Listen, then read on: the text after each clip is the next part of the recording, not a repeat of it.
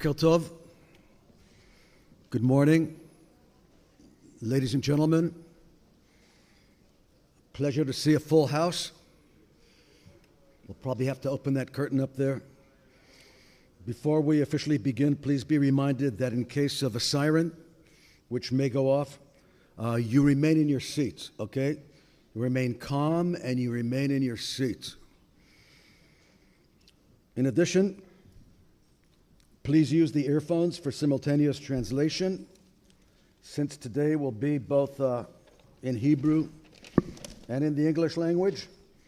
And Stevie has requested to remind you that there is a QR code to see the schedule. On your registration tag, there's a code here. If you put this on your phone, you get to see the updated schedule. And the schedule actually changes quite radically. So stay tuned.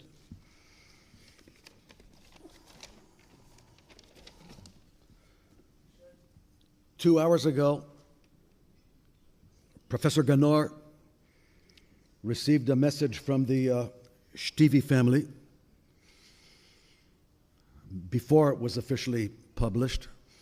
Professor Ganor has been accompanying the family throughout the year, and it's the following message. Baruch Dayan Ha'emet. With great sorrow and immense pain, we were informed of the murder of our beloved Idan Shtivi by Hamas on the morning of Simchat Torah, 5784, October 7th, 2023. His body was abducted and is being held in Gaza. Details about the Shiva will be provided later.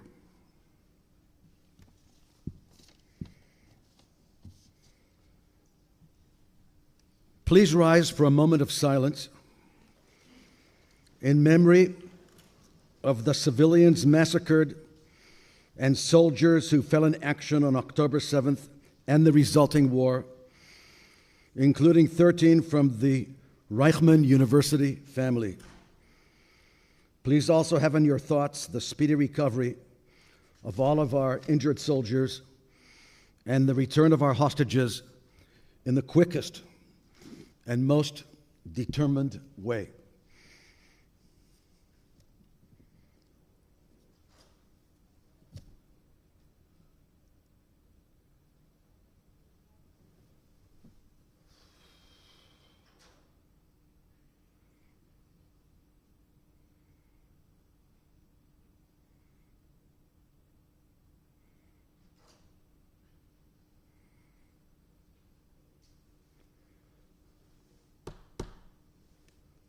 You may be seated. It is my distinct honor to welcome once again Professor Boaz Ganor. He will introduce In Memory of Reichman University Fallen.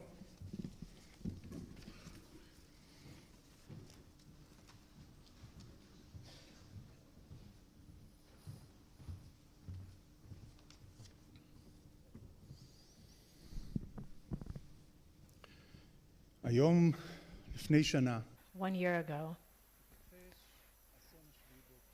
the tragedy of October 7th occurred. It was a personal tragedy, an individual tragedy, a community tragedy, and a national tragedy. Trauma that will remain in the collective memories of the state of the nation of Israel, even once life goes back to normal. There are almost no families that weren't impacted by October 7th and over the course of the year since then, whether directly or close acquaintance with any of the victims or wounded. Here at Reichman University, we unfortunately lost 13 of our family members, and as of this morning, the number is 14 students, graduates. Our student, Idan Shtivi, was a hostage for a year. He was murdered on October 7th as it turned out, and his body was abducted and taken to the Gaza Strip. The Reichman family has also suffered many wounded, many casualties, and has adopted dozens of new students, wounded IDF soldiers who joined our ranks, who will be joining our ranks in the coming academic year. There is no comfort for the families of those who have fallen. There is not a day that passes when we don't fear for the hostages and their families. There is no joy or celebration that is not mixed with sadness for all of Israel's citizens. The Institute for Counter-Terrorism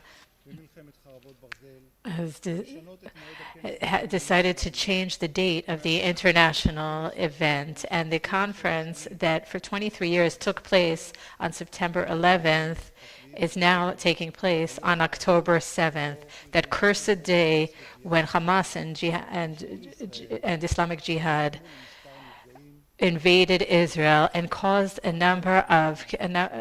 caused casualties that far, as when it comes to the percentage of population, far exceeds September 11th. In honor of the event, we received an international impressive exhibition, a very powerful exhibition. It's called Puppies Before the Rain. It is prepared by Yafa Solomon, the artist, but dozens of artists were involved in the project from all over Israel. And this installation, in memory of the victims of the Swords of Iron War and victims of the Nova Festival and all of the October 7th victims, include hundreds of flowers made of clay that are handmade by many volunteers. This installation can be seen right outside the hall on the left, just by the exit near the classroom building. I recommend that you all go see the installation during the break. Looking at it, you can see that many of the flowers, and you can see them here on the stage as well, people incorporated a personal message or a personal symbol at the center of the flower. At the center of these red flowers is one yellow flower that represents our hope for the release of Idan Shtivi and the release of all of the hostages. And now the yellow flower will represent our hope for the release of the other hostages and the bodies of those who have been murdered. I would like to embrace the families of the fallen soldiers who are honoring us with their presence today, the families of the hostages who had joined us today, our students who are in the hall here today, and of course those who are currently fighting on the different battlefields in the north and the south, our faculty and distinguished guests. Together we will pray for the success of the soldiers, for a speedy recovery to the injured, and to the release of the hostages.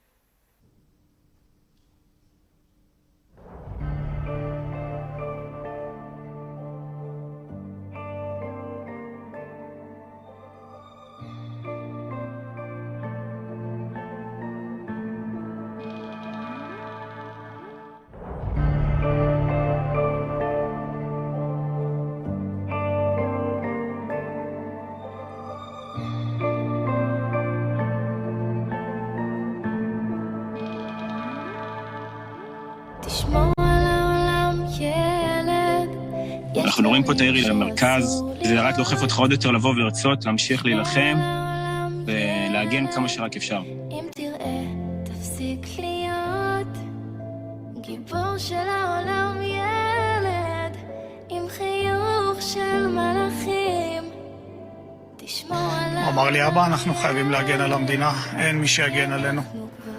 הוא היה פייטר אמיתי, אמיתי, אמיתי.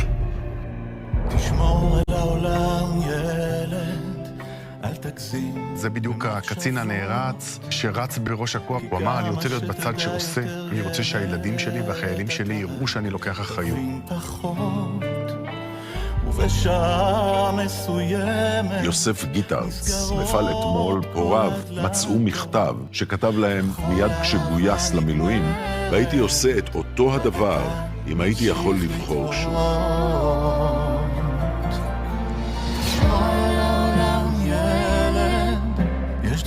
אנשים ביקשו את קרבתו כי הוא הניח את טובתו האישית בצד לטובתם. אם תראה, תפסיק להיות ריבון של העולם. רב סרן דור זימל היה חתום על כרטיס לתרומת איברים. בני משפחתו החליטו לממש את צוואתו והעניקו חירות וחיים ל7 בני אדם. כבר לא מצליחים שם את האחר, את החבר, את המדינה, את כולם לפניו. תשמור על העולם ילד. אם תראה, כשדגלים בידיהם ליוו היום אלפים את פקד ארנון זמורה שנפל למהלך חילוץ 4 החטופים מהשבי, מבצע שכבר נקרא על שמו, מבצע ארנון. ארנון תמיד היה ראשון, הוא פעל באומץ לב, גבורה מאין כמוהו. אנחנו כבר לא מצליחים. כשאני שומע יאללה אני חושב על חברות ואיזה חבר הוא היה. הוא היה קצין מעולה, זה היה משחק את הסמאקים, אבל החבר שהוא, אני לא יודע איך אני אסדר בלי זה.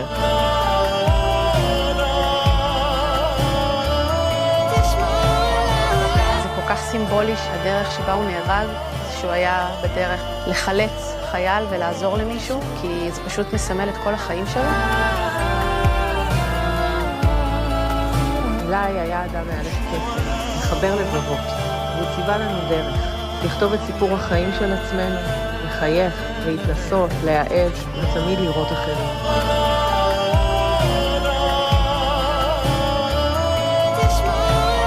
אנחנו רוצים שיזכרו אותו כילד חייכן, אהוב, חכם, חבר טוב, מצחיק, ואוהב את החברים שלו.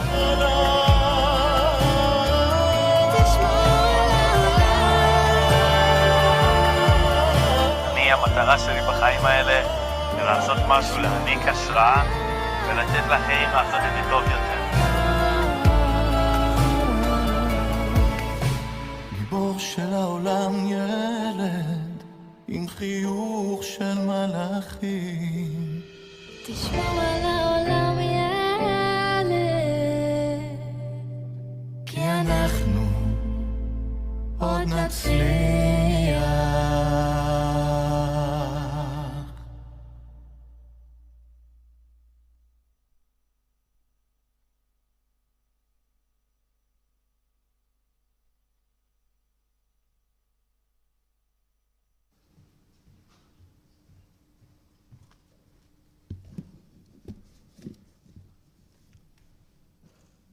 The Reichman family has lost 14 students,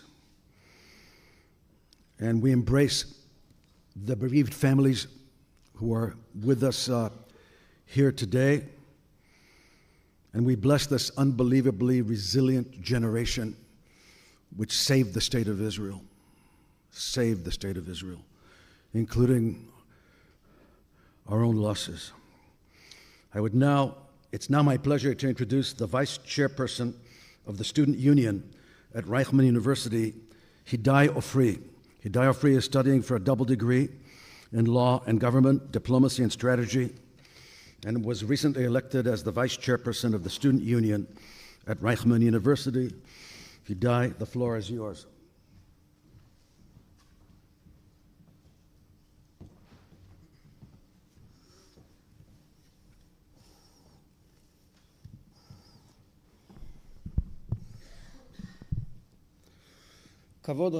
It's a great honor to stand here today before such a distinguished audience as we commemorate a year since the events of October 7th. We all experienced one of the most difficult days in the history of the State of Israel and the Jewish nation. To me, October 7th began with fighting in Kfar Aza, bringing me to the border of the north and then into the Gaza Strip.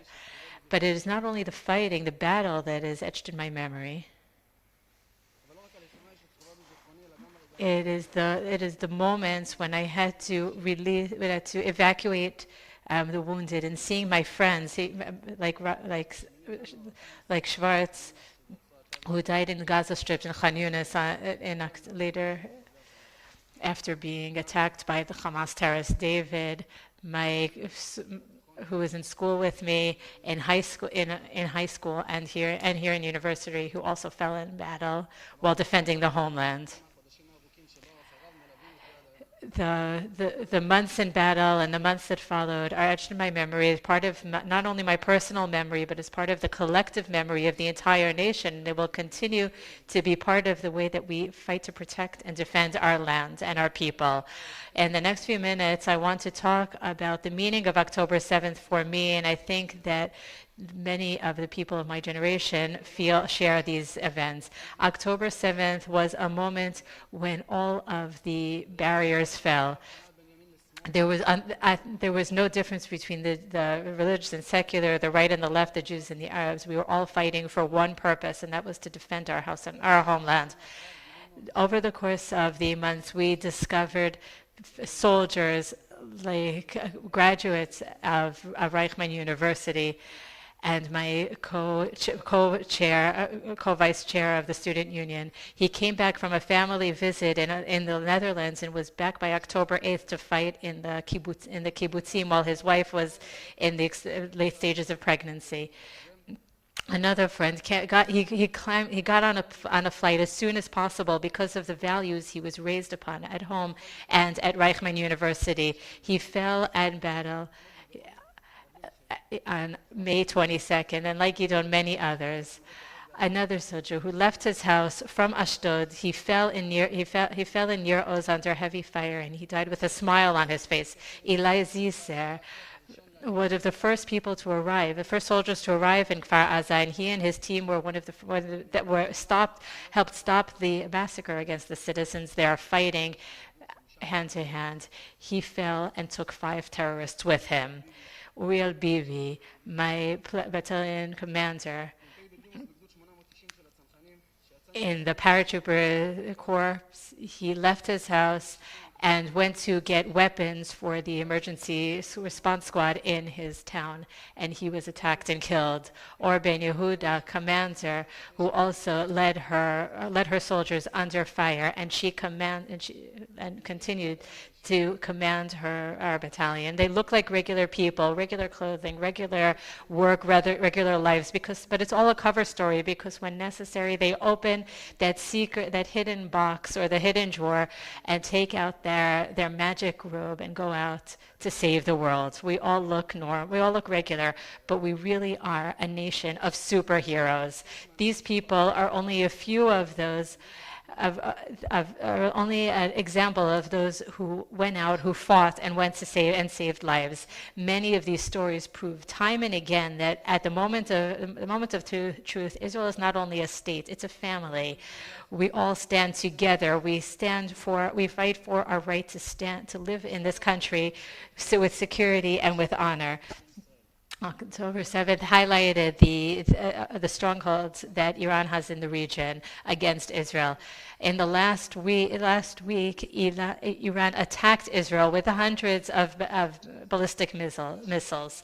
Its goal is to destroy the state of Israel and the Jewish nation. The IDF is now preparing for a decisive response, retaliation to the attack. Iran must take responsibility for its actions, is fighting with Israel, collaborating with the United States that understands the threat.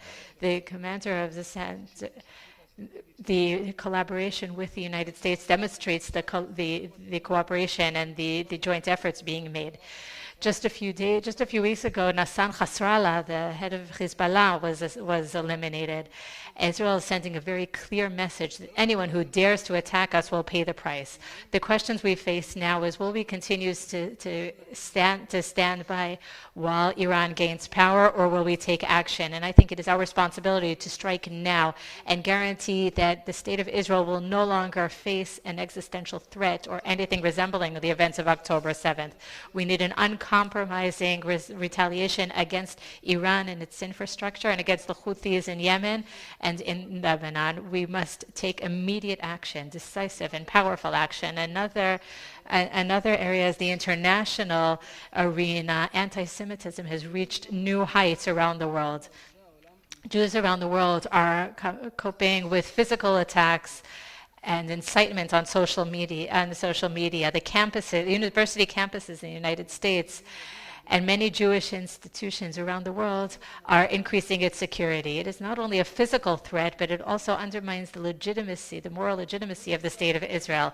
And in face of the international silence and the delayed response, it is our responsibility as a nation to take action. We have to demand immediate responses from the rest of the world, defend the Jewish institutions, and make sure that hatred doesn't raise its ugly head.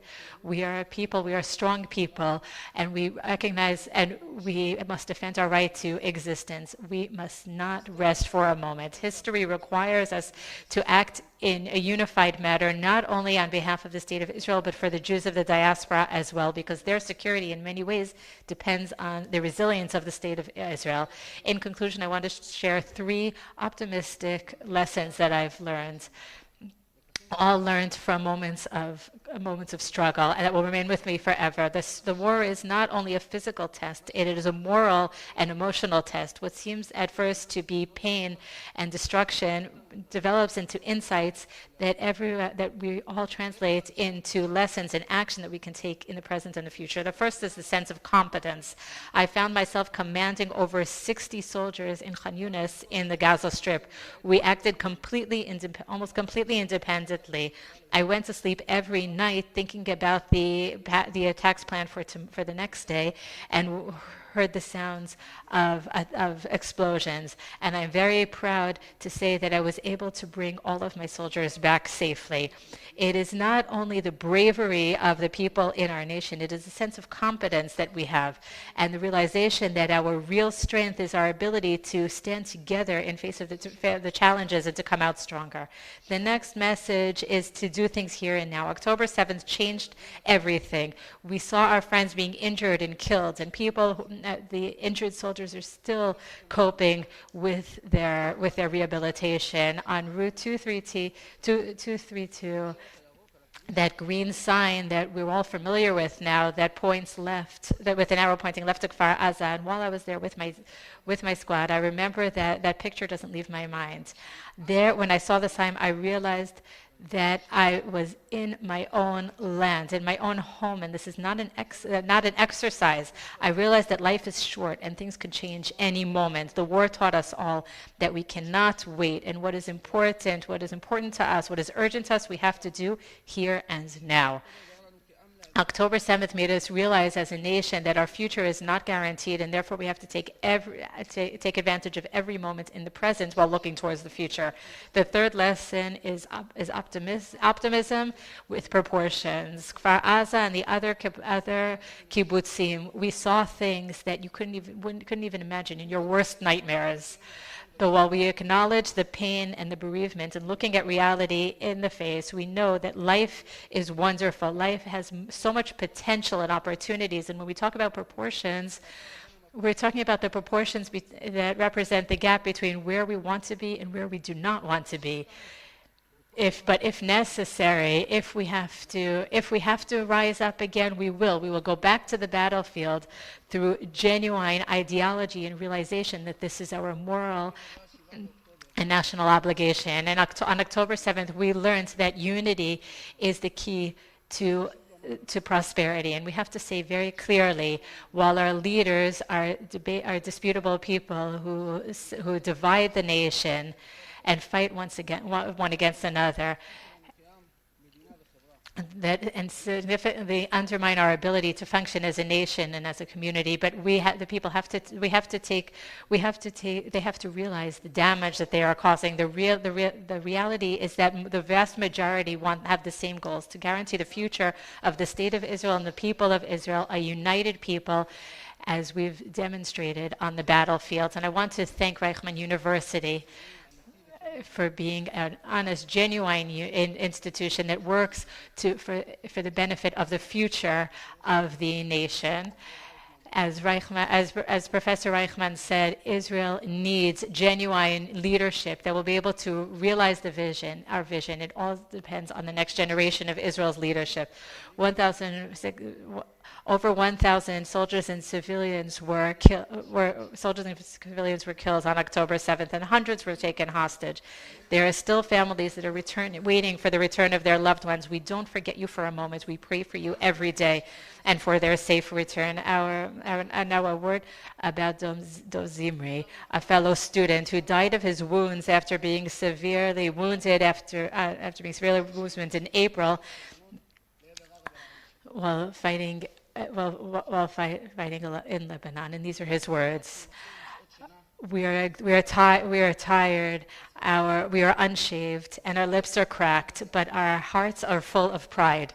Our smiles are always spread on our face, and our morale is high. We are so fortunate to be able to contribute as much as possible and be part of something bigger than us. Dor's words represent what this nation of Israel is. It represents what our victory is. We are a people of hope, of optimism, of a future for the Jewish people and the Jewish nation and the people of the state of Israel. Excuse me? I mentioned the hostages. Thank you very much.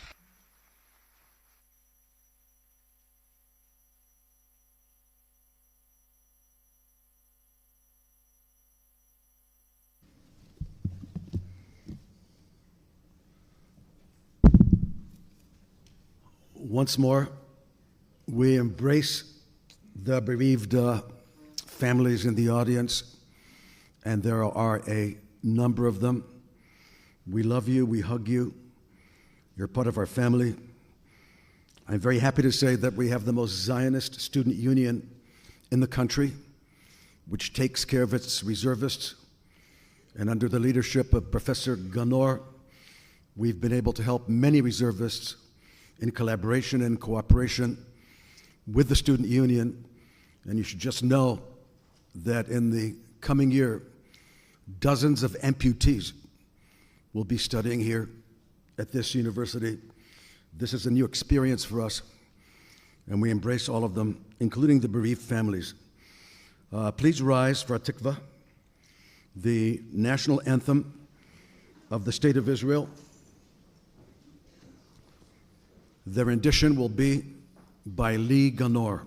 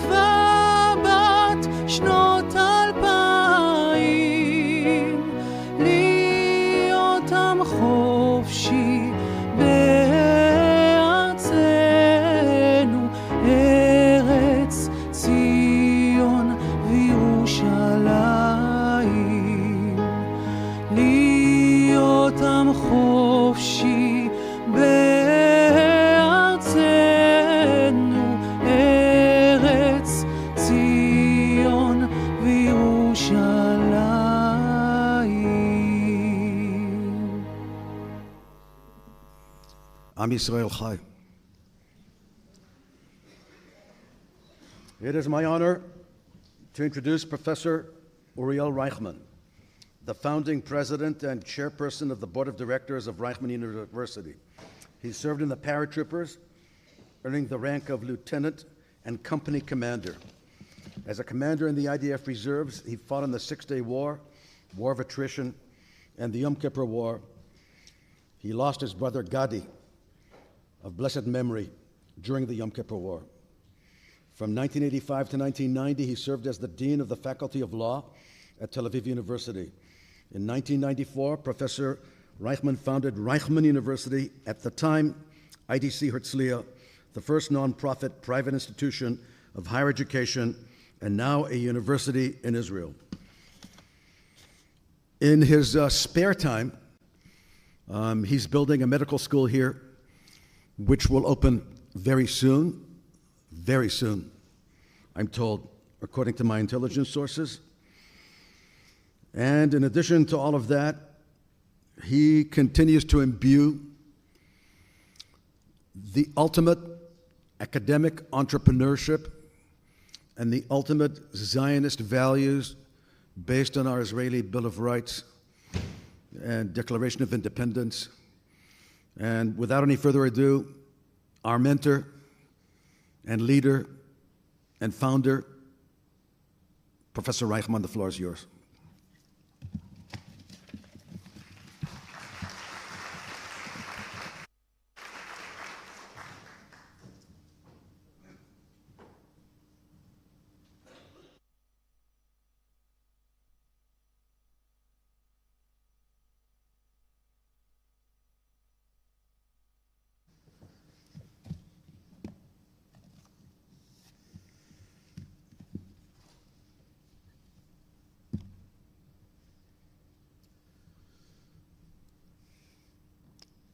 שלום לכולם.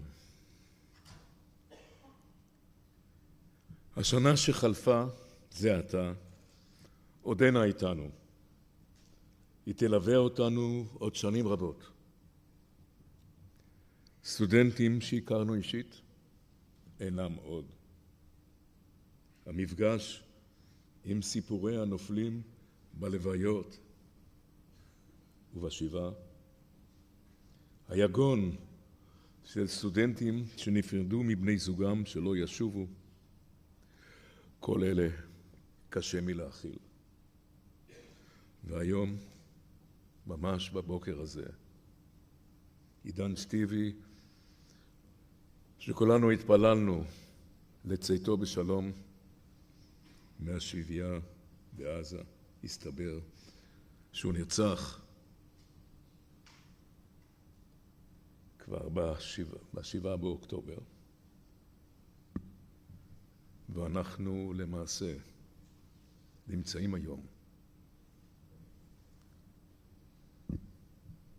עם ההכרה שהוא נוסף כמספר 14 למספר הנספים בתקופה הזאת. 14 הם הרוגי מלחמת חרבות הברזל, בוגרים וסטודנטים. הייתי רוצה לדבר על אחדים מהם שהכרתי אישית. אנשים נפלאים. אבל אני לא אעשה את זה, מכיוון שאני לא יכול לדבר על כולם. אבל אני יכול לומר לכם שכולם, כל אלה שנהרגו, יכלו לשמש בחברה הישראלית כמנהיגים ומובילים בתחומם. הטרגדיה האישית היא חלק ותולדה של האסון הלאומי מיום 7 באוקטובר 2023. ביישובי העוטף, ברחובות שדרות ובמסיבות הנובה נטבחו, עונו, נשרפו ונאנסו בני עמנו. הקריאות שלהם לעזרה באין מושיע עדיין מהדהדות ומזעזעות את כולנו. וכן, גם היום, מבוזים, רעבים וגוססים, עשרות מאיתנו נמצאים במנהרות הימים והתחר של עזה. הרצל האמין שבמדינת היהודים העתידי לא ירדפו אף יהודי בשל will be persecuted for his or her nationality. This reality, as far as Herzl was concerned, was the main aim of Zionism. But this did not come true. And for years we continue to fight the enemies of the Jewish state. But in the worst of our nightmares, we did not believe that we will be executed without really being able to defend ourselves, just as we did in the worst of pogroms. And a situation like this one was one that Nathan Alterman wrote about. Those who will be forgotten will find peace, and those who will be living will find healing in a country that will see summer and winter, but where will we take our shame? What just happened as a magic was the revival of the nation. Warriors did not wait for the command and went to the places of killing, and reservists from across the world fought for room on the plane, seats on the plane, so that they will be back here in Israel to fight. During the weeks when the Israeli government failed to function, hundreds of thousands of volunteers made food packages and equipment for the soldiers. Special war rooms were set up and various support groups. In our university too, unsurprisingly, we have the same spirit. I stand before you today with pain and pride. 52% of our students left everything, set it all aside, and went to reserve duty. Hundreds of our students in the international program came to Israel and served as lone soldiers, fighting also to serve and to fight in this war. The faculty and the student union also took care of the wounded and those who were traumatized. At this time, the dedication of the reservists, the various soldiers continues despite the failures of the government. The intensity, the power, the dedication are just incredible every time we encounter them. Our wonderful faculty makes sure that there are lectures in between periods of study, so that the reservists will not miss any of their schooling.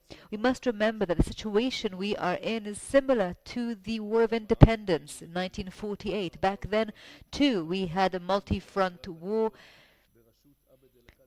There was the army in Jerusalem, Abdelkader Husseini's army, also Fazli Kaouchi's army was in the north, and the Hassan Salame gangs from Jaffa and Ramleh attacked from Jaffa and Ramleh, and from the south, back then, it was the Muslim Brotherhood. And later on, we were attacked by Egypt, Iraq, Syria, Lebanon, and we also fought the Jordanian Legion. So this was an existential campaign. In the past, days of crisis and murder motivated revival and national movements. The pogroms in 1881, 1882 throughout the Ukraine incentivized the wave of immigration, the first wave of immigration, Pinsker, Chovevei Tzion, and also because of the anti-Semitism in Vilnius and Paris, it drove Herzl and others to Zionism. In Kishinev, the pogroms led to Jabotinsky and Bialik's call to say that the revenge of a small child was something that even the devil could not do. But this led to a feeling of no choice. In 1948, as Peres said, we were standing with our backs to the beach of the last hope. A friend of mine told me, a man named Chich, who fought during the 1948 War of Independence, he said it was obvious to us that we would win every battle simply because there was no other choice. During the current war, we made available to the Gaza evacuees apartments, 80 rooms, and I must say on a personal level that because I myself was a member of a bereaved family, I felt so much for the people of Kfar Aza, those who had older children fallen, friends who fell. We visited the kibbutz and we saw the horror where they were all killed. Just last week, we parted with them in a small ceremony and event. And in the spirit of the War of Independence, in this terrible time, I wanted to read Alterman's poem about King Saul, how the messenger came to Saul's home, and I quote,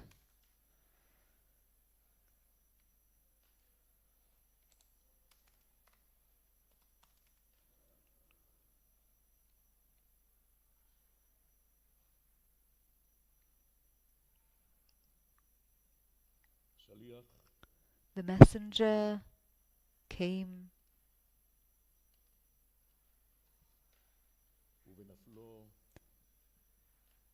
and as he fell at the feet of Saul's mother, her feet covered his blood, and as she spoke to him and told him to rise, he teared up and told her how the king had fallen on his sword. And she told the young man, "But this nation will rise 7 times. It was time for the king, but there will be an heir for him, because on his earth he had laid the sword." And that's what she said, and her voice trembled, and so it happened, and David heard. There is no comfort for those who have been lost, but the disaster shows us just how much of an intention, how much of a desire to live we have, how much potential we have for national unity, the hidden power that emerges despite rift, despite disagreements, the deep dedication and commitment to the fate of the Jewish people, as the vice chairman of the student union has shown, and how the entire generation of these paratroopers have shown. That is where I served in the past, and he spoke today. Today's conference is also one of a series of academic events that are marking 31 years to the establishment of the university. And these things go hand in hand. Reichman University defined itself from the start as a Zionist university. We engage in research, but we also define our mission as intensifying the human capital of society. Some of the founders of the university, and I among them, were born in Israel, in pre-state Israel. And as children, we heard about the people who tried to come to Israel in the War of Independence, and we heard whispers of the Holocaust. We went to school during the first year of Israel's independence, and we felt how so many people were volunteering during the 1950s. We realized that the generation of the founders of Israel had to be responsible, and we volunteered for the paratroopers. We fought in Israel's wars, and during the 6-day war, the war of attrition, the Yom Kippur War, we lost many of our friends and family. As the first generation of the resurrection of Israel, we were the ones to take responsibility for the success of this one-in-a-lifetime saga in world history, of the return to Zion, of an ancient nation that was in exile and has returned. And we were guided by self-determination and independence. And to me, the Declaration of Independence is the second most important document in the history of the Jewish people after the 10 Commandments. It is a seminal document that begins the 3rd chapter of our history. This world view was, to me, the main reason for establishing this university. A voyage, a journey full of risks with no public or financial support, even though other universities were subsidized. 30 years ago, I announced the vision of this university. We were not established by the state. We did not get publicly funded. Throughout these years, we came from society and we went back to society.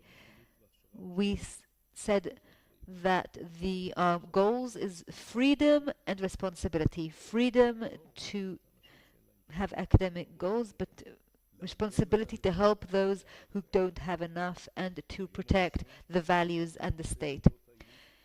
We always supported the elite soldiers, the elite unit soldiers, and we are proud that to this day 5 brigadier generals and 5 colonels are serving in the army who are Reichman University alumni. We also have the international school, the Raphael Recanati International School, which is the largest international school in any university in Israel. Over half of the program graduates, Jews who came from outside Israel, decided to continue living here.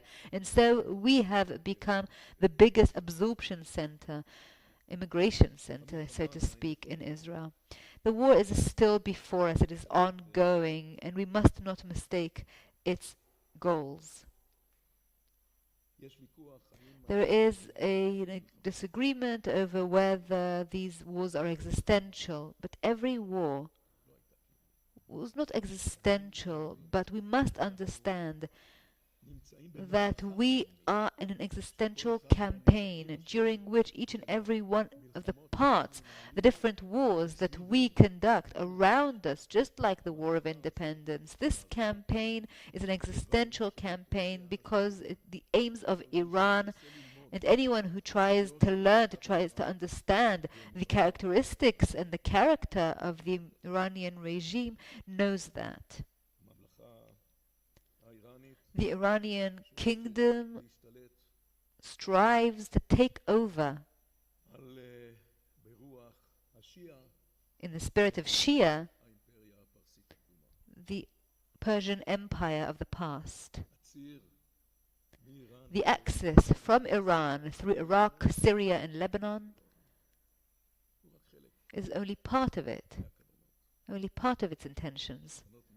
The intentions also address the entire West, across the Mediterranean, Israel and Egypt,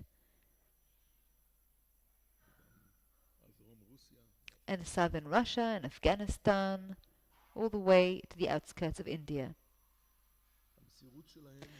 Their dedication to conquer, to occupy and destroy is reminiscent of ISIS and its leadership. And today, too, they threaten while striving and pursuing impact and strength and power vis-a-vis the West and Europe first among them. And therefore we must understand that we are in an existential campaign that has many fronts and arenas, primarily Iran itself. But we must say that it is not enough to curb Iran. True victory will be when we will return exhausted, counting the dead, but with high spirits, having withstood this existential campaign. We must return and go back and understand that true victory is our unity. Unity that will be based on Zionist values, the ones that founded this state, that this state was founded upon. The values of the Declaration of Independence that are the adhesive at the basis of this miraculous society that was formed over the years. Our victory will be in creating an existential channel that will allow us all to live in a free, democratic society, one that believes in equality, that is not just a slogan, it's a milestone that is part of our strength. There is room here. And I will just say this, on this difficult day, we must hope that changes will take place, that a new viewpoint will take hold in society, and that we'll all go back to the kind of discourse that has differences of opinion, but not differences in essence, the essence of society and its mission. The task at hand for all of us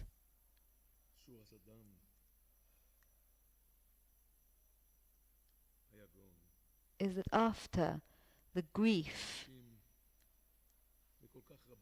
and after so many of our students, some of whom I've just met days ago, who are now resting after fighting, that together with them we will all be able to rehabilitate ourselves, to recover from all our differences and understand that internal hate, those who hate bring about hate.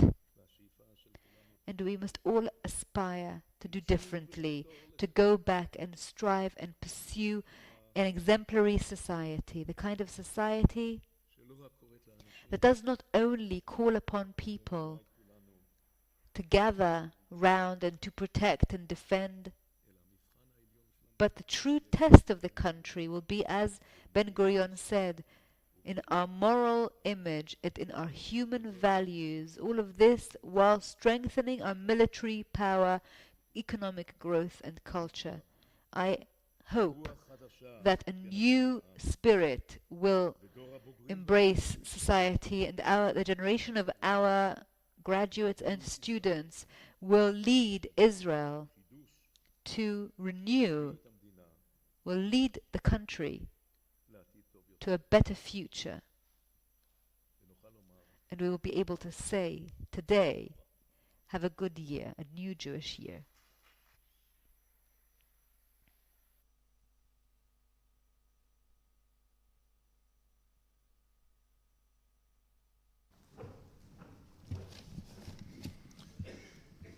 Thank you, Professor Reichman, for leaving us the legacy of the Reichman spirit and for your words of wisdom. And I'm told that the IDF spokesperson's office is outside. They've got a desk outside. They've got students there dressed in a uniform. They're the Army Public Affairs.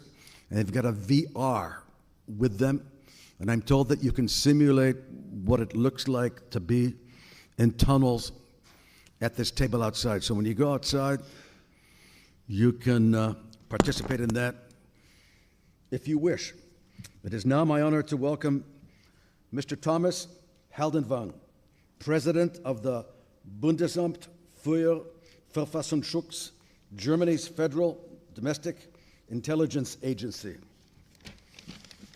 Mr. Haldenwang served in the German Navy before obtaining his law degree and working as a legal advisor in the Directorate General for Public Service Law. In 2000, he transferred to the Federal Office of Administration. He also served as the head of the Central Services Department of Germany's Federal Domestic Intelligence Agency, BFV, between 2009 and 2012, before becoming its president in 2018. Mr. Haldenwang, we cannot thank you enough for being here with us on this momentous day, which, in my opinion, only strengthens the bilateral relations between our two democracies. The floor is yours.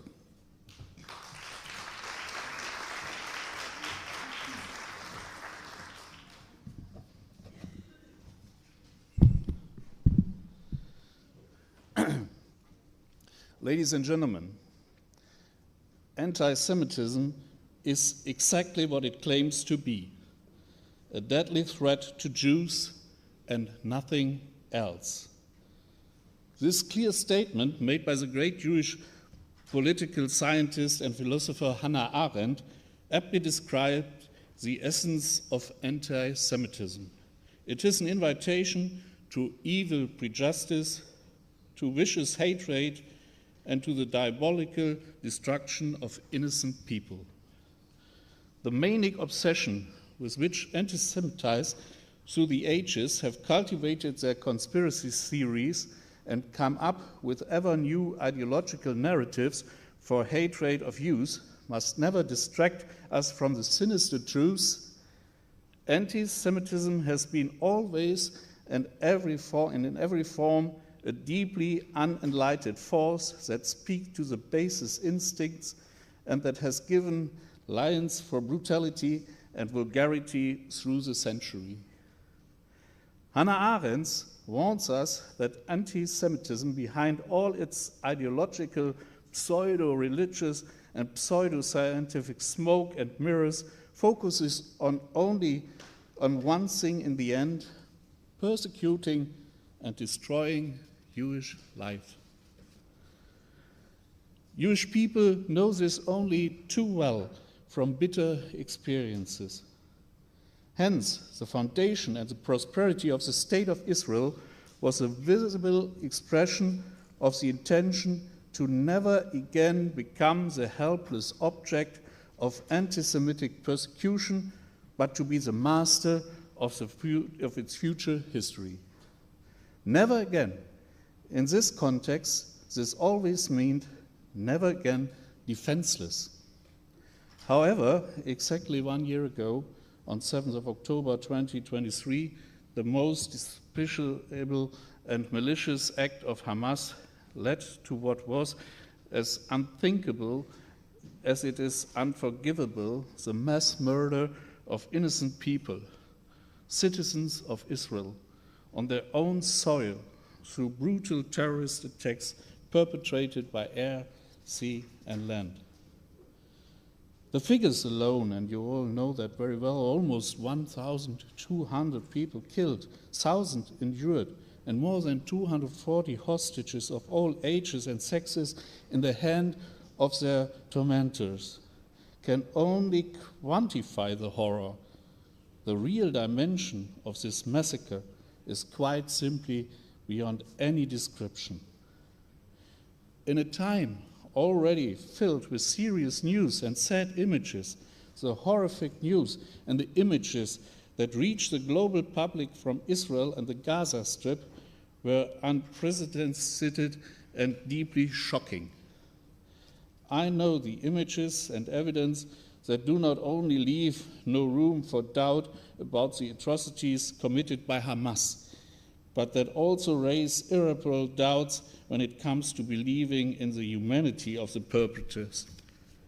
The terrorists, in their diabolical efforts to publicly humiliate and degrade their innocent victims, instead showed their own disgusting dehumanization. On 7th of October, nothing less than an abyss of evil opened up as a barbaric core of anti-Semitism and terrorism merged in a perverse way: hatred, bloodlust, and the wish of destruction. All skeptics and critics of the Israel's doctrine were taught in a drastic way that in the end, robust security alone offers protection from anti-Semitism and terrorism. They have acknowledged that the emphatic appeal "never again" becomes an empty phrase at the latest at the moment when it does happen again. It is all the more shameful that anti-Semitism is keeping with its nature that is resistant to reality. Once more successfully connects with currently influential school of thoughts such as politically activist post-colonialism. It was absolutely revolting to see, after what a short period of time, the mass murder perpetrated by a religious fanatic terrorist organization was toned down and reinterpreted as a struggle for freedom of a gang of murderers who openly committed and showed rape and desecration. Let me refer once more to Hannah Arendt, who in much-noticed TV interview in 1964 attached great importance to stating precisely what really shocked Jewish youth to the core after the Nazi-sized power. Quote, Today, people often think that the shock felt by the German Jews in 1933 can be explained by the fact that Hitler seized power. Now, as far as I and those of my generations are concerned, I can say this is a strange misunderstanding. That the Nazis are our enemies. My goodness, we didn't need Hitler's seizure of power to understand that. The problem was not what our enemies were doing, but what our friends were doing, unquote. Ladies and gentlemen, the problem was what our friends were doing. The bitter complaint about the past failure, about the passive tolerance of the unthinkable, brings home to us that never again can only mean never again silence, but speaking the truth about the perpetrators. Never again lack of courage, but robust resistance. Never again solidarity without also taking action. And for these reasons, I would like to thank you, Professor Reichman and Professor Ganor, and your institute most sincerely to inviting me to Israel. Not just as the Director General of a German security agency and as a reliable partner of the Israeli services, but also because of my own personal relationship with your country. I highly appreciate the opportunity on this anniversary both to show the deep bond I feel and also to clearly say what needs to be said. Israel was not just attacked out of the blue, but was a victim of brutal barbarity. Israel has every right to defend itself. In this justified defense against anti-Semitism and terrorism, Germany stands firmly by the side of Israel people. Thank you.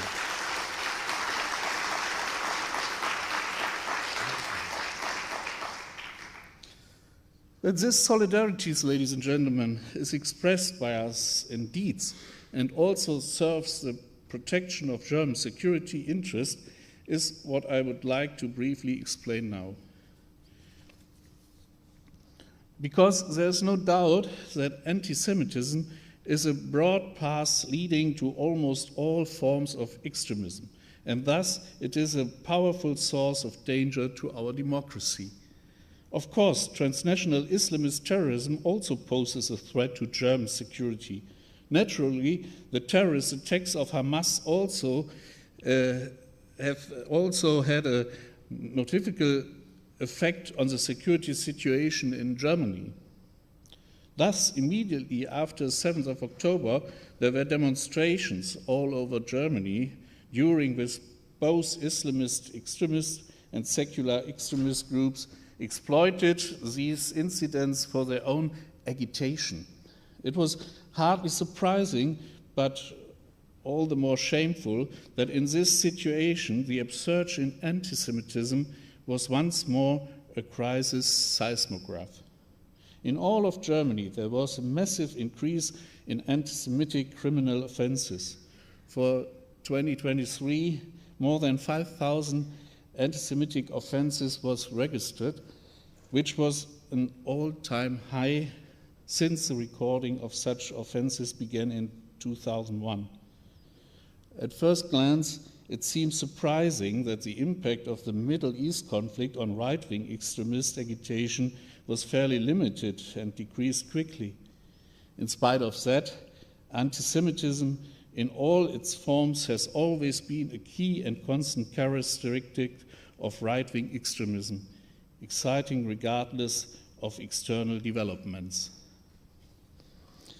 Without a doubt, foreign extremists, actors, use the crisis in the Middle East to propagate hatred of Israel and anti-Semitism in this context. Time and again, statements to that effect have been made at events during which emotions have run high. Often so-called criticism on Israel, which, when looked at more closely, turns out to be thinly veiled anti-Semitic hatred of Jews, is the linking element between actors from various spectrums with quite different motives, to example, between German and Turkish left-wing extremists, as well as actors belonging to secular extremist Palestinian organizations. To sum up, it can be said that anti-Semitism is currently very present and active in all forms of extremism. 1 year after the Hamas attack, protests have decreased considerably, but we have observed that individuals display an increasing readiness to use violence. The idea of readiness to use violence brings us to the field of jihadism and Islamist terrorism. In Germany, too, we have seen that since 7th of October, in the entire Islamist extremism spectrum, criticism of Israel actions has been mixed with anti-Semitic stereotypes to create a common frame of reference and to clearly lay the blame at Israel's door.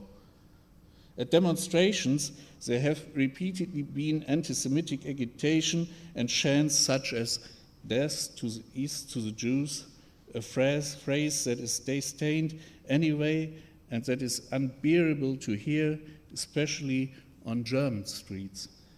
Even groups which previously had no political agenda relating to the Middle East conflict have now discovered the considerable potential to stir up emotions, to polarize, and to radicalize so far more moderate groups of their milieu. Moreover, international jihadist organizations such as Al-Qaeda and so-called Islamic State have increasingly called for attacks worldwide. In the German-speaking jihadist scene, too, there have been such calls for violence. An attack in Germany, motivated by the conflict in the Middle East, was committed in Solingen, a small town near my hometown, in August, when a Syrian national indiscriminately stabbed several people at a town festival, killing 3 people and injuring 8 others.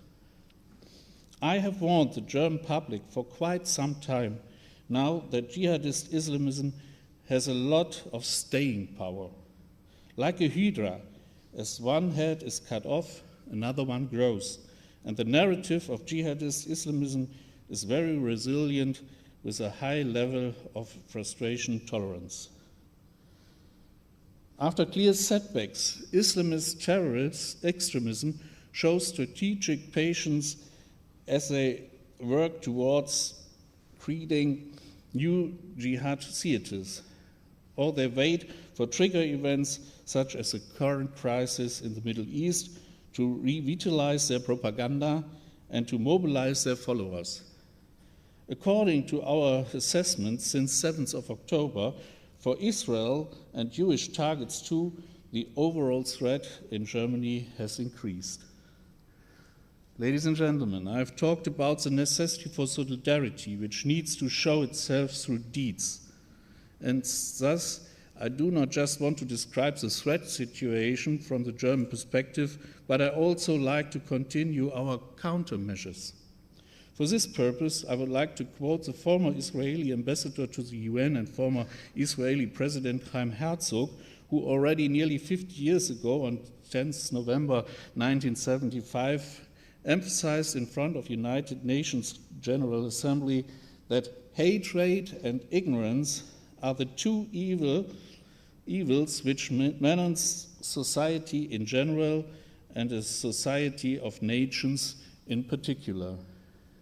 In the digital age, which has been shaken by multiple crises, these words have lost none of their validity. On the contrary, thus, in line with its statutory mission, our intelligence service does not just investigate hatred and disinformation, but also resolutely fights extremism and anti-Semitism in all its fields of work, both in real world and in the cyberspace.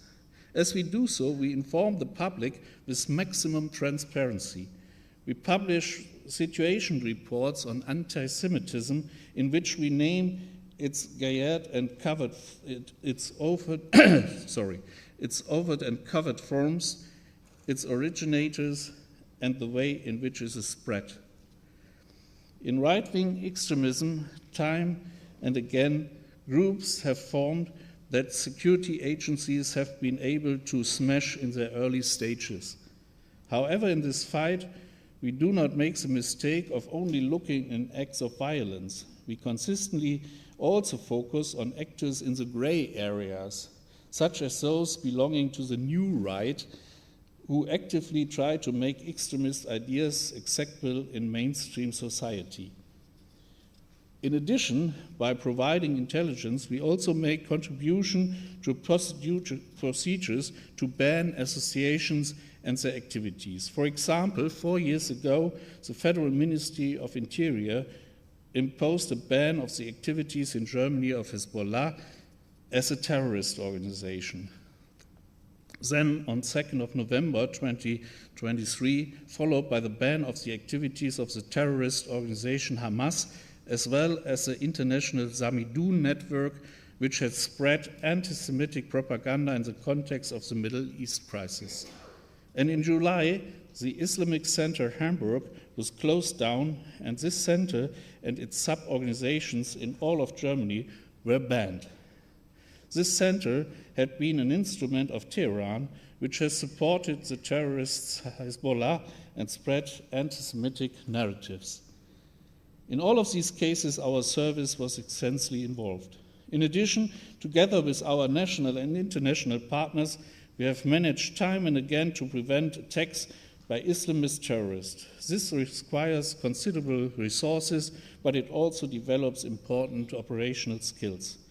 And we cooperate efficiently to counter intelligence threats to protect both German and Israeli security interests.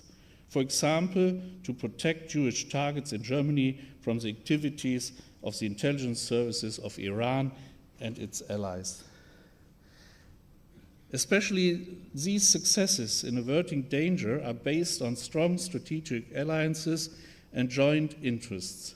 As a community of shared values, we as liberal democracies have to see ourselves more than ever as a community of shared interests in order to stand our ground in the current disorder of the world full of ambitious actors. We greatly appreciate the robust cooperation with our Israeli partners because we are confronted to a dangerously high degree with vengeful authoritarian regimes that are united and motivated by an ambition to destroy the liberal order. The Kremlin, in particular, defines its relationship with Western democracies as openly hostile. Just like other radical anti-Western regimes, organizations and movements only think of Iran, Hamas, Hezbollah, or other Islamist extremist protagonists. They all benefit from crisis, and they cause, stoke, and propagate conflict. They follow a logic of destruction, employ all available means, and exploit the fact that there are considerable vulnerabilities to attack in open societies. Ladies and gentlemen, in Israel, you are as experienced as successful in reducing any vulnerabilities to attack. Already surrounded by enemies at its foundation in 1948, the Israeli democracy has coped with incredible dangers and trials. In Germany, the Berlin Wall fell in 1989, and thus the once immense potential threat emanating from the Warsaw Pact. For 35 years now, we have considered ourselves to be surrounded by friends, and now, in the face of multidimensional Russian aggression and the return of war to Europe, we need to develop and internalize a hostility approach to security, holistic approach to security. We have to investigate risks preemptively, shed light on complex constellations, and cultivate strong partnerships. The logic followed by our opponents has been expressed in a drastic and cruel way by the Russian war of aggression and the willingness of Hamas in wreak havoc on Israel's soil.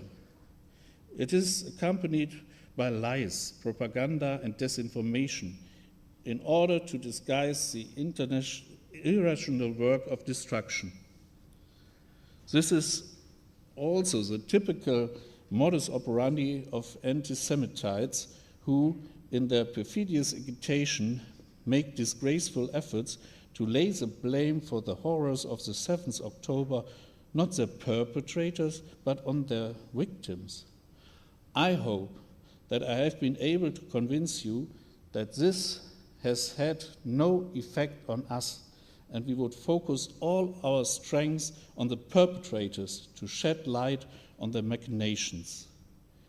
For we see the anti-Semitic attacks on our Jewish fellow citizens also as an attack on ourselves, on our liberty, on human dignity, and our free democratic basic order.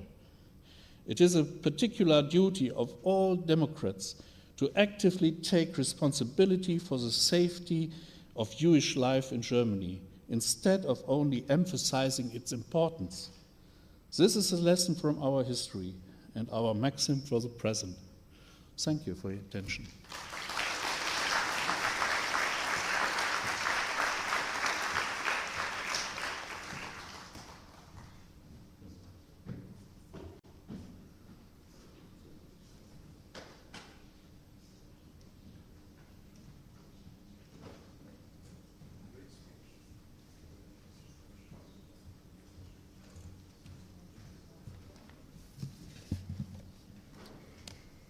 Thank you, Mr. Haldenwang. We thank you, first of all, for being the head of the Federal Intelligence Agency, and we couldn't have a better person than you. And thank you for the no-nonsense attitude towards anti-Semitism, which is usually combined with anti-Zionism. In Germany, it shows solidarity with us. And you come here during a conference like this when there are no flights to Israel. It's a huge step, and thank you for that solidarity. I now have the privilege of introducing the chairman of the Democrats Party, Major General Reserves Yair Golan. He served 38 years in the Israeli Defense Force and was discharged as the IDF's Deputy Chief of General Staff. Major General Golan served as Deputy Minister of Economy in the 36th government, and this past June united the Labor and Meretz parties in the Knesset of Israel into a new force in Israeli politics, the Democrats Party. Yair, I'm willing to make a bet that combining those two parties was as difficult as the 38 years you served in the army.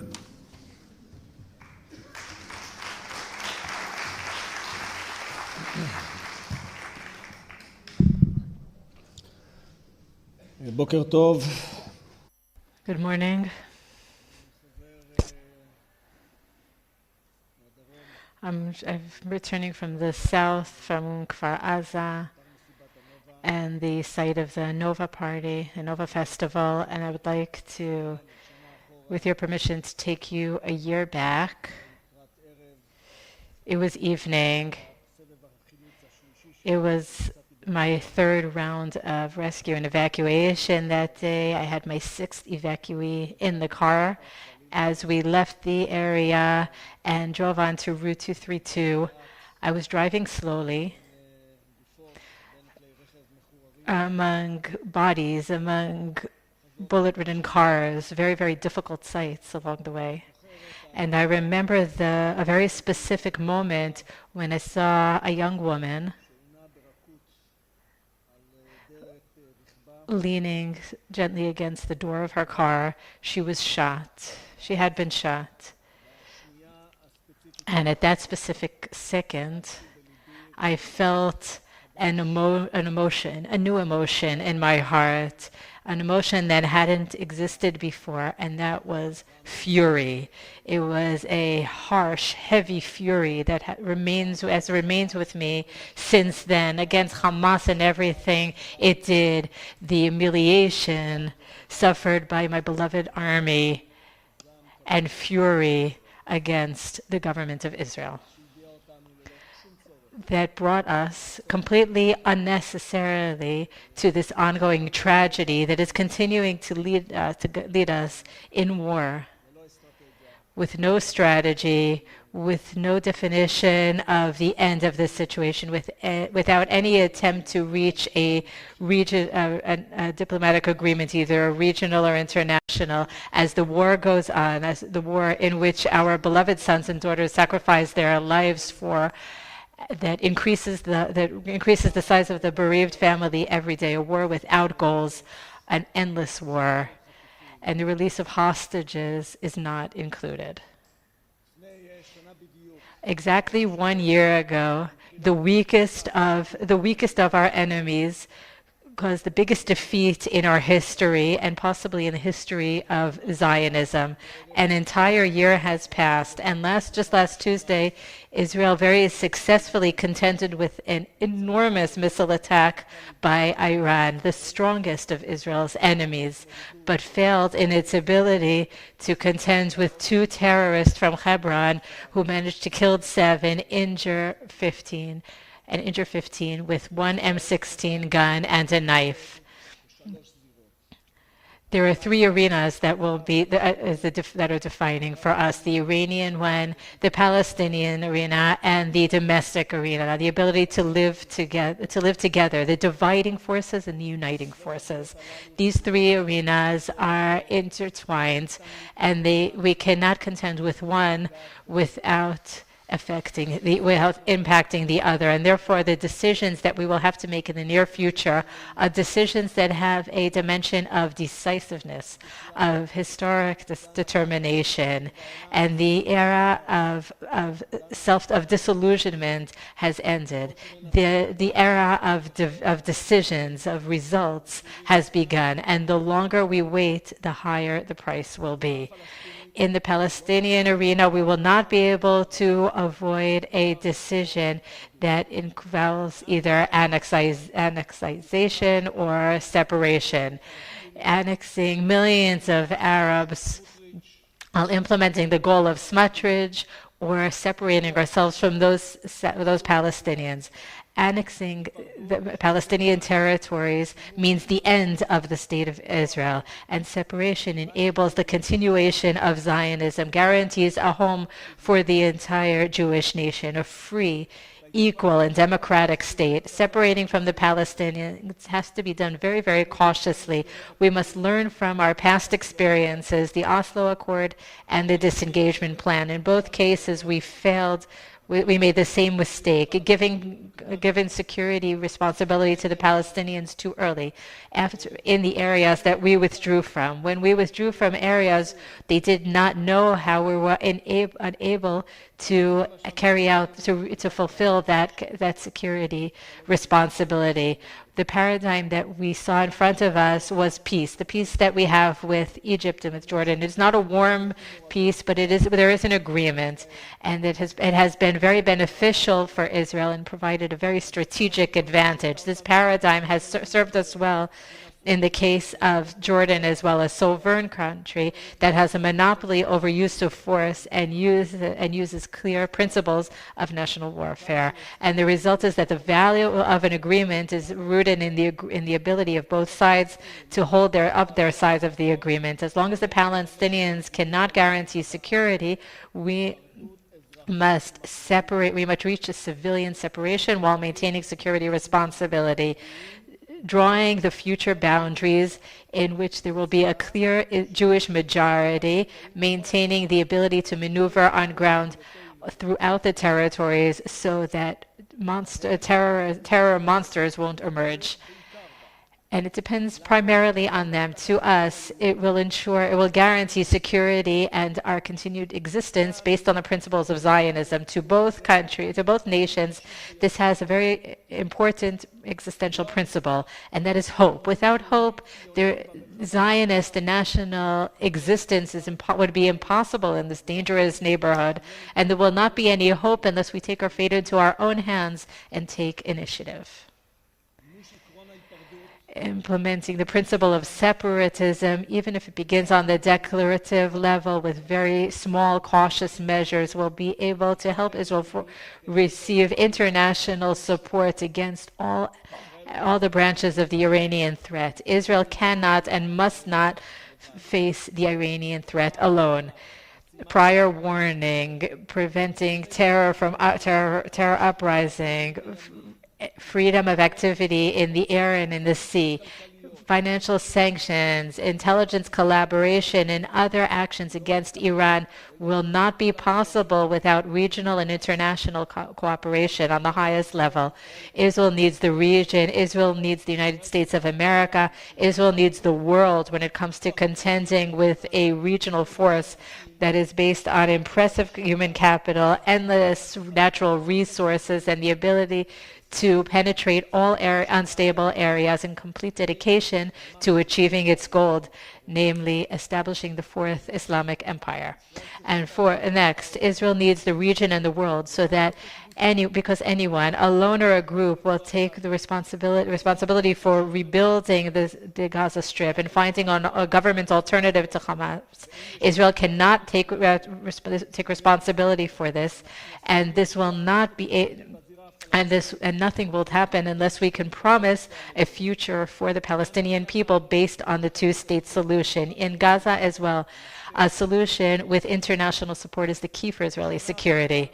In the past year, the Iranian threat has increased, but has also suffered enormous strikes. Its nuclear program has made progress. Netanyahu, who over the years said that he will know how to contend with the Iranian threat, caused damage to Israel's security, and their situation is much better than it was when Netanyahu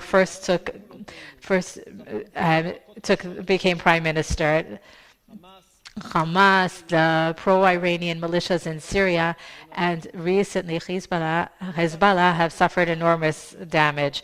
We have no idea what the regional developments will be from these initiatives, but we can assume that two are obvious. One, that Iran will not give up its vision, its goal, and will most likely invest more in building up its power against Israel. And in other words, the direct threat from Iran will escalate.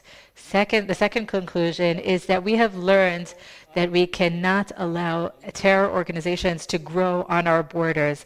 The risk and the threats are too great. Israel will have to invest more in direct defense against Iran and creating an offensive threat that is not based on Israel alone. It will have to take more action against terror organizations on its borders and be able to strike on ground. Living alone, surviving alone is problematic, and the principles that guided the work done by the IDF over the years and the perspective that I've been warning against for more than a decade must come to an end. We must not stand alone. And as I approach the third and greatest challenge is the fight for cohesion in Israeli society. The battle is worse than many people feel. That releasing the hostages, something that should have united all of Israeli society, has become a point of contention between the extreme right and the majority of the nation, because the majority is not the one that makes the decisions. It is threatened by the tribal society. Contention with the external threats will continue forever. The anger, the fury will increase. The goals that are clear, the goals of the governments will constantly be disputed, and the democratic decisions will be manipulated that will become clearer from one day to the next and will uproot the Israeli democracy from its very soul. The corrupt tribal government, the extreme right, and the enclosed ultra-Orthodox society wants these tribal society, but this will result in a weak, struggling country, and Israel cannot allow itself to be a struggling, weak country. This is an existential threat to our existence. In order to restore cohesion in society, to restore the unity we all aspire for, and for good reason, we must move forward based on its defining principles as defined in the Declaration of Independence. Brave leadership that is willing to stand against the fear. The government leaders that have to be able to make decisions on the 5 important principles: separation, equality, the integration of the ultra-Orthodox society by fighting corruption, and dedicated leadership. Many people ask me, People talk to me feeling desperate and helpless. How do we come out of this? And the answer is to create an alternative. The government of Israel is currently unable to change its direction. Even this terrible, difficult war has not caused it to change its ways. Deals are made in the dark, behind the scenes, and Israel is stuck in a war that is full of tactics, but without any long-term strategy.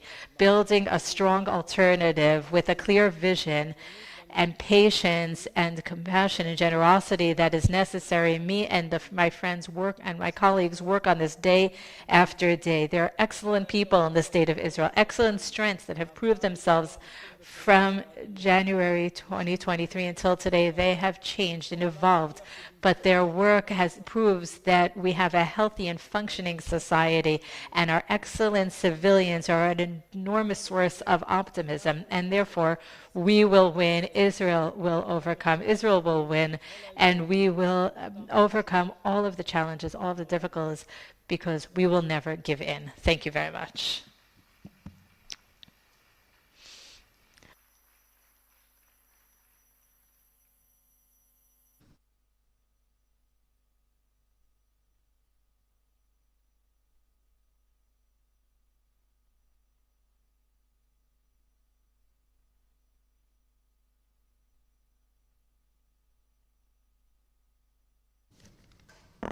Thank you to Yair Golan for sharing, first of all, your courageous actions on October 7th, and for sharing your mission statement, and for finishing with a very optimistic remark, which is always a good idea.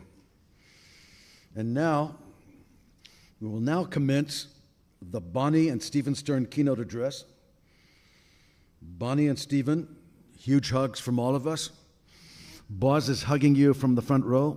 He misses you after seeing you 10 days ago in New York. And you're very lucky, Stern family, because we chose a great speaker for you to speak during the Steven Stern Keynote Address. And that speaker, it's my honor and pleasure to introduce Dr. Daphné Richemond-Barak, a senior researcher and head of the International Law Desk at the International Institute for Counter-Terrorism at Reichman University. Dr. Richmond-Barack has been a faculty member at the university since 2009, teaching in the Lauder School of Government, Diplomacy, and Strategy. She holds advanced degrees from prestigious institutions, including Oxford University and Yale Law School. Her career includes work at the International Court of Justice and advising international law firms and states. She is the academic head of the Lauder Government Program at the Raphael Recanati International School, and under her leadership, we've recruited more than 60 new students for the BA program, all in the midst of this war. So you are an extremely valuable person, Dr. Barak, and the floor is yours with a big smile.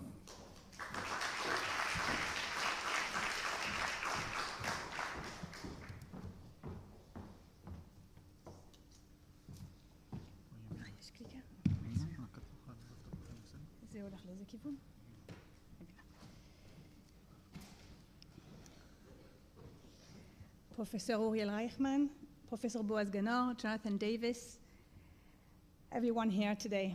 On this emotional day, and as we pray for our soldiers, as we mourn all our loved ones, including, sadly, Idan Kleiman, our very own, Zichro Livracha, and as we continue to hope for the return of all our hostages, I'd like to zoom in on one key aspect of Israel's operations in both Gaza and Lebanon, namely the use of tunnels by Hamas and Hezbollah to ambush soldiers, hide, detain hostages, ensure the continuity of their chain of command, protect their most strategic assets, kidnap, smuggle weapons, produce weapons, and the list goes on.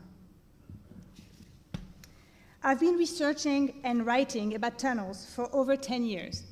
In 2019, together with ICT, we convened the first academic conference ever on subterranean threats, during which we warned about and exposed the risks posed by subterranean threats, including, of course, tunnels. We also, on that occasion, established the International Working Group on Subterranean Warfare in cooperation with our colleagues at West Point. None of what we've seen during this war should have come as a surprise, and yet it did. It did because that is the very nature of subterranean warfare. It catches defenders by surprise. And in spite of all the progress that's been made, and progress has been made in the past year and in the past decade, it can still catch Israel by surprise, as I'll further discuss in a moment. Operation Protective Edge in the summer of 2014, Tzuk Eitan, was the first contemporary war in which tunnels took center stage. Swords of Iron, the current war, is the war in which the strategic appeal of subterranean warfare, the strategic potential of subterranean warfare has been revealed. It's become apparent that tunnels, though they are not an existential threat and can rarely win wars, they have the potential of shaping a war in significant ways. They shape the war tactically, operationally, and strategically. And tunnels did and continue to shape this war. Even as we speak, we have units operating in southern Lebanon and working on Hezbollah's tunnels. It is not a coincidence that the first information coming out of the IDF spokesperson's office regarding the Lebanon operation focused on Hezbollah tunnels. I've selected for you, and you don't see them yet, 4 key moments of the past year which involve tunnels and show how deeply tunnels have indeed shaped this war. First, the Erez Crossing Tunnel. This is what we call an approaching tunnel, Mineret Hitkarvut. It was discovered in late 2023 at the border between the northern Gaza Strip and Israel, a few hundred meters from Israeli territory, not quite crossing Israeli territory, but designed to enable Hamas to get close to the border undetected and enable its forces to cross into Israeli territory and launch attacks. The second tunnel that I have selected for you is actually, as most tunnels are, not invisible, but you can see the crater that was created in the wake of the attack on Nasrallah. Nasrallah was killed in an underground bunker, a command and control center of Hezbollah. He's not the first leader to find his death underground. Saddam Hussein, Abu Bakr al-Baghdadi, Gaddafi did before him. But the operation is important because it sets a precedent for future attacks against deeply entrenched underground targets and underground facilities everywhere. You probably recognize the third tunnel. This is the tunnel where 6 of our hostages were executed a few weeks ago. It was a nothing tunnel, seemingly unimportant, probably identified as non-strategic, and yet it was short, it was narrow, it was a dead end, and it was yet so important. This is the 4th tunnel. It's a Hezbollah tunnel. These were exposed, released, the first pictures by the IDF on October 1st, so just a few days ago. This is the first time in years that the IDF operates and confirms the presence of Hezbollah tunnels in southern Lebanon, and these are the first pictures that we see since 2018. Engraved in our collective memories, these tunnels, these pictures mark turning points in the events of the past year. And the tunnels illustrate the diversity of the subterranean threats, but they also stress the importance of adaptability and the importance of force protection in subterranean operations. At an even more basic level, these tunnels tell an important story. And the story is that the subterranean domain has played a central role in this war, and certainly in 2 of its main theaters, Gaza and Lebanon. There's little doubt, for example, that the scale and the challenge of these tunnels, of this subterranean threat, have been key factors in getting Israel to launch ground operations in both Lebanon and Gaza. How did we get here? Well, it's been a work in progress of many years, almost 2 decades, like I say. Interestingly, but not surprisingly, Hamas and Hezbollah followed a similar trajectory in their use of the underground. They both started digging tunnels on their own territory first, and then they, sorry, I want to show you the picture. picture here, on their own territory almost 2 decades ago. And then they moved and invested in cross-border tunnels.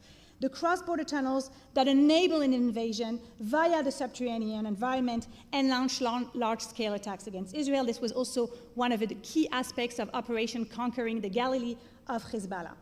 This trend, the cross-border tunnels, which I've studied myself extensively, is a global trend, so it's not just here. But it is the fear of these cross-border tunnels that also probably led Israel to neglect, to underestimate the threat that the Hamas tunnels posed even as they were built inside the Gaza Strip. And finally, the third type of tunnels, and again we see this both in Gaza and Lebanon, these approaching tunnels, and I mentioned earlier the Erez tunnel. These approaching tunnels are very interesting. They're a recent and relatively concerning, I would say, trend. The purpose of these approaching tunnels of the Minerot Hitkarvut is to circumvent the technology that was deployed by Israel at the border, including smart borders, sensors that were supposed to detect cross-border tunnels, but again, cannot necessarily detect these approaching tunnels. What becomes clear when we look at the evolution of underground warfare, particularly in our region, at the hands of Hamas and Hezbollah, is we see that significant advances in technology have been made, and yet the digging continues unabated, even after Operation Protective Edge in 2014. Israel worked tirelessly during that operation to counter, to detect, to destroy the cross-border tunnels, and it did destroy a number of them, more than 30 of them, according to the government. But following the 2014 war, Israel did a lot more. It created elite units, it built underground training facilities, it developed new detection techniques.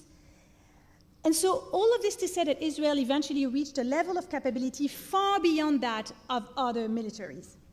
But that did not deter Hamas and Hezbollah, and to the contrary, it strengthened their resolve to invest more, even more, in the strategic domain. And they turned subterranean strategy as a part and parcel of how they operate, of their modus operandi. And the question is why? What is it about the underground that makes it so appealing, even though it requires investment of resources and time and discretion that is unprecedented? So in contemporary warfare, what the underground does for these actors is that it serves as a great equalizer between them and their opponents in asymmetric wars. The tunnels and the other types of underground infrastructures are an effective way of countering advanced intelligence, reconnaissance, and surveillance capabilities. They are probably actually the most effective way to restore a level playing field between actors of vastly unequal military capabilities. And so terrorist groups, not just Hamas and Hezbollah, but also Al-Qaeda in Islamic Maghreb, ISIS, they invested in this new tactic and gained more experience, knowledge, and engineering know-how as they learn from each other. And the tactic, as a result, spread towards, inside the Middle East, but also Asia and Africa. And what was perceived as successful in one theater was then imported into another theater and adapted to the needs. Terrorist groups saw great potential in moving below ground. And in fact, we can see that they have deep confidence in this tactic. They understood long before us that underground threats and underground wars are draining, deadly, and unsettling. And so they looked, and they continue to look, for more creative ways to use this new domain, whether it is tunnel mining, as you can see here, land-to-sea tunnels, or even invasion tunnels.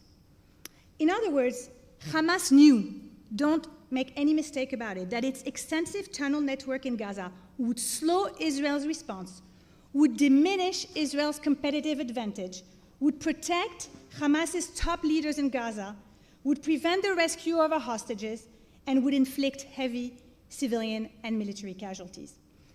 Low-tech warfare, of which tunnel warfare is one example, it has paid off in this war, and it is a success that will sadly boost tunnel warfare everywhere.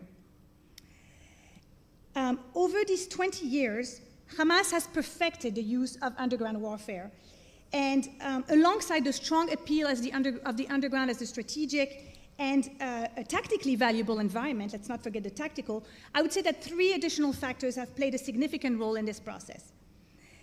First is the lessons that Hamas too, not just Israel, drew from Operation Protective Edge in 2014. Just like Israel upped its game, so did Hamas. They built blast doors to isolate and protect segments of their tunnels.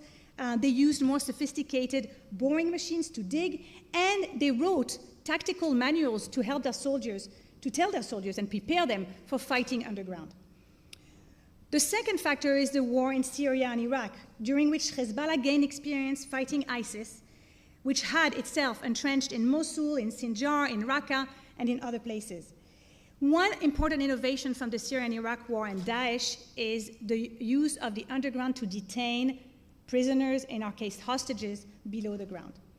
And finally, Iran. Let's not forget, that's another factor, and Professor Ganor mentioned it yesterday and said to what extent Iran has been a part of this war. And I think this is one more aspect of it. Iran's influence has been felt on the size, on the depth, on the method of construction of these tunnels, but also in inspiring or encouraging Hamas and Hezbollah to think more strategically about their tunnels, to use them, for example, to hide their most strategic assets, and that could also include our hostages. So these three factors are incredibly important when we try to understand how we got to this point.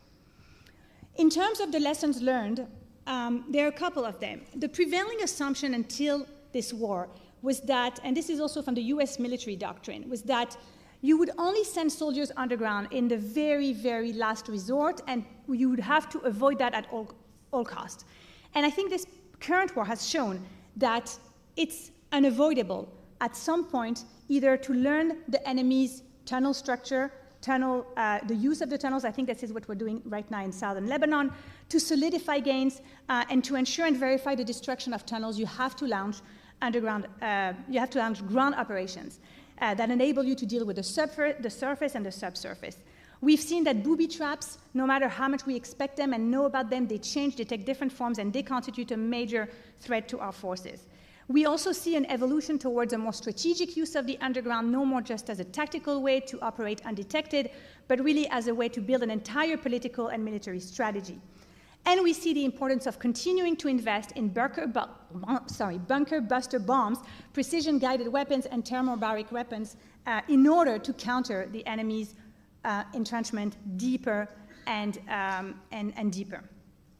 So if we try to assess what we've done so far, and here I'll focus on Gaza because I think Lebanon is too early, I think there's been quite a few tactical and operational successes. First of all, in a way that the IDF approached the subterranean threats by being methodical, systematic, and slow, even though it got a lot of criticism for the slow beginning of the operation after October 7, this was the right way to do it.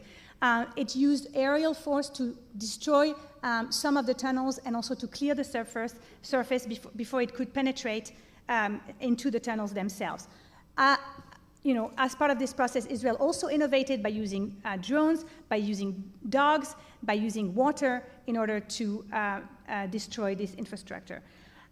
A strategic success would be if we were able today to say that 2/3 of Hamas's underground infrastructure had been eliminated, or at least 2/3 of what we know Hamas possesses. And I think we're not there. I don't think we're not going to be there. That's my assessment. And so the working assumption should be that tunnels will continue to pose a challenge to Israel in future wars, because a lot of the tunnels, not all of them, but a lot of them do remain in the Gaza Strip. So to conclude, it's important to acknowledge what has been done. And it's undeniable that the IDF has gained more experience than any other military in subterranean wars and dealing with subterranean threats. And I believe that militaries will come and learn from how the IDF did it. And yet, if there's anything that become clear out of this war, is that even though technology does help and is indispensable, it is the high tech that breeds the low tech. And so technology cannot be the answer, the full answer to how we deal with those threats. And we've also learned that subterranean threats are very difficult to eliminate and get rid of, so it's better to deal with them as they're being constructed or as they're being built, or to avoid that altogether. And I think this is a mistake. If we were to say that now we know how to deal with them and we're not going to be surprised, and we won't be surprised in Lebanon, that would be a mistake, and we can't afford to make this kind of mistakes again, and neither can our allies, and our allies need to learn from our experience. And so what we must do is continue to invest in training, in R&D, in monitoring the areas where we suspect that tunnels exist, in knowledge sharing, even learning from other states and other militaries that have less experience than us, draw lessons learned from the current war, and eventually get ready and think about the future trends and what shapes the subterranean challenge will take going forward. Thank you very much.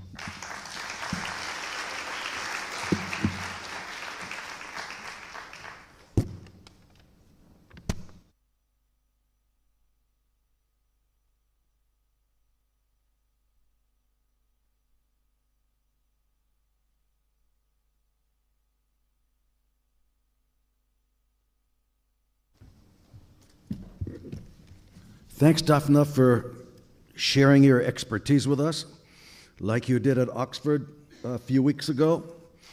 Under fire at Oxford. Okay, so we are now ready for the Sir David Garrard Keynote Address on international counter-terrorism policing.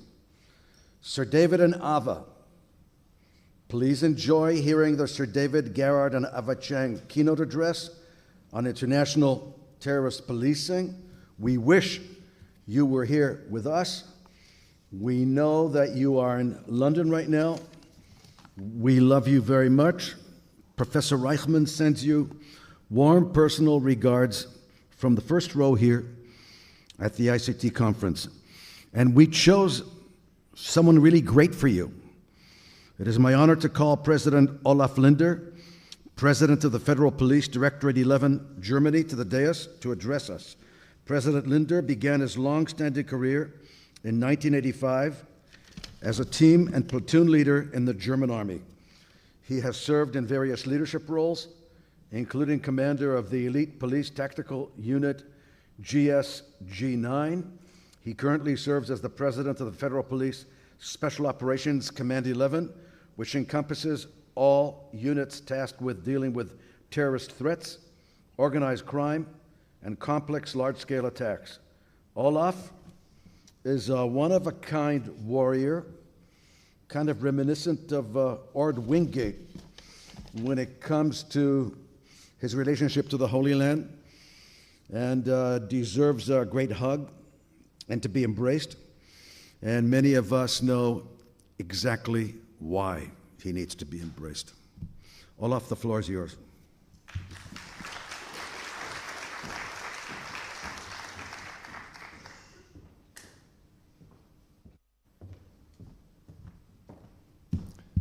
Good morning, everyone.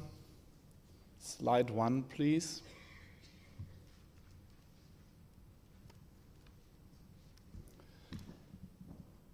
Honored Professor Reichman, Boaz Ganor, Jonathan Davis, esteemed colleagues, dear guests.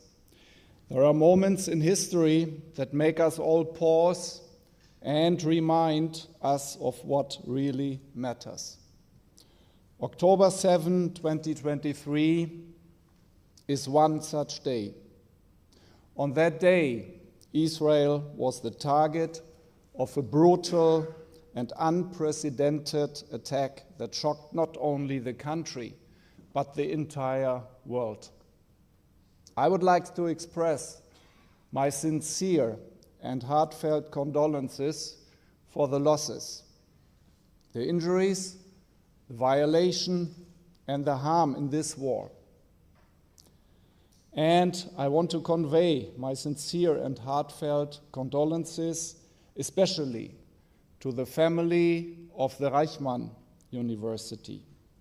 And dear Professor Reichman, dear Boaz, dear Jonathan, I'm full of respect for everything you and your university have done. We should all follow the example set by you and your team. I have seen with my own eyes what is being achieved here by the people of the university. Their tireless efforts and unwavering support. My greatest respect and appreciation also goes to our Israeli partner units, especially the Yamam, the National Counter-Terrorist Unit of Israel. They have an admirable mentality and an extraordinary spirit. They fight heroically and have saved many lives. Sadly, some of my Israeli comrades who rescued others in battle have since fallen, but they are not forgotten. They are in our hearts and with us in spirit. Ladies and gentlemen, with the exception of September 11, 2001, the attack on October 7, 2023 is considered the most significant act of terrorism in the Western world. We saw how swiftly the international community, including Germany, responded to the attack. Since then, our cooperation with Israel has become even closer than in previous decades in order to improve stability for Israel and the entire region. Why? Because we shared in solidarity with our partners in the Israel Special Forces and security authorities, especially in times of crisis. And because we know that the security situation in the Middle East has also an impact and consequences for the security situation in Europe, especially in Germany. This fact cannot be underestimated. We realize that this crisis has immense humanitarian consequences for our comrades and friends in Yamam and in ISA. We, the Special Operations Command 11 of the Federal Police Germany, the GSG-9, our helicopter pilots, the IT forensics experts, the bomb disposal experts, the sky marshals, and the close protection forces in crisis areas are very aware of the tragedy of losses in our own ranks. And yet, given the sheer number of victims, we can only begin to empathize with the pain, grief, anger, and sometimes self-doubt that can permeate not only the individual, but also an entire unit, families, and an entire nation. That's why it was immediately clear to me that we must help our comrades on the ground in Israel, wherever it is needed. I was in Israel on October 7, 2023. I was here because I had been invited to an ISA security conference. On that morning, I was woken up by the sound of sirens from a nightmare until I realized that it was not a bad dream, but bitter reality and an act of unfathomable cruelty. The conference was cancelled as a result, and it was immediately clear to me that I'm not returning to Germany. I'm staying here, and I will get support from Germany, and we will help where we can. What have we been doing since October 7 last year in this crisis situation? First, measures to release German hostages. Second, upgrading security measures at German embassies in the crisis region. Third, support with personnel for our Israeli partner units. Fourth, material support with equipment in Israel. Fifth, moral support in Israel, as well as 6, compensation and support measures for our Israeli partner units in Germany. Slide 2, please.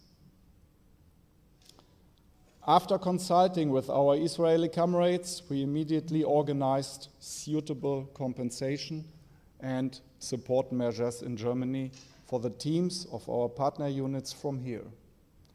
Believe me, this was an emotionally challenging experience for us and our Israeli friends. an experience that will bring us even closer together and will never leave us. You can rest assured that we will continue to do everything in our power to support our comrades here in Israel.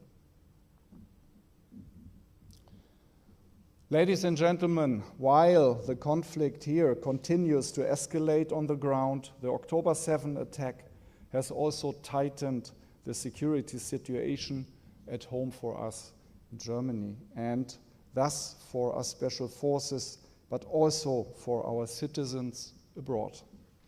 The security situation in Germany has not been this threatening for a long time. This is not only due to a dramatic rise in the number of anti-Semitic crimes recorded since October 7, which appear to be perpetrated by all branches of extremism with varying degrees of severity.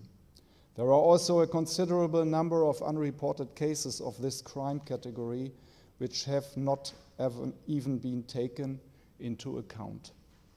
There is a real increase of anti-Israel and anti-Semitic actions.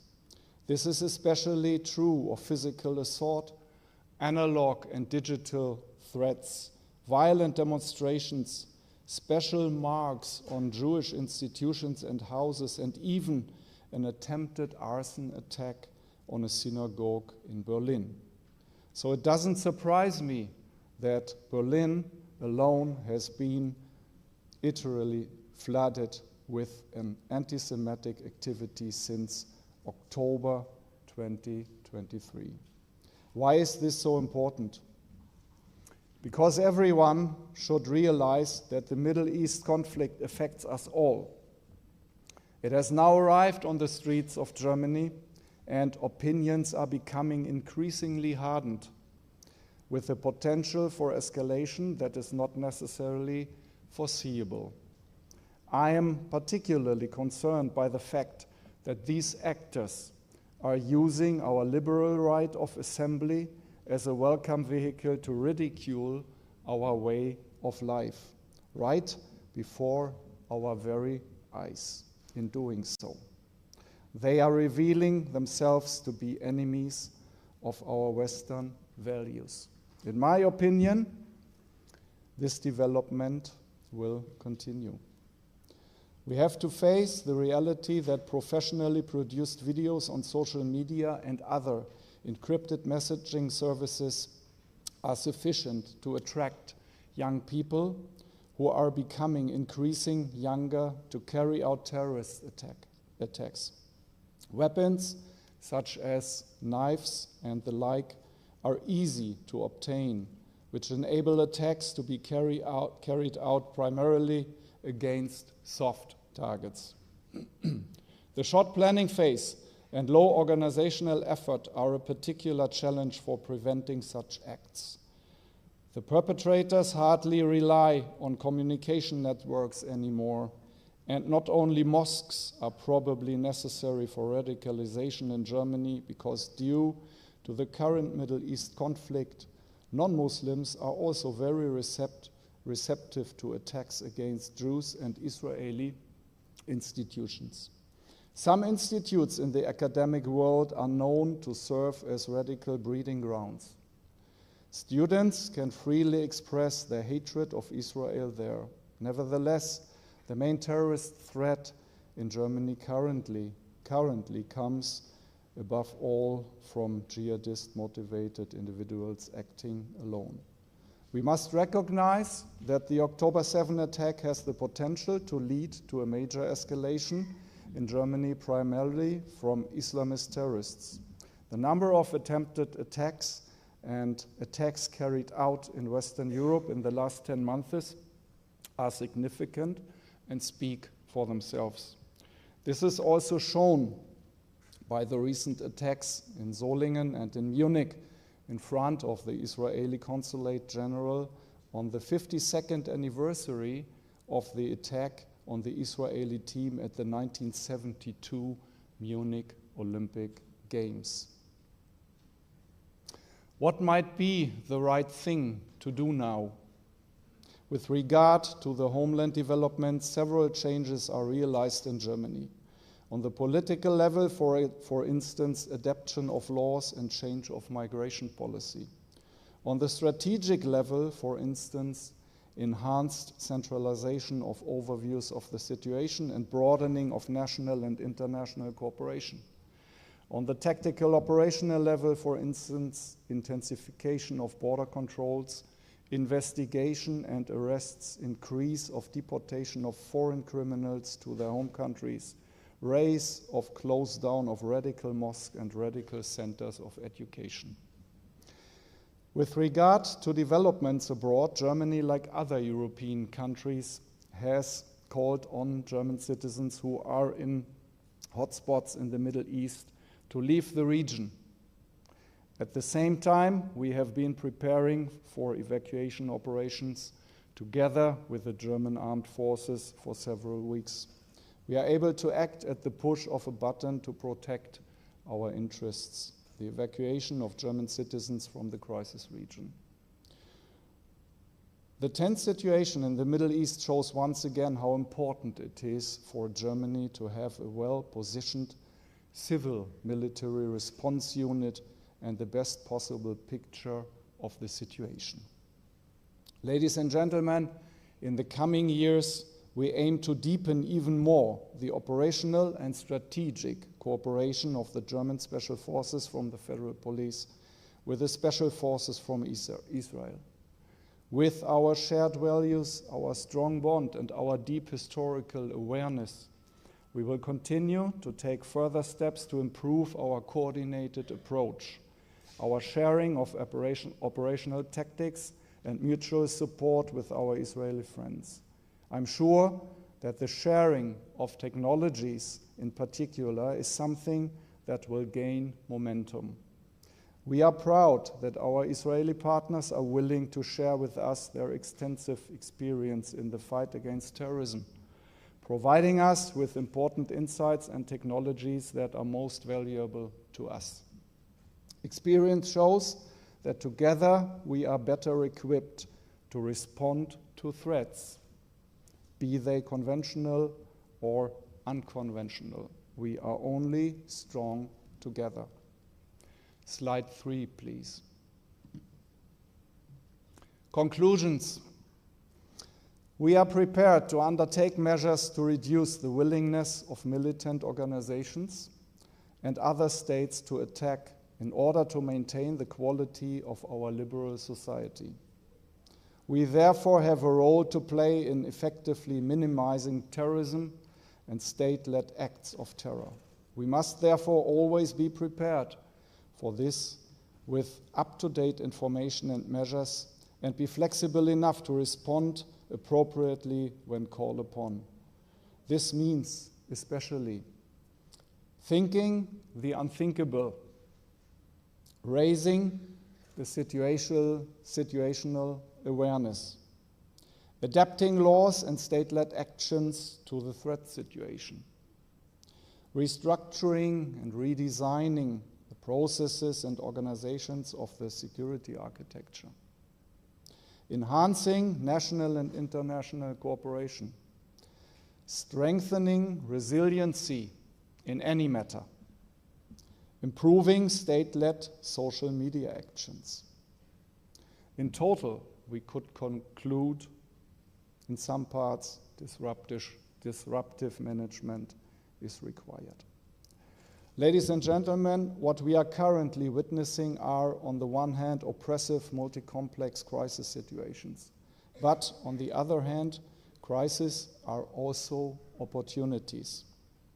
They bring with them processes of change that we can influence. That is why I consider it essential to have a leadership mindset that sees change as an opportunity when dealing with crises. The extent to which these crises influence our future is largely in our hands. Thank you very much for your attention.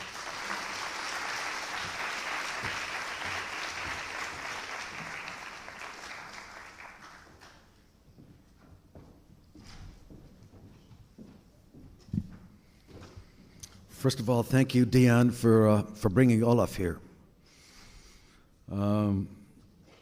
Secondly, thank you, Olaf, for everything you did for the Yamam and for everything you did for the State of Israel. You were here on October 7th, and instead of running away, you established a local headquarters here to see exactly what the needs were. And then we saw airplanes landing at Ben Gurion Airport, and I know that you were probably connected to that. And so you are a star, and on behalf of the State of Israel, we thank you. And on the part of Reichman University, we thank you for coming and speaking here.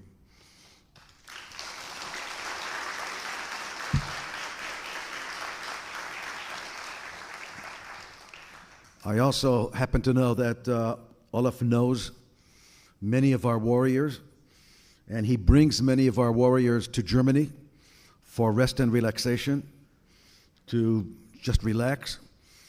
And I believe, by the way, that Arnon Zmora of the Arnon mission was one of those people jumping free fall together with Olaf's unit, and the bond is extremely strong. And it's, for the State of Israel, it's a boost, heartwarming and morale boosting. And now, it is my pleasure to invite Ambassador Tor Wennesland, the United Nations Special Coordinator for the Middle East Peace Process, to the dais. Tor, you have one heck of a challenge in your title, Coordinator for the Middle East Peace Process. Tor Wennesland has served as Norway's Special Envoy to the Middle East Peace Process and chaired the Ad Hoc Liaison Committee. He also served as Norway's representative to the Palestinian Authority and as ambassador to Egypt and Libya. Ambassador Wennesland was instrumental in establishing transboundary water agreements for the Euphrates and Jordan River bases. And we want to thank you, Ambassador, for being a veteran of this conference and always coming here. And especially now, it's really nice to see people from other countries and international organizations coming to this conference, especially on this day, and especially as Israel fights on 7 fronts. The floor is yours.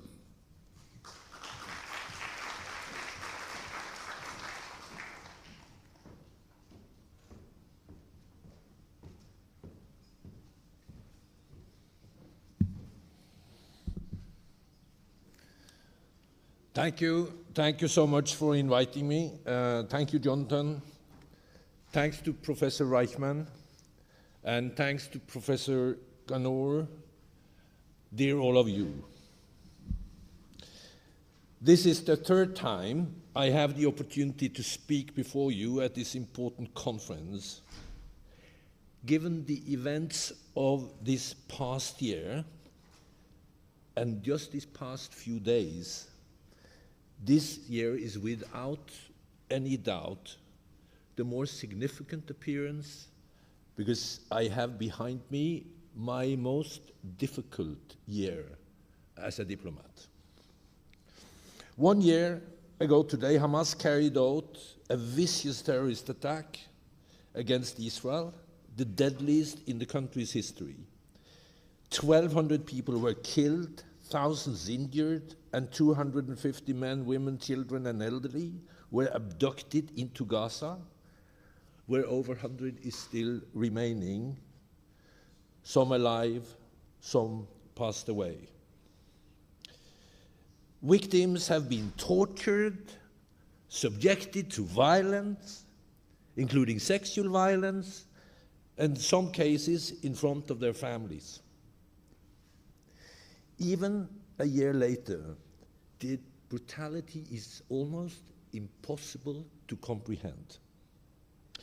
Shortly after the horrific day, I visited charred remains of homes in Kfar and in Be'eri and saw the shocking aftermath of the terrorist attack. I met with families and victims and heard the heartbreaking stories of loved ones being killed in front of their eyes, of entire families being wiped out, of children being abducted in their homes, and entire families going up in flames. So, on this somber day, with the horrific memories of 7 October terrorist attacks still fresh in our mind, as well as those of the attack that occurred not far from here in Jaffa last week, I know how important it is to remain clear in our condemnation of all sorts of terrorism wherever it is occurring. Redouble the commitment to combating those who seek to use it to achieve their own goals, and lend our support to the victims. Let me be very clear. What happened 7 October 2023 must never happen again. Not here, not in Europe, nowhere. And the only way to do that is to mobilize against it. We must have zero tolerance for those who seek to glorify or celebrate terrorism or any attacks on civilians. Those who carry out such attacks must be condemned right out and fully brought to justice. This is a day for the global community to speak as one in our loudest and clearest voice. Together, we must repeat or utter condemnation of the abhorrent attacks by Hamas and our call for the immediate release of hostages they hold. By all accounts, the hostages are being held in horrific conditions. As we learned again painfully last month when 6 hostages were executed by their Hamas captors, the hostage lives hang by a thread. The pain of the families having their lives torn apart is beyond what I can imagine. The UN has repeatedly made this call over the past year. The hostages must be released immediately and unconditionally. I have made this appeal directly to the concerned parties at the highest level, immediately after 7 October, to the leadership of Hamas and the Foreign Minister of Iran. I have fully supported, with my team, the efforts of the mediators to reach a deal. A formula is on the table and the parties need to agree. They must be reunited with their families, and in the interim they must be treated humanely and allowed for visits from the Red Cross. That has so far not happened. Bring them home. We are in the midst of the Jewish holidays, and I know that for Israel and Jews around the world, the echoes of history resonate deeply. The suffering and the fear experienced a year ago and each day since have evoked the darkest chapter of your shared past, igniting a collective memory of trauma. Over the past year, we have witnessed a worrying rise in anti-Semitism across the globe, manifesting in expression of hate and violence against Jewish communities. There is no place for such hatred. And you must not be alone. Israel should not be alone in confronting it. We must unite against all forms of hatred and intolerance. The UN will continue to battle anti-Semitism and all other forms of hatred. Over the course of the past year, we have all seen the consequences of the fateful events of October 7 play out. They have included the ongoing war in Gaza, which has disseminated the Strip, led to the death of tens of thousands of Palestinians, including both militants and civilians, and created a broken society and a humanitarian catastrophe we will have to be dealing with for years to come. In the West Bank, violence levels are high as they have been in many years, with military operations and attacks increasing, and extremist forces doing all they can do to cause a widespread conflagration. Spillover from Gaza, war into the region, which began with Hezbollah's attacks on Israel October 8, has now fully materialized. With Israel now engaged fighting on multiple fronts and confronting rockets and missiles fired not only by Hamas, but by Hezbollah, the Houthis, and Iran, we are closer to an all-out regional war than we have been ever. If this should further escalate, the consequences for everyone living in this region and beyond would be even more disastrous than anything we have seen thus far. We must do everything to prevent it. So, where do we go from here? At the moment when the situation seems so bleak, with the threat of escalation looming on so many fronts and a regional war at our doorstep, there are two interrelated goals that I do with my team focus on at the moment. First, we are continuing to push for an immediate ceasefire and the release of hostages from Gaza. So what are we going to do here now?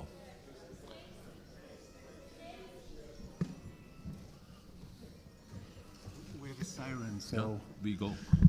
יש אזעקה כרגע, אנחנו נשארים באולם ונמתין 10 דקות עד שהיא תסתיים.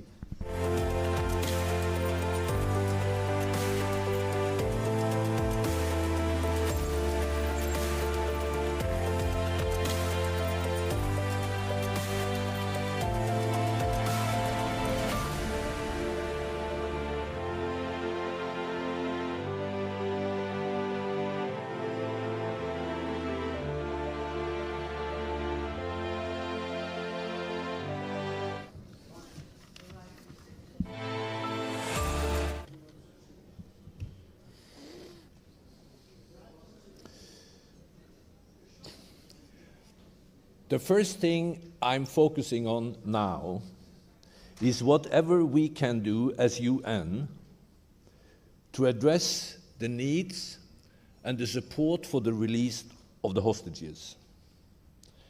Also, I can assure you, having been many times inside the Strip after the war started, the people of Gaza, the ordinary people, those without any politics in their mind, they need ceasefire.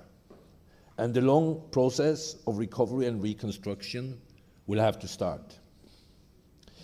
The situation inside the Strip is fast becoming unsustainable for the people living there, and also, very clearly, unsustainable for Israel's own security interest.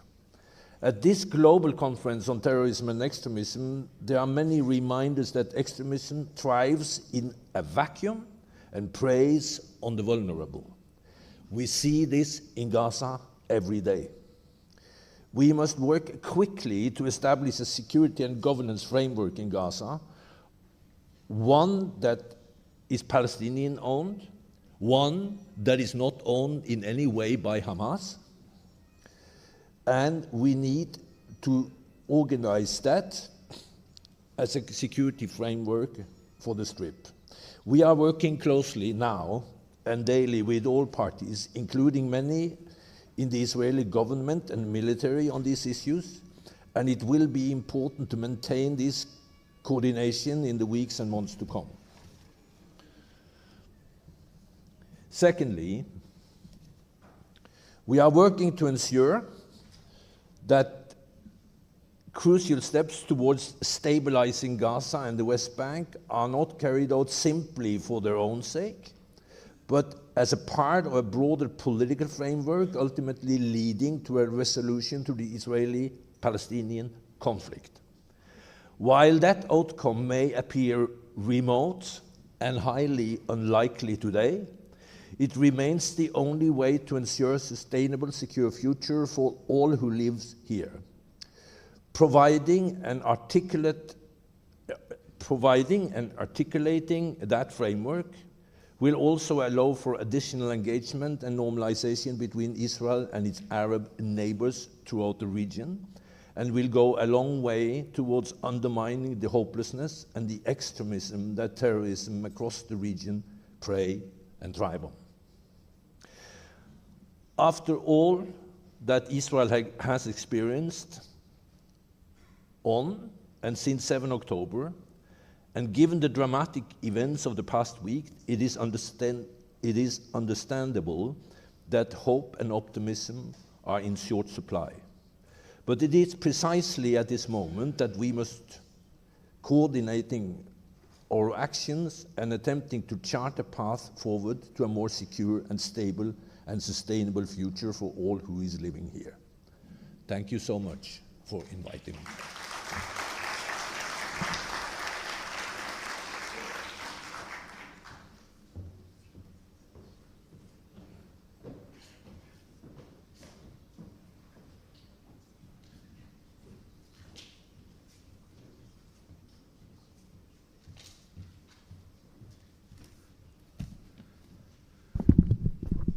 Thank you, Ambassador, especially for emphasizing the atrocities of Hamas on October 7th and recognizing those atrocities and expressing them to this conference. It means a lot to us.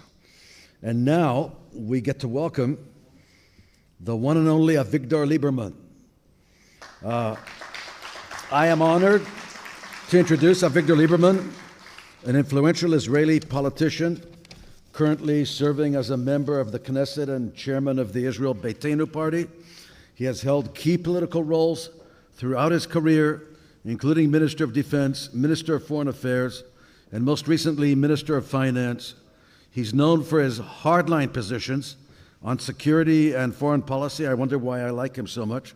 He continues to play a prominent role in Israel's political landscape, currently chairing the subcommittee for promoting Israel's high-tech industry. Avigdor Liberman's son studied at Reichman University and survived. He survived the academic challenges here. Thank you.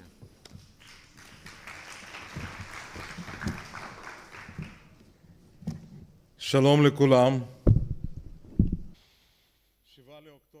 October 7th, without a doubt, was the biggest failure in the history of the State of Israel. In one day, 1,145 people were murdered, men and women, soldiers, police officers, ISA employees. Just to compare a tragedy that we all remember in Jewish history, the Kishinev pogrom, where I come from, Kishinev. In the Kishinev pogrom, 49 people were murdered. But then we didn't have the IDF, we didn't have the Israeli Air Force, we didn't have the Intelligence Corps, we didn't have the ISA, we didn't have the Armored Corps. And therefore, it really is a tragedy, the greatest failure, which is first of all an outcome of arrogance by the political and military echelon as one. They simply ignored the data, the facts that emerged from the ground. All the signs were there. There were signs there for all to behold. I just want to remind you that as the Minister of Defense on December 21st, 2016, I passed on personally an organized 11-page document to the three leaders there, Prime Minister Netanyahu, Gadi Eisenkot, who was then Chief of Staff, and Herzi Halevi, who was the head of the Intelligence Corps. This was a detailed document where I described exactly what we will be expecting, exactly what happened on October 7th. Not just similar, not about the same, but identical. Everything that we were expecting, that we will be expecting. I said that Nukhba force terrorists will invade Israel, will take over Jewish communities, will take hostages, that it will shock Israel, that no wall and no line of defense has ever saved anyone, not in the Second World War, not in the Madigan or Maginot line, nor in the Yom Kippur War in the Bar-Lev line. However, it's the way it says in our holy scriptures, hybris is the worst sin. We are now flooded with articles and analyses, and so there's no need for me to keep going and to talk about that. But my own personal position is that really the reason, the true reason, and the right conclusions will only be drawn by a state investigation committee when it will be set up, that will have access to all the materials and see all the facts. But what's most important, and that is the main point I'd like to make, is how to prevent a fourth Lebanon war. How do we prevent another Swords of Iron war? How do we stop this vicious cycle? Protective edge, cast lead, all sorts of operations. How do we ensure that in 4 or 5 years' time we will not be back for another war? How do we get to a situation where no one will dare to attack us or to help our enemies? Because ultimately, the state of Israel, we don't want to occupy any other territory. We're not looking for adventures. We simply want our citizens to be able to live here safely, not just to feel safe, but to really be safe fully. We want to be able to invest our budgets and efforts in developing high-tech science, education, culture, environmental protection, without anyone daring to stop us. How can we do that? I believe the only way to reach that goal is to embrace the principle whereby a price is paid. If we will not be able to collect a price for any aggression directed at us, a feasible, substantial, heavy, painful price, we will very quickly go back to the same cycle of violence. In a few years' time, we will go back to a war in the south and the north, and probably also from the east, and a regional war. What does it mean for a price to be paid? We have to be very accurate. When we embrace this thesis, collecting a price, we have to be very, very detailed. If you set this principle in stone, you have to actually abide by it. You can't just say something and then not deliver on it. If you have no intention of delivering on it, there's no point in saying it. Let me give you a small example. Syria. We must make it clear to Bashar al-Assad that Syria cannot serve as a back office base for Iran or for Hezbollah, all the activities of which are targeted against Israel. We must make it clear to Bashar al-Assad, both publicly and through diplomatic means, and also through intelligence means. We have the ability to call his private mobile phone and to explain it to him in Arabic. And he must understand that the price, if he were to continue, is simply that we take away the Syrian Golan Heights until further notice.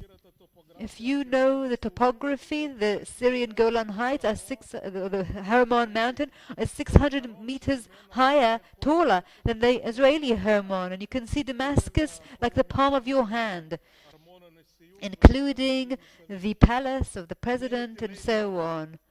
From the Syrian Hermon and this entire area, this entire compound of the palace, and we can simply target it and there'll be nothing left of it.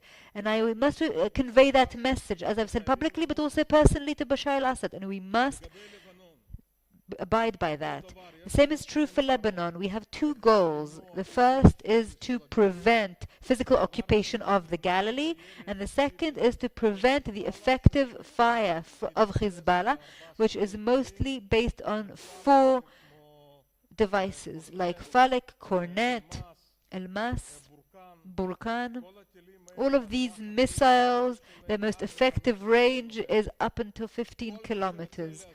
Anyone who wants the Israeli northern residents to return home without having an effective means of preventing this fire and most of the damage from these four kinds of missiles, anti-tank, you can't intercept them using all sorts of anti-air, which we use, mostly Iron Dome.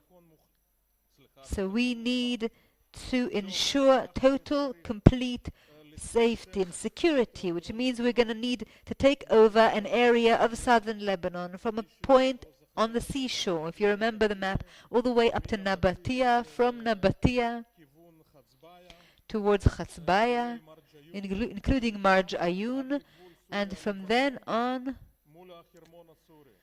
from opposite the Syrian Hermon. We have to take over that entire area until further notice.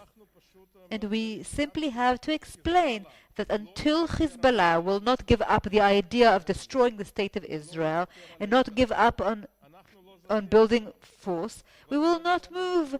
And I just want to explain that we have no intention to annex this area. We don't want to have a Jewish settlement there.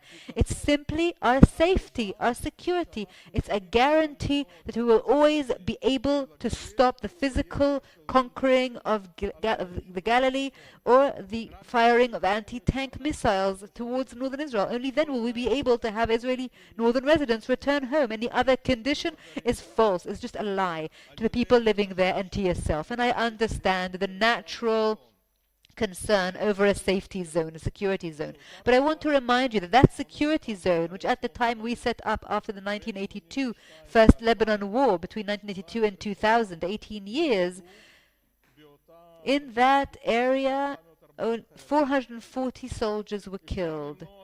We can prevent 90% of these victims, of these losses. If you behave properly, if you conduct yourself properly, you have to fortify this line, as I've said, from the shore to the Chatzbaya and the Syrian-Lebanese border, with all different outposts, defense outposts, for observation and so on, and you can't allow anyone to go in or out. You simply detach that area from Lebanon. No one can go in or out. And if anyone were to insist, then they can go out and they can't come back. This area is 5 times bigger than the Gaza Strip, but has a quarter of the population of Gaza. We will have to dedicate 3 divisions for that, but that will ensure the safety of Israeli citizens up north. Nothing else will. And also in terms of the UN institutions, there too, you must make them pay a very clear price. All the anti-Israeli positions and views, anti-Semitic views that have become more and more prominent and more common among people, from Antonio Guterres, the Secretary General, through to the Minister of Foreign Affairs of the EU, and also the left-wing leader Jean-Luc Mélenchon in France, and many others who have adopted anti-Semitic stances. You must make them pay a price, and that is to declare the UNRWA a terror organization, which is true, and not to cooperate with it, not to let them set foot in Israel or in Judea and Samaria. I think that these things are very clear. And also in the Gaza Strip, the question is, how do we end this war, both in Gaza and about the north I already explained. In Gaza, too, we must make them pay a heavy price, a heavy toll. And we must, first of all, shed off the responsibility for Gaza, but also this unreasonable problem of Abu Mazen. This man hates Jews, and not only did he not condemn October 7th, did not condemn the massacre, but he condemned Israel. He's an anti-Semite. He he denies the Holocaust and he has not gone back on his denial of the Holocaust. This Abu Mazen is not Yahya Sinwar's adversary, he is his colleague and partner. They divide the work among them. Sinwar is classic terrorism and Abu Mazen is political terrorism. Every day he files all sorts of complaints to the ICC and other international institutions and blames Israel for genocide, for crimes against humanity, and so on. And so we must make him pay a price. We must disconnect Judea and Samaria and Gaza. There should be no passages, no ways to go from one to the other. We'll close down the Gaza Strip. We don't care. It's not our responsibility. No commodities should go from goods from one place to another. If you want to get goods in there, not through the Ashdod port, through El Arish. We're not going to give them fuel. We're not going to give them water. Nothing. Absolutely nothing. If anyone wants to, let them give it to them through El Arish or Salah ad-Din. We want to disengage from Gaza and we want to shed any responsibility. The Egyptians, the Arab League, they should take responsibility for what's happening in the Gaza Strip. And if Abu Mazen wants to visit the Gaza Strip, let him fly to Cairo and let him drive from Cairo into the Gaza Strip. That's it. No more. No more passages. No more the ability to cross the border between Israel and Gaza. The same is true for the Houthis. It's not enough to bomb the Hodeidah port or the infrastructure that is controlled by the Houthis. We must understand that the internal picture in Yemen is very complicated. In the north and in Sana'a, the capital of Yemen, the Houthis are. In the south, in Aden, the government, which is acknowledged by the international community, sits and is supported by the Saudis. And apart from that, there are several other armed groups. And we must simply invest a lot more in the Houthis' opposers in Yemen, because ultimately the cheapest money in defense and the money that has the highest yield and revenue is investing in the enemies of your enemies. Israel must tell the government in the south and other groups as well, give them the intelligence, give them the money, give them the guidance, give them the munitions, so that the Houthis will always be engaged in their own survival, so they'll have no time and energy left to launch missiles at us. That should be the right approach. And of course I can keep going with all the examples, but I think that this principle of making them pay a price is clear, and we can also make other players pay a price: Turkey, Iraq and Iran. However, I would just like to give the example of what it means for them to pay a price. A very heavy price, a tangible price, a painful one. And it doesn't matter what the pressure or threat was from all sorts of directions. We have to demand it. That's the only way for us to stop this vicious cycle of violence. Without that, we will continue to live on our swords. And we must always initiate. We can never be passive. We can never disconnect from the entire Middle East and say we will only deal with developing Israeli high-tech and no one will stand in our way. No, if we will not be proactive in every other direction too, then they will come here to disrupt Israeli life, and that's what we've been seeing since 1948. I would also like to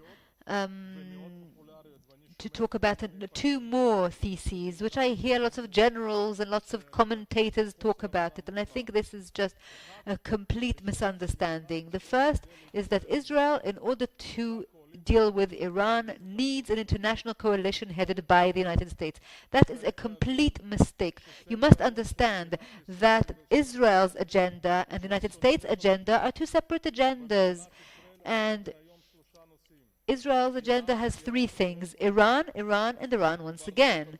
In the United States, it's first of all China, then Russia, and then the Russian-Ukrainian war, and then the Mexican illegal infiltrators, and so on.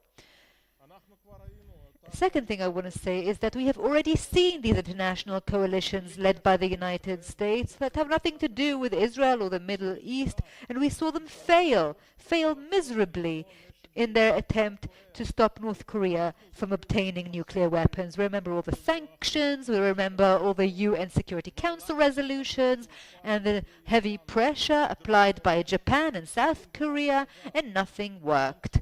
Now, North Korea is a nuclear power, and the nuclear weapon is their guarantee, it's their insurance policy for the survival of their regime. But that's it. It's enough. It's done. It's a done deal. It's already a nuclear power. So when we are talking about Iran, when we address Iran, we must only rely on ourselves. We must only rely on Israeli abilities. No one else will help us. In the best case scenario, they might even try to be in our way.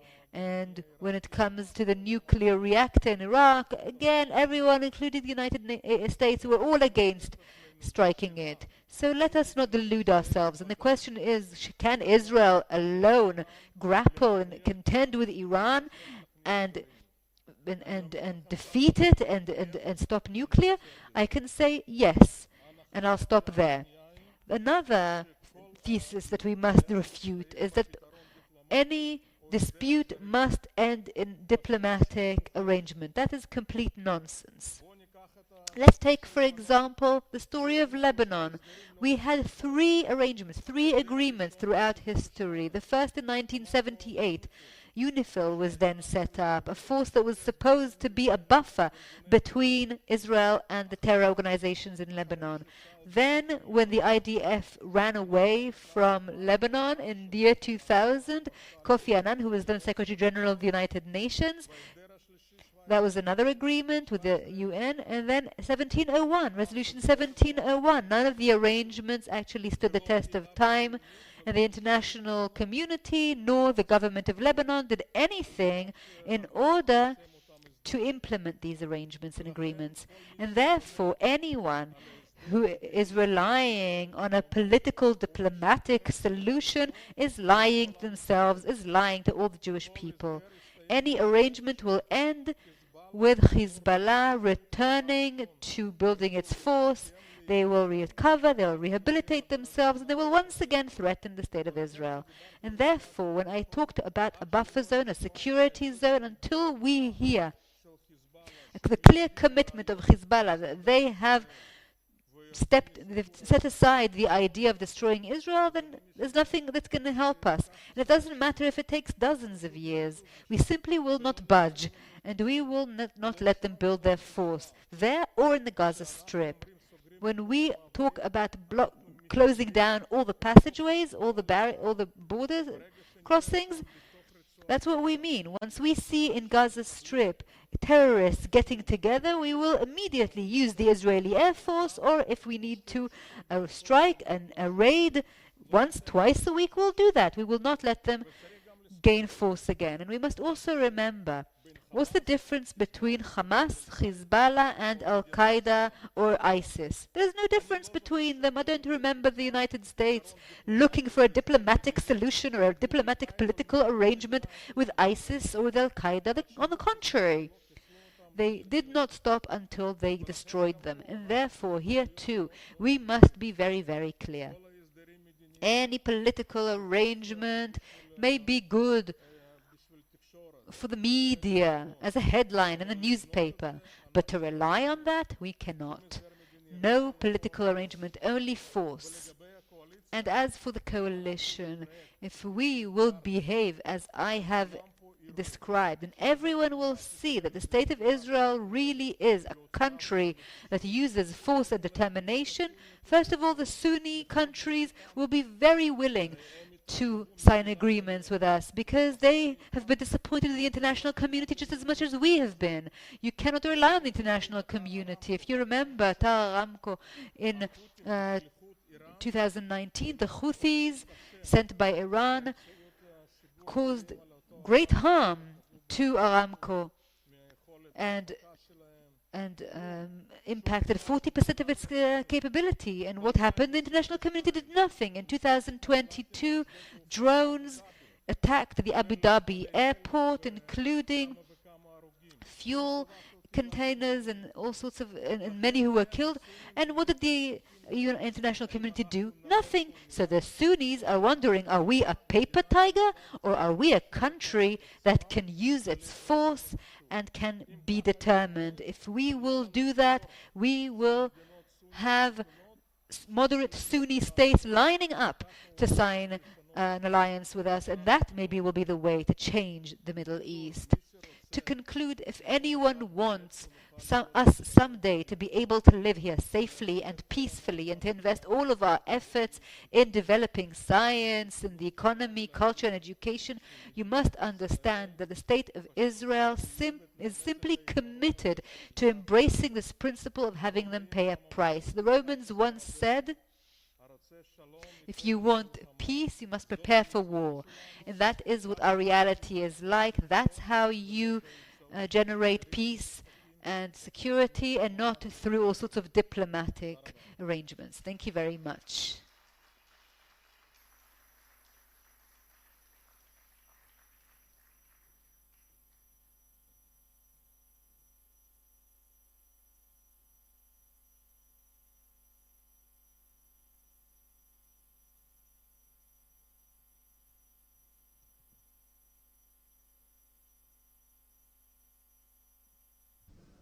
Thank you, member of the Knesset Liberman, for sharing your practical plans and giving us a wake-up call in the middle of this conference. And thank you very much for coming. We basically have the representatives of every Zionist political party in the state of Israel actually coming to the conference today, which I think is very important. I would also like to thank the Hamas for sending a missile around here and creating a situation where there's a siren in the middle of the conference. Because it's the first siren I think we've had at an ICT conference, and then we can say, when you came to the conference, that you actually simulated a situation where there was a siren and you sat calmly and didn't panic, and a person from the United Nations was speaking to you at the same time. Very calming, very calming. It's something to remember. All right, now, it is my pleasure to introduce Ms. Lucy Arish, who will now moderate the panel discussion called The Iranian-Hezbollah Axis Post-Nasrallah. Post-Nasrallah, that's an interesting term, post-Nasrallah. Ms. Arish is an Israeli news presenter, journalist, and television host. She is the first Arab to present the news on prime time television in Israel, hosting on I-24 news channel in English for 3 years. She has served as the co-founder and head anchor of Democrat TV, the biggest crowdfunding project in Israel. Ms. Arish is best known for promoting pluralism and interdenominational openness in Israel's public agenda. In October 2015, she received the Ometz Courage Award for her fight against racism in Israeli society. Ms. Arish, the floor is yours.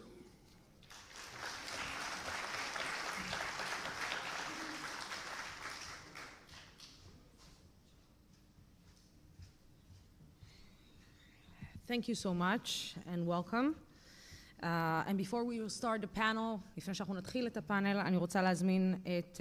Now I would like to introduce Dr. Amnon Sofrim, Brigadier General in the Reserves, to talk about Eyal Ragonis of blessed memory, Lieutenant Colonel Eyal Ragonis. Good morning. I met Eyal when I was a young intelligence officer for the Paratroopers Corps. When I served as the intelligence officer there, I was a young officer with a lot of imagination, a lot of creativity, a lot of aspirations, very, very professional, and he was constantly smiling. No matter what, he always had a smile on his face. Even when he was exhausted, when he couldn't keep his eyes open, there was always a smile on his face. We worked together for quite a while, we cooperated in an excellent way, and when I met him again, when he was appointed intelligence officer of the unit, and I think that there he maximized his capabilities, professional, personal, and led wonderful processes and excellent operations. And Eyal, unfortunately, was taken from us at a young age and was unable to continue to fulfill his vision. I think he could have reached very high heights, and it's very unfortunate that he's no longer with us. And I'm very, very proud and very honored to be a member of the panel in honor of Eyal. Thank you very much. Amnon, I'll invite you to take your seat. We've introduced you, and this panel was supposed to talk about Iran and Hezbollah after the war or during the war, but it became, within just a few days, it became the Iranian-Hezbollah axis post-Nasrallah. Thank God, and thank goodness for that. I would now like to introduce Dr. Eitan Azani, Acting Director of ICT, and Mr. Paul Landes, Head of the National Bureau for Counter-Terrorism Financing at the Ministry of Defense, Sarit Zahavi, Founder and President of the Alma Research and Education Center, and Yona Baum, author of the book Target Tehran and Senior Military Correspondent and Intelligence Analyst at the Jerusalem Post.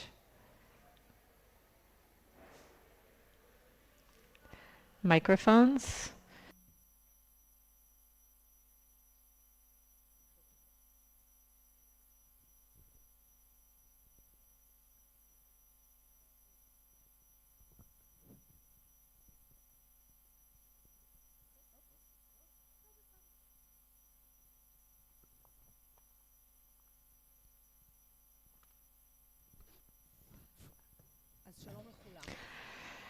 Hello, everyone. This morning, it's been a very intensive morning, the morning of October 7th, and I think that we all arrived here with heavy hearts this morning. On the personal level, I feel very confused. It's hard for me to define what I feel today. And now that a year has passed since that day when there are still 101 hostages in the Gaza Strip, and we're praying and hoping for their rapid return. But this morning, I spoke with most of you. We talked over the past few days, and we talked about how things can change in a second. Today, we're talking about the era of Iran, the Middle East, and Hezbollah post-Hassan Nasrallah as of just a few days ago. And then there was Asaf ad-Din, who was also eliminated to hopefully not a better place after all the horrible things he did here. And I think it's possible that tomorrow we may be post some type of attack. We really don't know where we're going to be, but that hasn't happened yet. Iran is waiting for the Israeli attack, just as we were waiting for the Iranian attack a week ago. But I want to start with a question, a general question for all of you.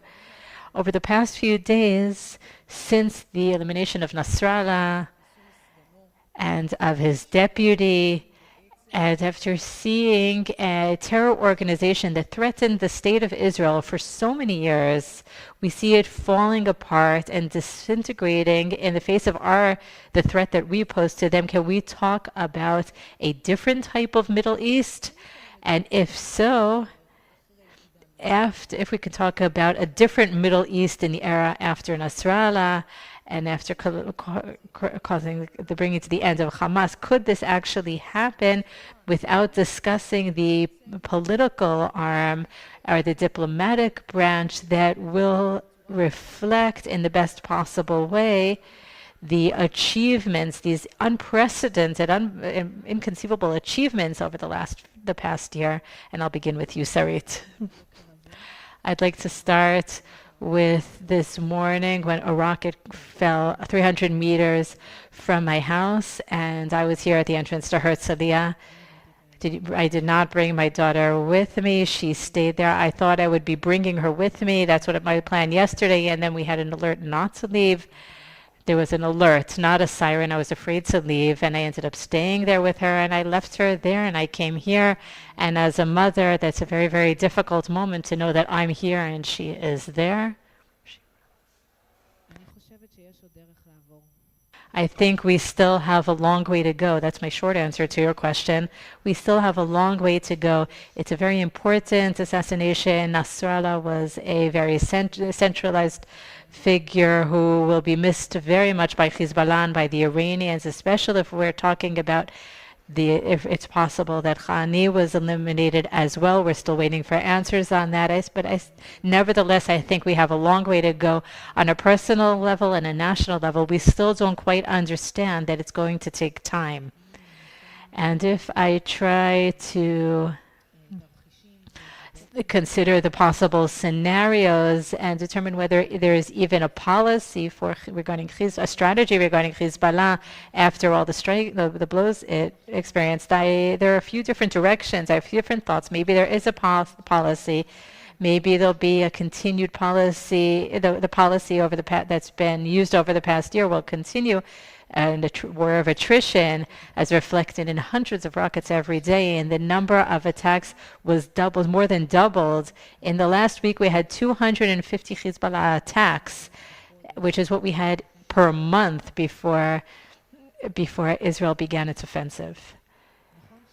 So it's true that what is happening is a lot less than what we expected would happen, thanks to the initiative that was taken, thanks to the fact that we had 11 months to prepare and that things were done over the course of those 11 months.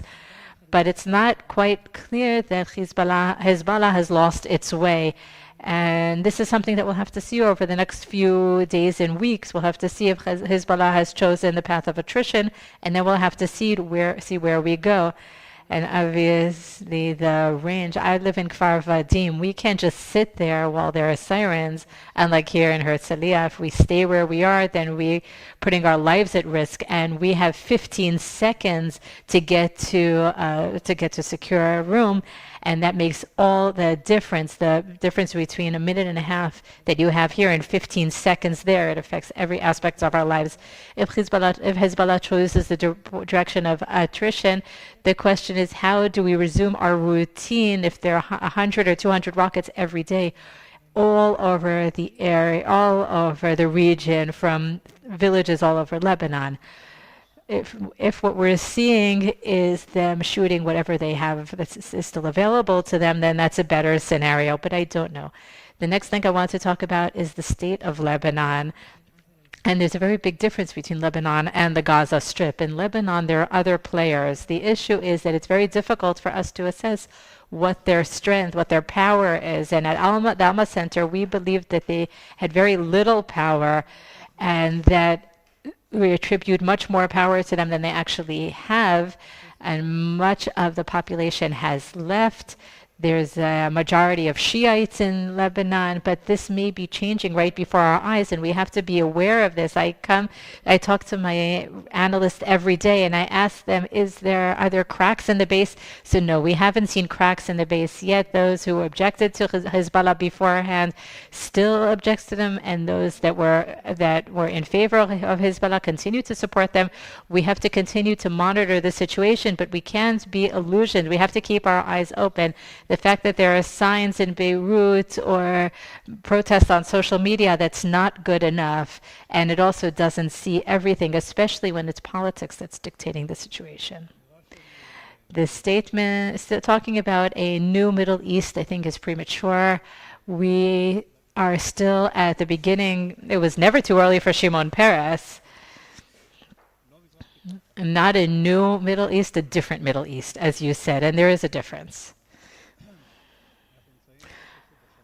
I think we're still in the first stage of this process. We began with Hamas. Hamas, from the military perspective, has suffered significant damage, and we can say that Hamas has very, very minimal capabilities, and the threat that it presents to the state of Israel compared to a year ago is completely, completely different.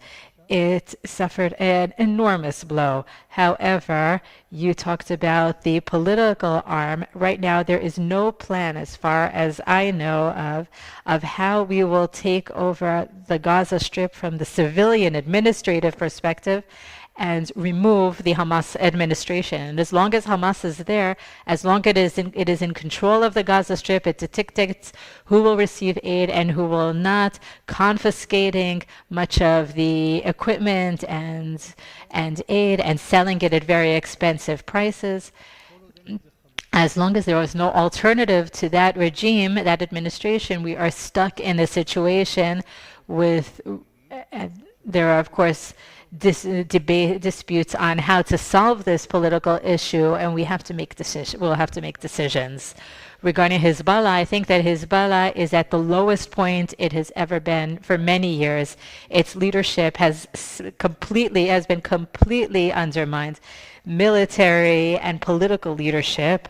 There isn't anyone there making the decisions. There isn't a single person. There isn't one person who can say that we should fire at Central Israel, because there isn't anyone making the decisions there. Its military capabilities have been undermined, even though they still have capabilities that are relatively distant from the border and underground.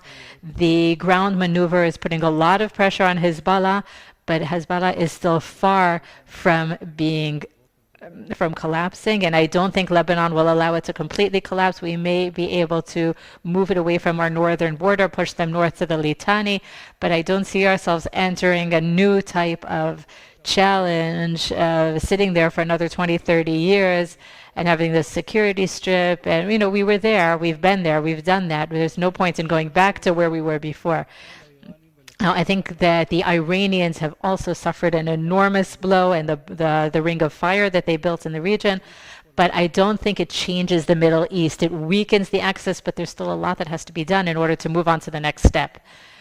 Now, if I understand your subtext, there's still a lot that has to be done. You're talking about focus on taking these military achievements and realizing them from the political dimension. That's not something that we really feel at this time, as we feel the strength of the IDF. That is true, but I want to join what Amnon said and share his opinion. See, the situation of Hezbollah in Lebanon right now, it's an organization in strategic distress that is on a level that it hasn't experienced since it was established. And one of the reasons for that is not only Hezbollah suffered a blow, but the Iranian campaign that is running Hezbollah has also suffered a blow.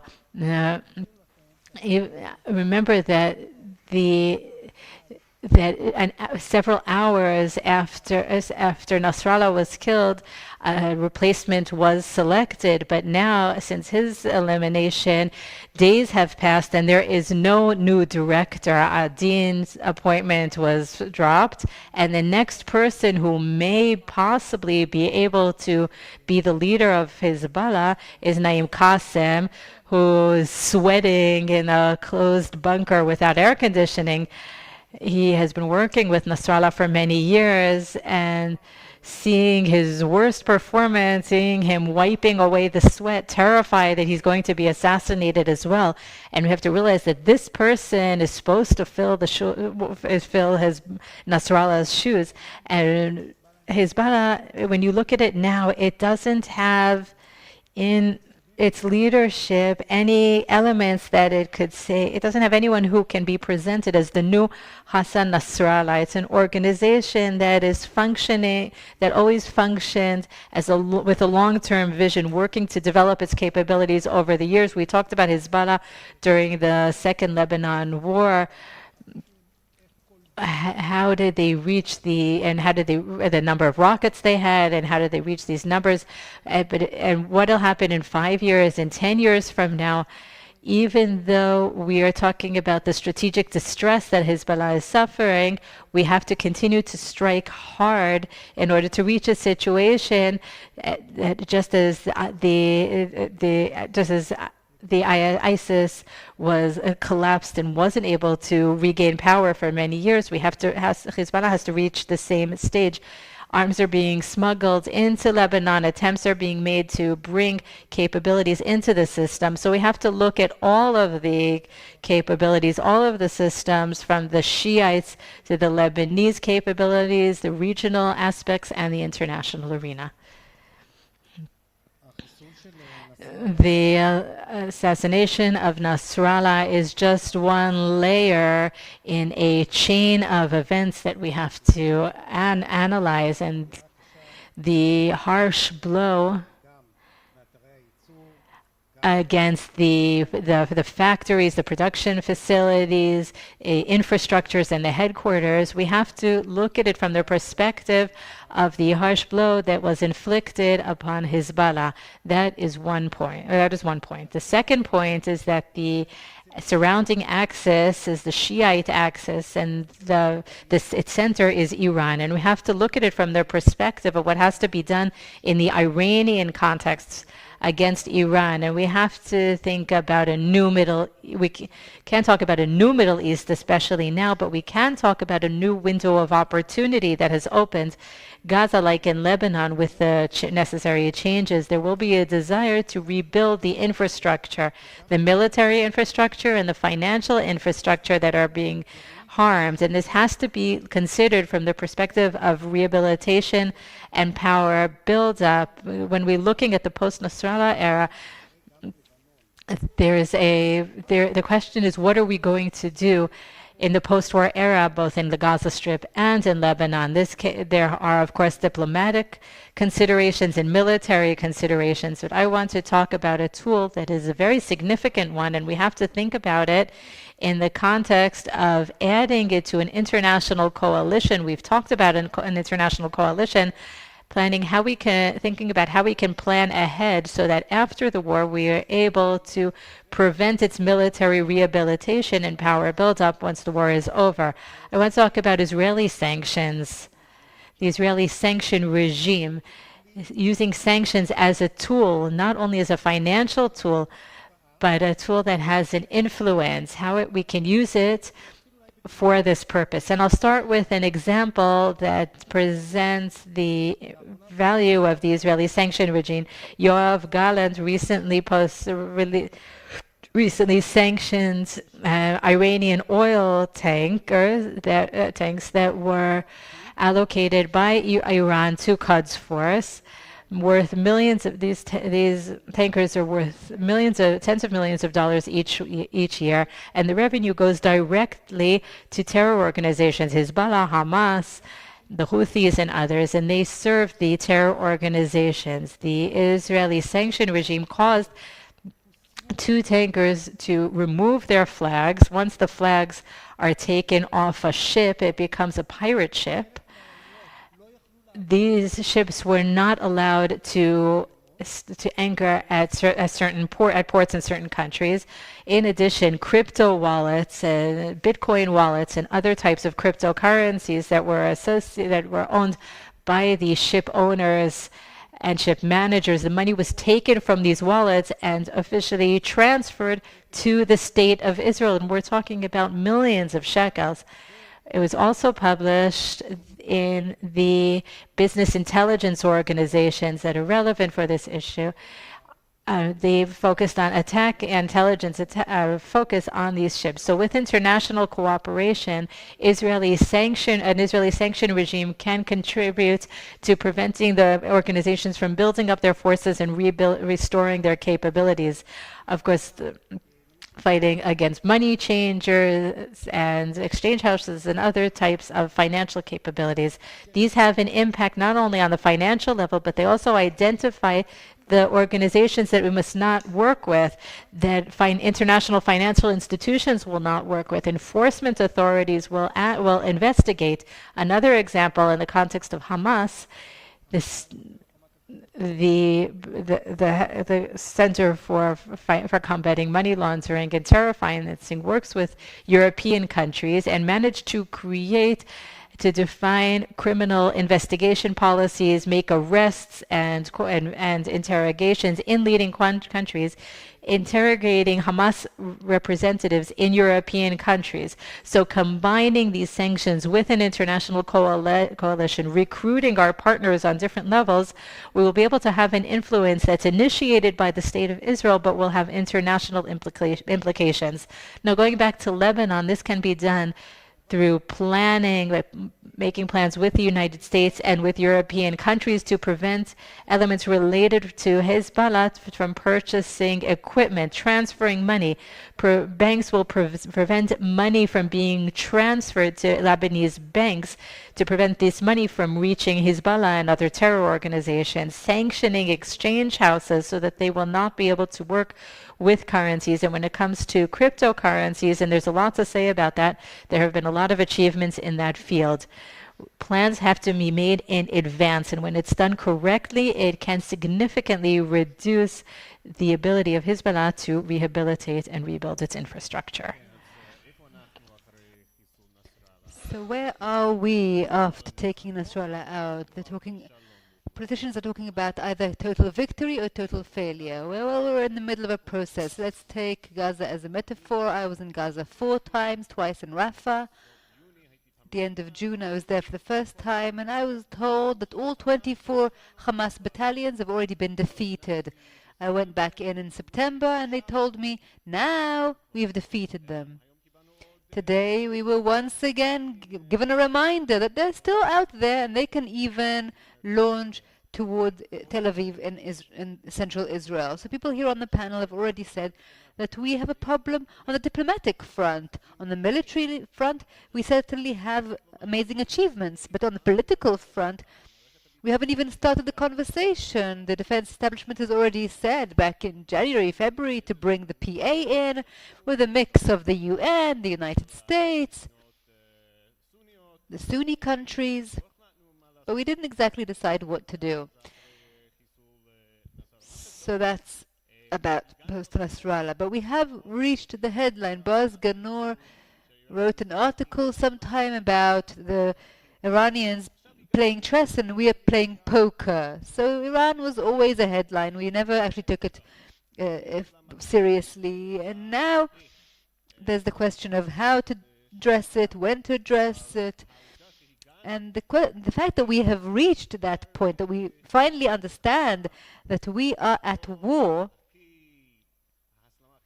it's not maybe the greatest escalation, but we're already at war with Iran. They have already attacked us twice. We have attacked them just on a small scale. This time it's going to be bigger. And we decided one thing. We're not going to attack immediately. We're going to discuss it with the United States, see what they want before we strike. But at present, we've decided that we want to end or to really destroy much more Hezbollah capabilities in southern Lebanon. What we need to monitor is that when I was up north, we were told in a briefing that we will be there for several weeks, 2-3 weeks. I can say that we have been briefed since, and a senior official told us we're only at the beginning. And I said, what does it mean at the beginning? 2-3 weeks? So probably not. Probably not 2-3 weeks. Will it be months? Will it be longer? Only a prophet can tell. The killing of Nasrallah contributes a lot. We thought that if we were at war, such a war with Hezbollah, it would be thousands killed on our side. They would have destroyed the airport, the Ben Gurion airport, or large areas of Tel Aviv, or electricity, and that hasn't happened. So it's very remarkable what we did, killing Nasrallah, the beepers, operation, I don't know who did that, and all the other attacks on precise missiles and mid-range missiles. So that's where this contributed. But just like in Gaza, until we decide what we want from Lebanon, let's say we can destroy all the ammunition, all the weapons that there are in Lebanon in 2 months. I don't think it can happen, but let's say. Why did they stop launching at us? Why? Because we don't want to get stuck there. We don't want the quagmire of Lebanon. So why did they stop firing? Because ultimately we need to reach some sort of explanation, and we haven't gotten there yet. I just want to say something about the West Bank. That sometimes it's not even on the second or third page of the newspaper, but it's there. There are lots of problems there. We saw in Tel Aviv a week ago, in Beersheba. So if we forget them in the West Bank, they haven't forgotten us. And it's not as if when we finish with Hezbollah and Iran in Gaza, everything will be fine. It all started there in March 2022. So ultimately, we need military force, but we also need the diplomatic aspect to reach some sort of arrangement on all fronts. So let me just break this down, following everything that you've said, and so I'd like to start with you. 2 days ago, or 3 days ago, when the tunnels of Hezbollah were exposed, we saw their preparations, we saw the equipment. And I think that one of the first questions that I asked our military commentator, Alon Ben David, I told you yesterday when we talked, I kept telling him, Alon, okay, when are you coming to the show? And I said, when I come to your show, you'll understand that the world has collapsed. And then he came, and I understood that bad things were happening. And when I asked him, when the IDF went into the tunnels, when he exposed these Hezbollah tunnels, was the IDF surprised by the plans, by the over-preparation it found there? Were they knocked off their feet? And he said clearly the IDF, to some extent, was surprised by what it found there. It knew it was there. It knew they were preparing. It knew there were tunnels, but it didn't know just how precise the preparation was, just how detailed. And that's where I got worried. Because if after our conception was broken on October 7th, how is it that we were still surprised by what we discovered in the Hezbollah tunnels just a few days ago? I don't know if surprise is the right word, but let me just talk as an intelligence researcher, and you can identify with me. There is a barrier that you place between what you know and what you understand. To me, too, this moment of seeing these weapons in the tunnels and the jeeps and the bags packed and ready, even though we alerted to it even before October 7th, and we said Hezbollah was ready, and we really wrote so many papers about it, about the Red One forces and their preparations. There's a difference between seeing it. It's the same with the tunnels crossing the border. When we went into the Ramia tunnel and we saw how deep the tunnel was, it's not as if we didn't know there were such tunnels, but to go in, to touch those walls and to understand just how much money and time were put into hate. This gap is suddenly just there. There's no barrier because the soldiers are going in and they're finding this equipment. But I want to say something about the solutions that have been suggested. Is it okay? Yes, of course. I really agree with what's been said, and I'd like to also raise, because there are many discussions that I hear about the state of Lebanon versus the state of Hezbollah, and why aren't we striking the state of Lebanon? And I think it's a mistake, because the state of Lebanon is collapsing.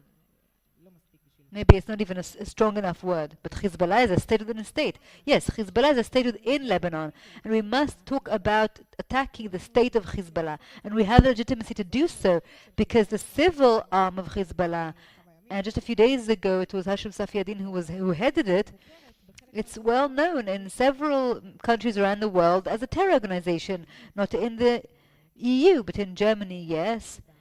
And there's no reason why banks and energy infrastructure and water infrastructure and media communication infrastructure of Hezbollah, which creates, sustains the state of Hezbollah and the army of Hezbollah, will not be attacked. However, to attack the infrastructure of the state of Lebanon means the world will be blaming us for something we're not to blame for, because these infrastructures are collapsing. They are meaningless. They don't really support the war effort of Hezbollah. They don't need it. They have their own. So I don't really think there's anything to gain from it. And the state of Lebanon that we want to demand to implement the resolution, well, they can't do it. It doesn't really exist, this state of Lebanon. So it's just really getting ourselves mixed up in something that is completely meaningless. And I do agree with what's been said, unlike what was just said now by Mr. Lieberman. He's an MK, right? MK Lieberman? MK Lieberman, yes, he's in the opposition. I can't keep track of them. So unlike what he said, I don't think that we cannot rely only on ourselves, and we should take into consideration what the international community is saying, but we should really convey a clear message whereby we are the front of the West vis-a-vis the axis of evil, vis-a-vis Iran. We're not only fighting our war, we're fighting the West's war. And that's why we want to see them helping us in this campaign instead of tying our hands behind our backs. And the American call to pause, to a 21-day pause just before Nasrallah was killed, and I'm very happy that we completely disregarded it, was to me a very difficult moment, personally, because that's exactly why I wake up in the morning, so that we will not be called to take a pause. And they did, and it just shows how they have failed to understand what this pause would do to the fighting and to the military achievement that was so necessary right now before any arrangement. Israel must continue talking to the international community, but it must come with open eyes and not to let the illusion win like it did in 2006. So let me take what you've just said, and I want to ask you, Amnon and Eitan. Amnon, this illusion we're talking about, or delusion, the conception that we had, this word that we all suddenly understood on October 7th, to what extent does this conception, did it break? Did it fall apart? Was it shattered? Or did we just open our eyes, as Sarit has said, both in terms of the political and military echelon? And to what extent have we learned our lesson from it?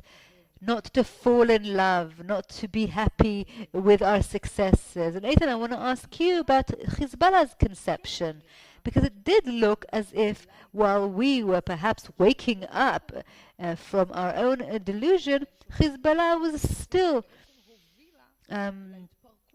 part of this conception, which led to its complete collapse. They thought they knew how Israel would respond as part of this endless war of attrition. I will, of course, talk about the Israeli side. We, as intelligent people from the intelligence area who've been around for a while, and I having had the 73 experience as well, and what happened in 1973, the surprise, there is shared ground between these two surprises, and this shared ground is the world view. In 1973, they won't dare, they can't, they're incapable, and in 2023, it's quiet will be met with quiet. If we give them economic well-being, then they'll have no reason to attack. So this just was from the Prime Minister downwards. Everyone believed that, or the other way, from them from bottom to top, but everyone believed it. We're very good at specific operations to reach the very corner and to attack exactly here or there, but when it comes to an assessment or a broader assessment, we fail. Not once, not twice. And it's very difficult to get into someone's head and to understand that Yahya Sinwar is an ideologist. He's a messianic in the Muslim sense of the word. And he has a very organized worldview whereby Israel must be destroyed. They shouldn't be nice to it. They shouldn't be good to it. They don't care. And we saw it during the war when we told Musa Abu Marzouk, you built all these tunnels, put the Palestinians in there. And he said, it's ours, it's not the civilians. The civilians are refugees and UNRWA should take care of them. So there's really no connection as to where I live and who lives there. Yes, it's one of Khaled Mash'al's interviews. He said it very bluntly, just like that. Khaled Mash'al said it in one of his first interviews after October 7th. Right, and that's why we failed with this conception. And the problem I'm more concerned about is the hybris we currently are feeling and euphoria. We are happy with every success. We are certain that here we are back on the high horse. We are back defeating and winning everyone. And that will bring us down very quickly. It cannot stay true forever. If you are used to the idea that you can do anything and that you're unbreakable and indestructible, that's where you fail.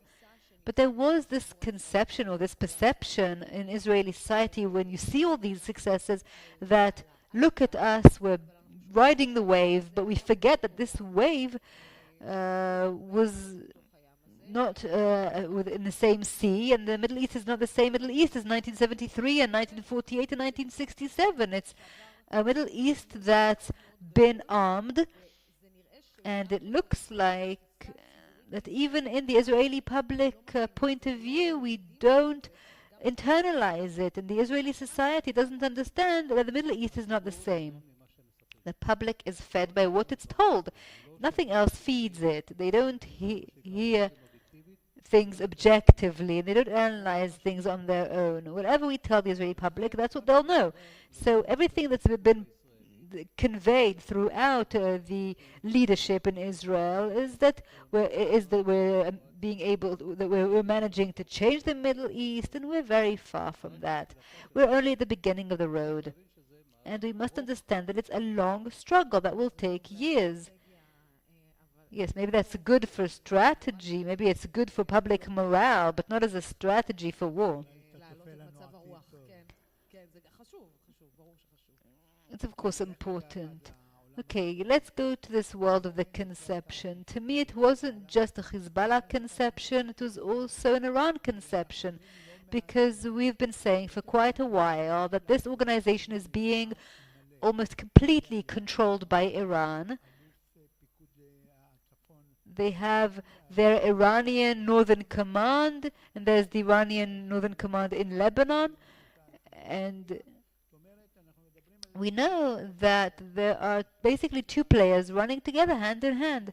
And also in terms of the internal dynamics, we have Hassan Nasrallah sitting there for 30 years, long time. He's already learned from his past mistakes. In 2006 he said, if I had done it this way, if I'd known that Israel would do this and that, I wouldn't have done anything. He didn't learn in 2024 what he learned in 2006. And what happened over time is that this Hassan Nasrallah saw more and more that he is more successful, that he is being respected, that for a tent on Mount Dov, we are arguing whether we should react or not to react, that they can go all the way to Megiddo and no one does a thing. So this guy is really wrapped up in his own conception. He feels his power. Well, this is the spiderweb theory, right? And he builds up force and the gas agreement. He feels strong enough in order to create or to pose a kind of threat to Israel. And at some point, when you disconnect too much from what happens on the ground, you make too many decisions that are not really well thought out, and they don't really relate to what's happening in reality. Because for most of his life over the last few years, he's been in the bunker, so he's been detached from what's happening on the ground in more ways than one. And that's why I understand why he's been caught up in this conception, and why this conception has not only led to strategic distress for Hezbollah, but also the series of actions since the beginning of the year, since the war of attrition began. The IDF has been striking sites as well as senior officials, and Hassan Nasrallah and his replacement, that has led to distress. And the idea is to be able to exhaust everything that we can in order to get gains from it, political gains, because if we don't have the political gains, agreements and so on, then there's no point. Okay, yes.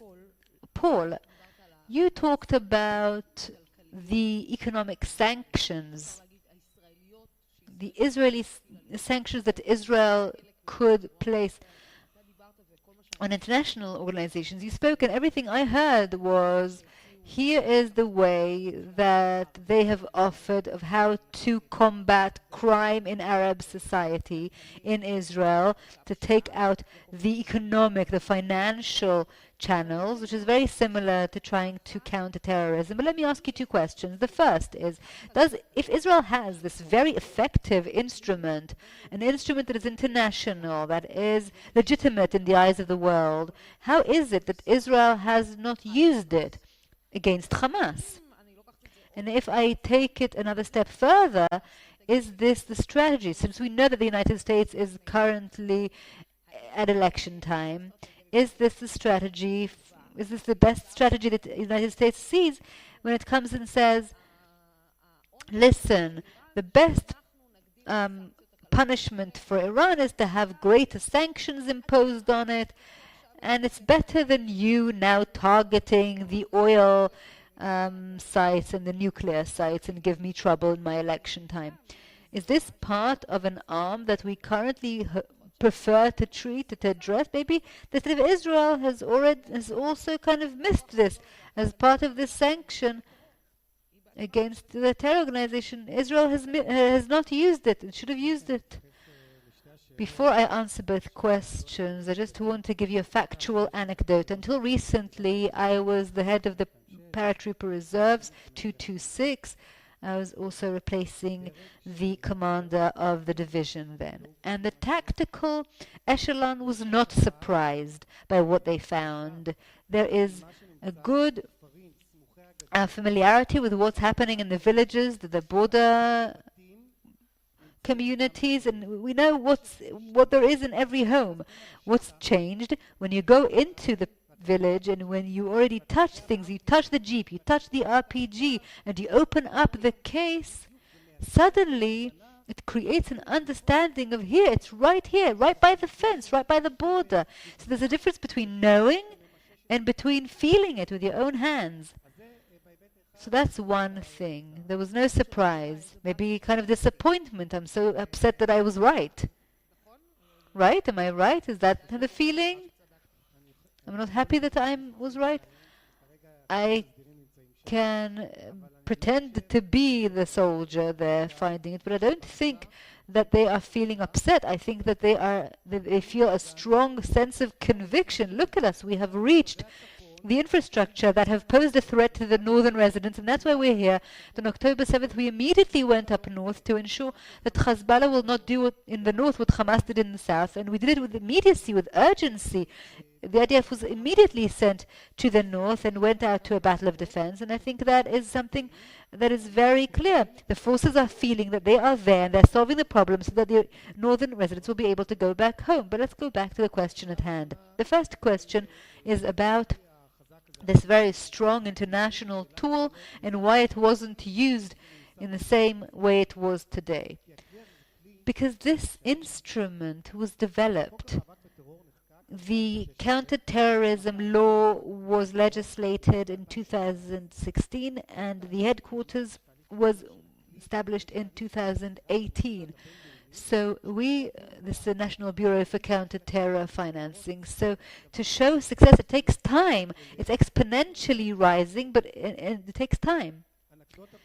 An anecdote in this context is that in the NBCTF, there are representatives of all the intelligence community, permanent representatives, and there's also a very strong connection with law enforcement organizations and leading law enforcement agencies in the world. So this is a tool that has been developed over time. And this example I gave of the 18 tankers is really showing you how we can implement the sanction and how we can cooperate internationally.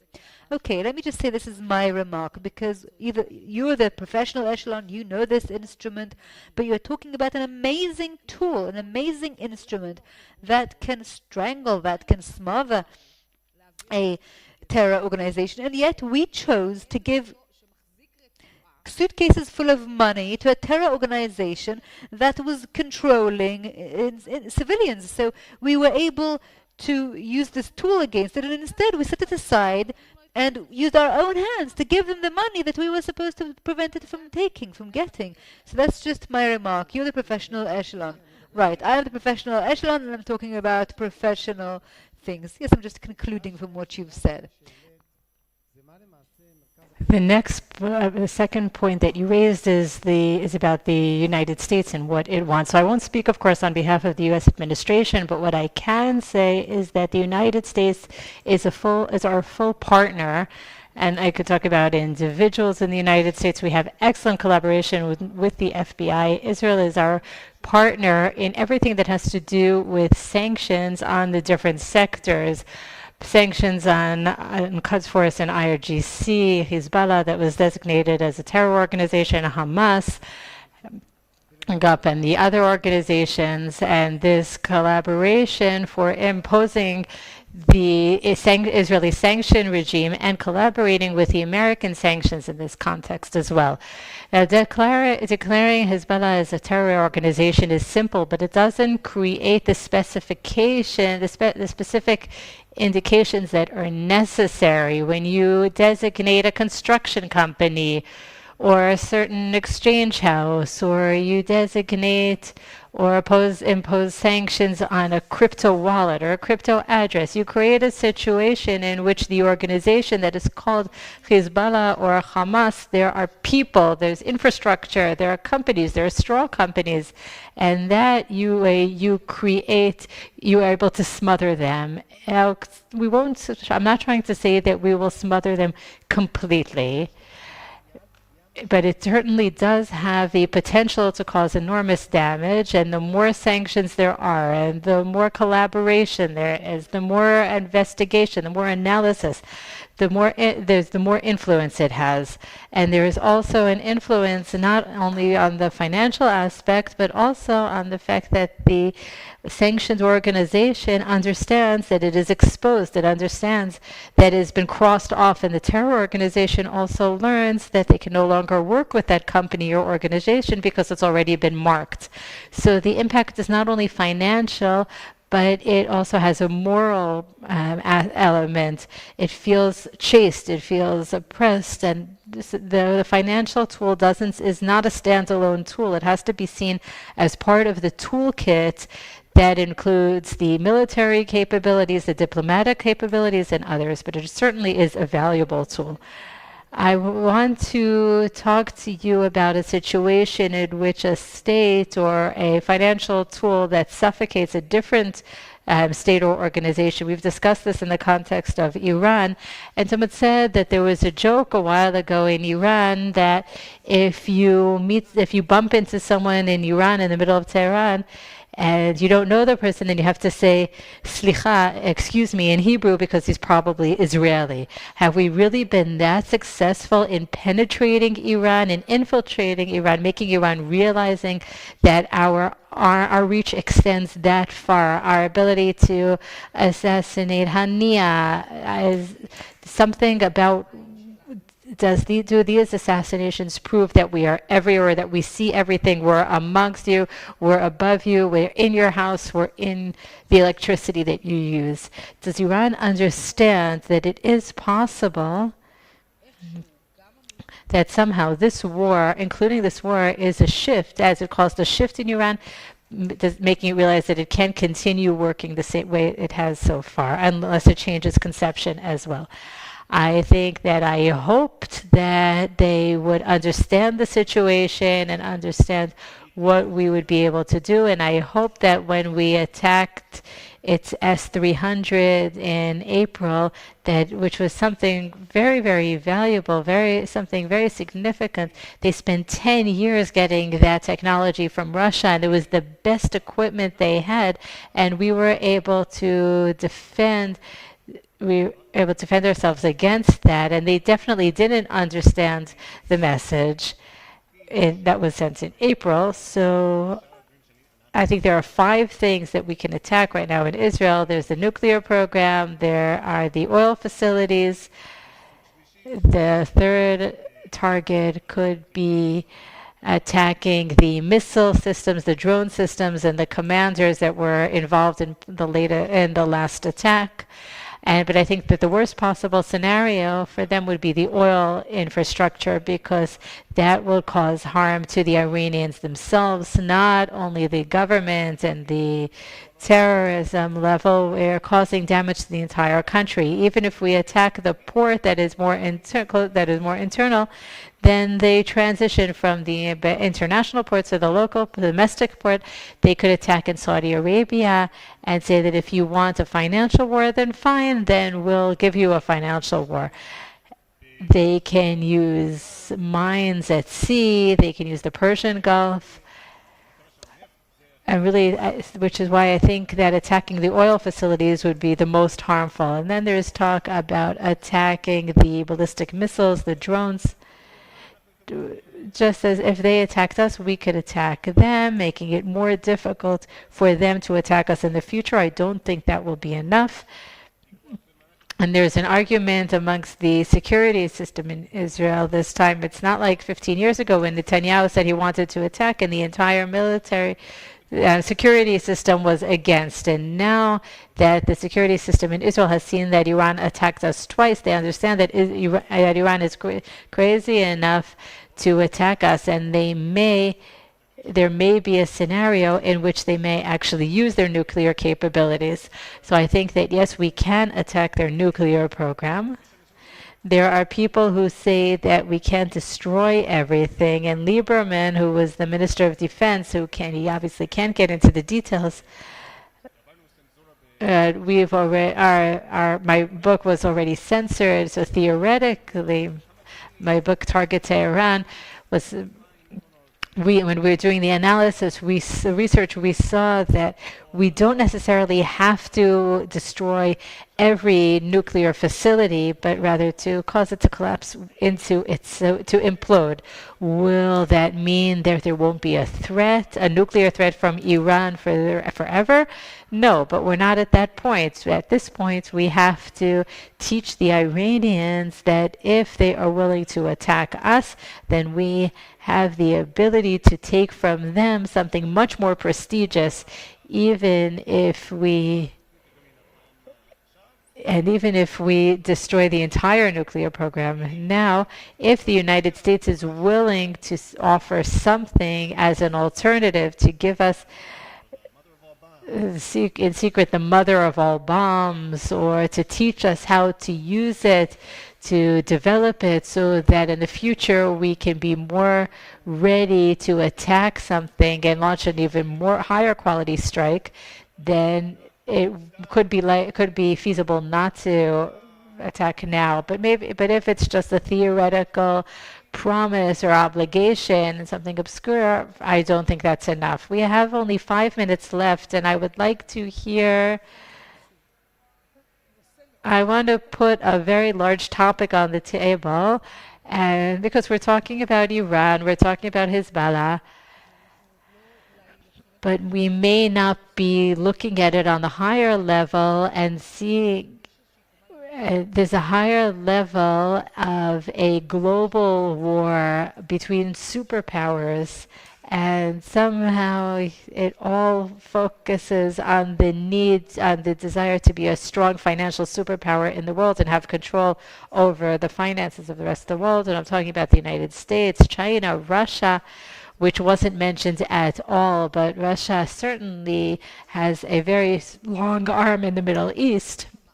And when we look at this entire global system, and you started by saying that ultimately, when it comes down to it, we're fighting a war that is much larger than our own. It's on behalf of the West, on behalf of the entire world. Do we actually understand? Does the world understand?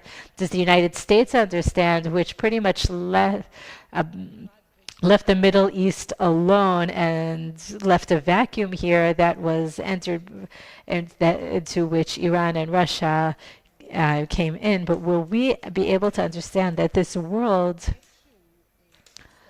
will the world have to create a new balance of power and not continue to leave vacuums that someone will have to come and fill?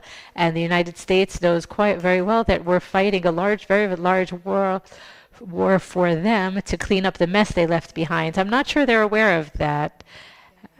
2 comments on your question. That connects directly with what you talked about, the financial warfare. And I wanted to ask you, how do the sanctions connect to the world of the alternative economy? If you close the faucet in one place, it's opened by another. An alternative economy was developed between the other players once the United States pulled out of that arena. And the new collaboration is what enables these countries to thrive. And I think that what you talked about is an excellent idea, but we have to understand the limitations. The second point is that I think if we have the ability, and I don't know if we do, I think if we have to attack the nuclear facilities in Iran, this is a one-time opportunity. And if we are willing to settle for the fact that Iran is a nuclear country, then we're in big trouble. The story of the battle between the superpowers is nothing new, but it's taken on a new angle since the United States left the Middle East and focused on other things. The priorities of the United States are China, and then Russia. So in the Middle East, there's an axis that relies on Iran, Russia, China, and North Korea. Let's not forget that, which is because it's a very dominant player there in this battle, and the West is focused mostly in the war in Ukraine. It's less interested in the Middle East.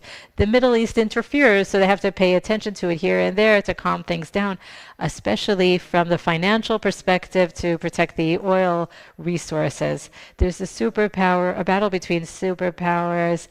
The United States is focusing on its domestic issues, its elections. Its second priority is China. If necessary, it will help the Israelis, but they will not fight for us, just as they don't fight for the Ukrainians. They haven't sent a single American soldier into Ukraine.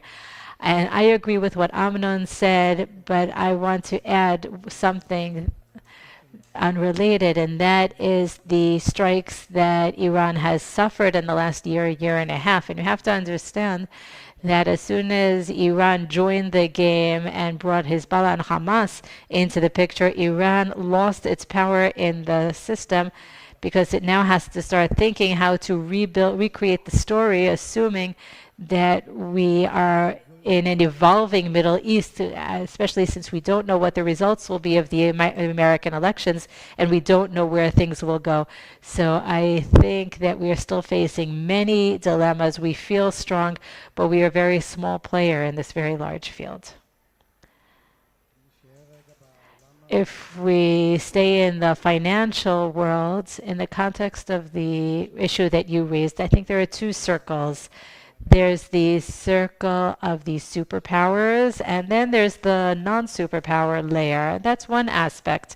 In the superpower layer, there are enormous capabilities that are much larger than those of countries that are not superpowers, and they have the ability to bypass sanctions in different ways. That is true, but that connects to the other issue, and that is the extent to which these countries want to fall in line with the sanctions. When sanctions were imposed upon Iran, it was reflected in different places. For example, the FATF, the Financial Action Task Force, there are capabilities, there are international capabilities when there's an appetite for countries to take action. and therefore things can be done. When there was a desire to bypass the SWIFT, it wasn't actually done, but crypto may become an alternative. And the question is, to what extent will the stock exchanges collaborate? So that affects the financial infrastructure that we're talking about. And the second question is whether the legitimate players, not only countries, whether they collaborate as well, talking not only about countries, but about financial corporations as well. And these all contribute to the ultimate outcome. There aren't elections here, but there are upcoming elections in the United States. I don't know how many of you have been saw the debate between Trump and Harris, but we were on the agenda for a minute and a half of the 90-minute debate. So really, we're not on their radar, or barely on their radar. And I think that what can be done, and one thing that can be interesting, the Americans and the Europeans may contribute to the financial aspect with regard to the snapback. We have in less than a year, we have less than a year to activate the snapback to reimpose sanctions on Iran. We can reach a deal with the United States, and if they apply the snapback, then we can wait with other things. And if they're not successful, then they may be able to give us the green light to proceed with different things. So I want to thank you all, but beforehand, just a quick summary. Amnon and I had a discussion yesterday. We had a conversation that led in many different directions. And if I look at the audience, I want to ask the audience, how many people here speak Arabic? I'd say maybe 10 people raised their hands. Maybe 10 people speak Arabic. Listen, we live in the Middle East, and for those of you who speak Arabic,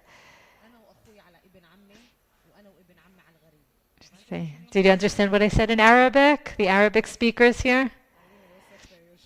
Yosef is sitting there. I see you over there, Yosef. It means that there's an enormous opportunity here in the Middle East. That means that it's me and my brother against my cousin, and me and my cousin against the foreigner. There is an enormous opportunity here for the state of Israel to share interests, to collaborate with our relatives, with our cousins who are here in the region against the foreigners who are threatening us, the foreign threats against us. And this is the historical opportunity after the Holocaust of October 7th.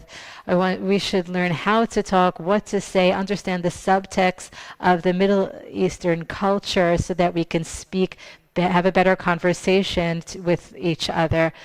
And because we have to understand our neighbors, we can't continue to be a villa in the jungle, as Ehud Barak said years ago. Thank you very much.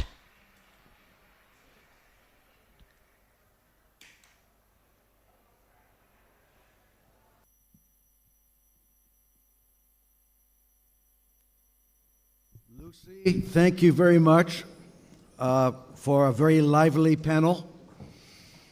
Some great questions that you asked. And informative.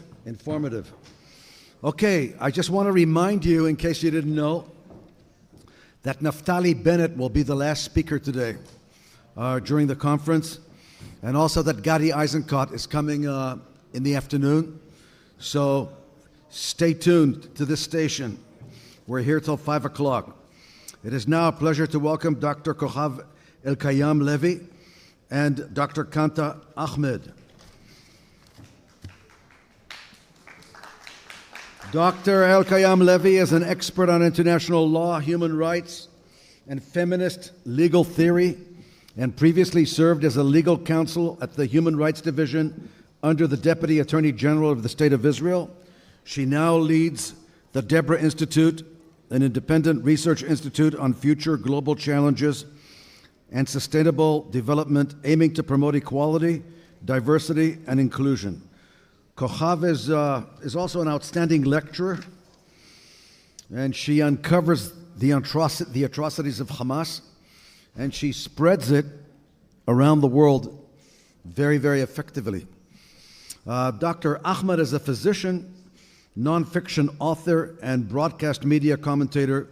Her first book, In the Land of Invisible Women, details her experience of living and working in the Kingdom of Saudi Arabia and has been published internationally.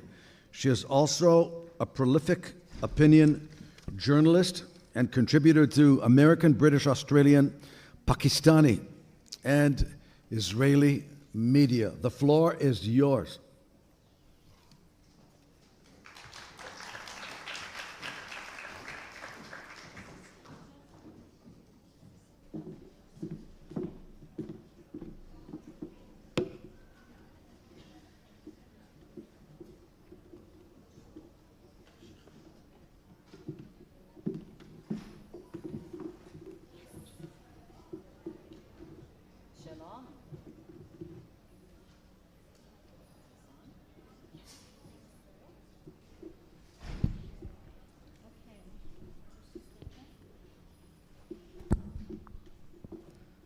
Yes, so I guess a lot of people here needed to take a break, and it's very understandable.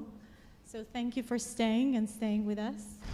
And I want to begin this conversation, first of all, by thanking Kanta.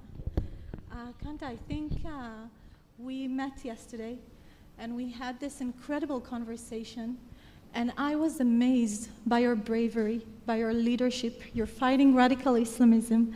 You're fighting anti-Semitism, and you were here after October 7th, standing with us in solidarity, and since then working endlessly, tirelessly to be with us. So I really want to start this conversation, and if you could join me just thanking Kanta.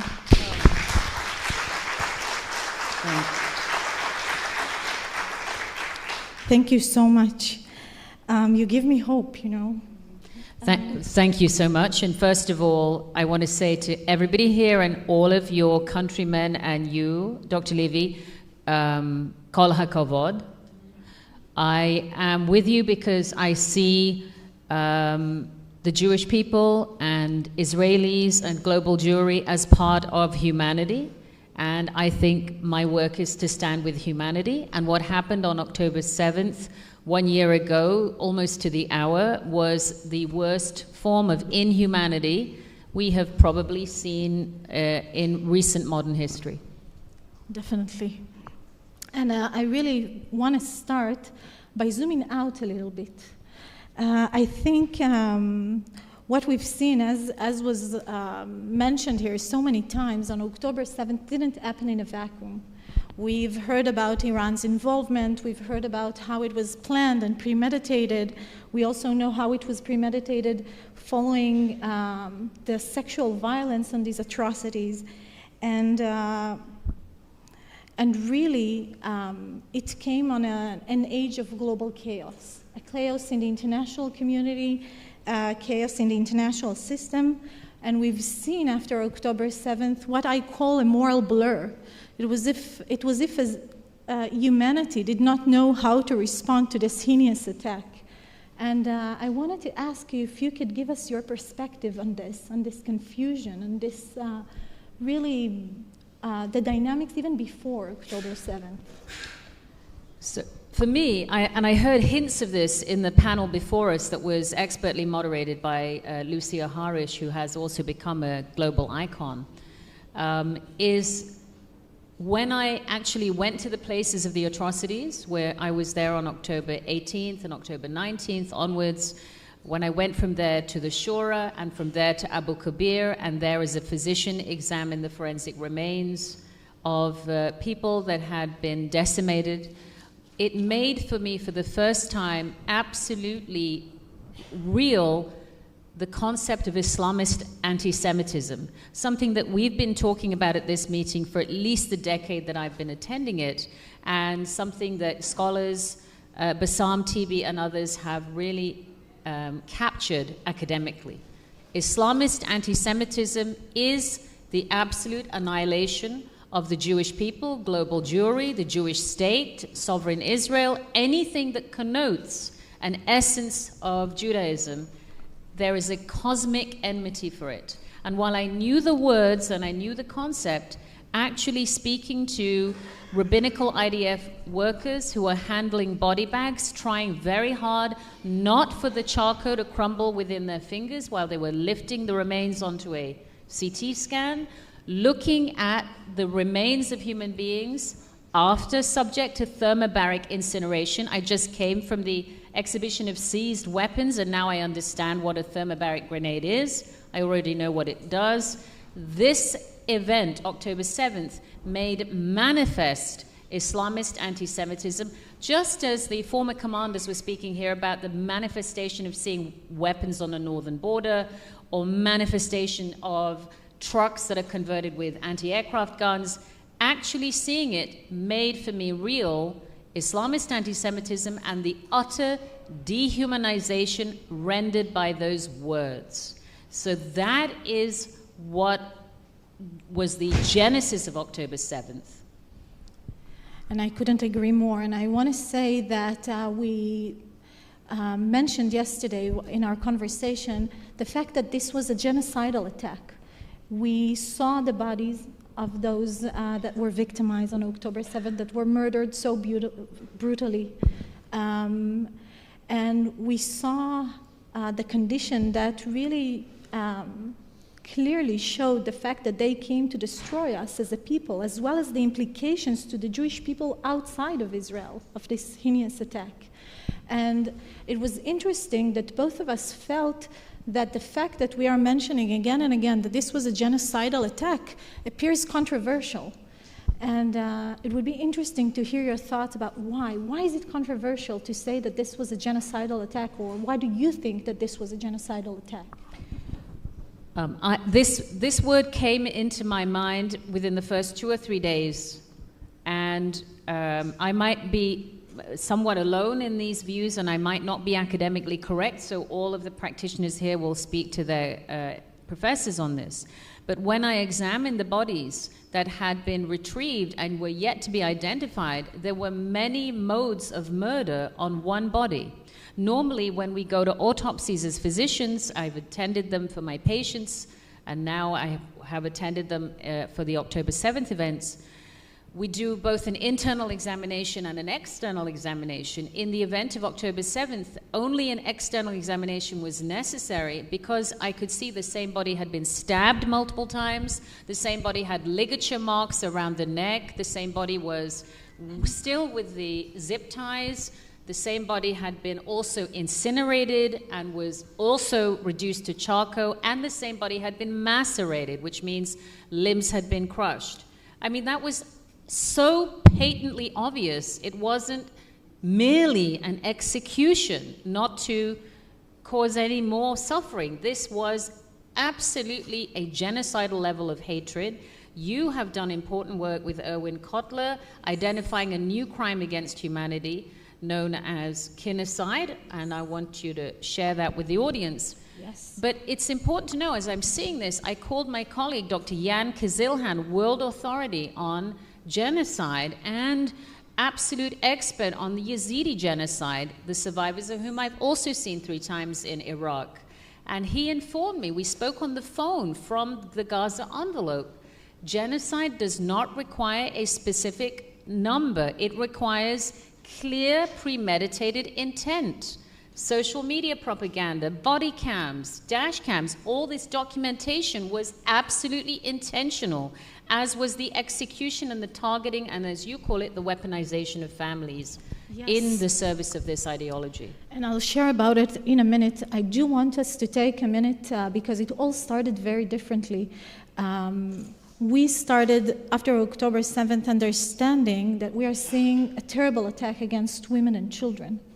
And women and children represent the most vulnerable communities, the most protected communities. And in many ways, women and children represent the future of a nation and its continuity. And seeing how they were murdered so quickly, and even before that, seeing in the first week after October 7th the confused response of the international community, and maybe it's too kind to say that it was a confused response. We find ourselves really not understanding why they are silent. We had hostages, and on the second week, we prepared legal documents, 2 petitions, and a legal document sent to really every UN agency, signed by, one of these documents was a brief legal report signed by more than 180 international law professors that I personally drafted with the help of other experts. And we asked for their help in light of what we've seen in the gender-based violence. We saw the body of Shani Luke, we saw the surveillance soldiers, especially Naama, taken in such a brutal way, and we already got indication to brutal sexual abuse. And we thought this must have a response. They must be saved, especially those who are still alive and were taken barefoot into Gaza. And as I said, we sent these documents to really every UN agency, and for weeks we didn't get any response. And I want to ask you, I think what really troubles me today is the fact that so early we were forced to bear witness to such brutality, to be, we were here after October 7th, traumatized themselves, and then to add on this trauma, we were sent on a second battle, exposed to very traumatizing materials, and I was shocked to understand also that early that actually they knew much more than us.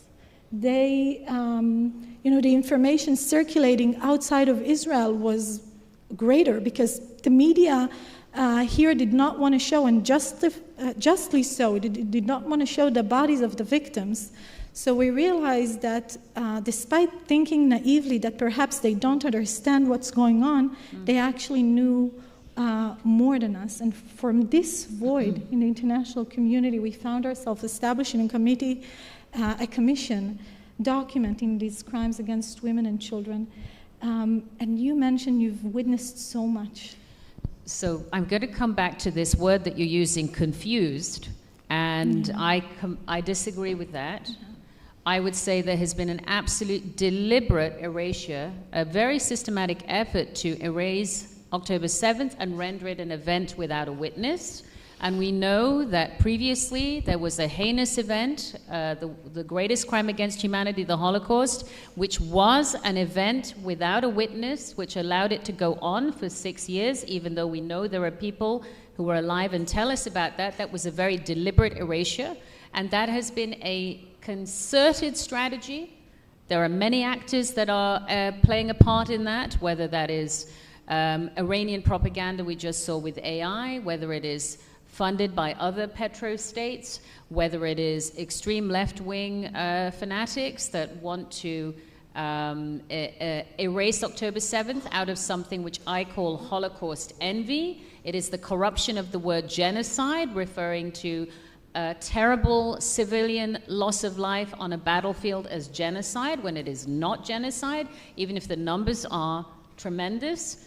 This is not the same as genocide. So that has been very deliberate, and the effort is to erase October 7th as a witnessed event, not only because for us it's painful to witness, but it then allows the victim to be inverted as the perpetrator, which is what you're seeing in the international world.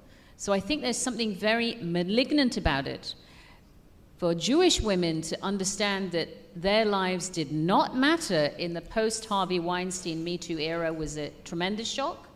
From my standpoint, I interviewed countless morgue workers who described to me the mutilation of the bodies they were receiving.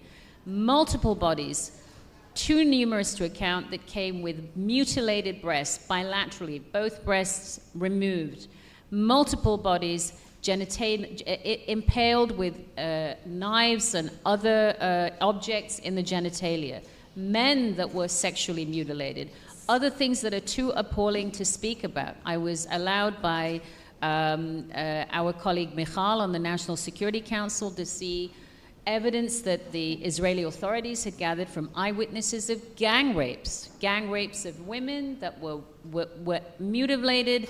Their breasts were amputated during the gang rape, and the remnants of the breasts on the floor were played with. I mean, these things are so appalling, but they happen. But there is still a consistent denial to refuse and acknowledge what happened to Israel on October 7th. And that is itself, in Islam, one of the worst crimes to bear false witness or to suppress an honest witness.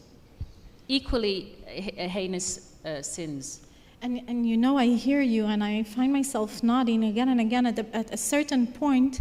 After we sent all these communications to, as I said, to UNICEF, UN Women, special rapporteurs, working groups, really every UN entity you would imagine, we just did not get any response. And the worst part was a day before my speech at the UN, before the CEDAW committee, the Committee on the Elimination of Discrimination Against Women. A day before that speech, two things happened. First, many heard, it was late October, that I'm going to speak at the UN, so they started sending me information, images, videos, asking me, Kochav, would you please share this with them? Would you share this video? Have you seen this image? It was a truly overwhelming experience. But the second thing that happened that was most troubling is that the CEDAW committee, October 29th, released a statement not mentioning October 7th and not mentioning our hostages. And that felt like a huge betrayal. I'm seeing here some of my students. I teach of the importance of the international system, of the human rights system, of the system that was really born from the ashes of the Holocaust. And I found myself devastated and shocked by their inability to even mention October 7th. You talk about erasing. It was not even silence. It was just erasing this horrible atrocity. And a day after, when I delivered that speech, I was shaking, telling them that perhaps the 7th of October disappeared in time itself. Perhaps we live on another planet of sorrow and agony. I started to describe, shaking, the kind of crimes that we already collected. And I told them that in their silence, they're fueling denial. They're fueling hatred that was already widespread, and they're making Hamas stronger and also inflicting on us the same denial mechanisms that are usually inflicted on victims of sexual abuse, but now on us collectively. And really, it was, I found myself begging them to believe, asking them not to delegitimize the international system, not to stand against universal values. And I ended that speech asking them, is there international law for Israeli women? Is it going to protect us? I'll say that as time passed, I started seeing this as processes of dehumanization. I asked myself, are we even human? Can't they express minimal solidarity with what happened there? And also processes that still warn me of demonization. The social media of the UN is continuously used to demonize us as a people, as a country. And unfortunately, the General Secretary of the UN is one of the most powerful people abusing the international system as I see it. And so, I think this is what I call institutionalized anti-Semitism. I want to pick up on one word that you've mentioned that's a very important one, and that is dehumanization. Remember all of these ideologies, this atrocious event that I think Israel calls Black Saturday, or many people refer to it. The cache of weapons that I've just seen, which is remarkable. The $154 million that poured in from Iran in the last 5 years in order to prepare for this event. All of that starts with words. And all of that results in what we refer to as dehumanization. And until I saw human remains, and I'm in my 4th decade as a physician, so I've spent my whole life working on the human body, pretty much since, for a very long time. To see a human being reduced to something that I cannot recognize is human, that I need high-resolution CT scans to understand this is part of the calvarium, the skull, this is part of the hip. It's extraordinary how that brought to me the importance of words. I do think there's been a terrible betrayal of the international community for the events here.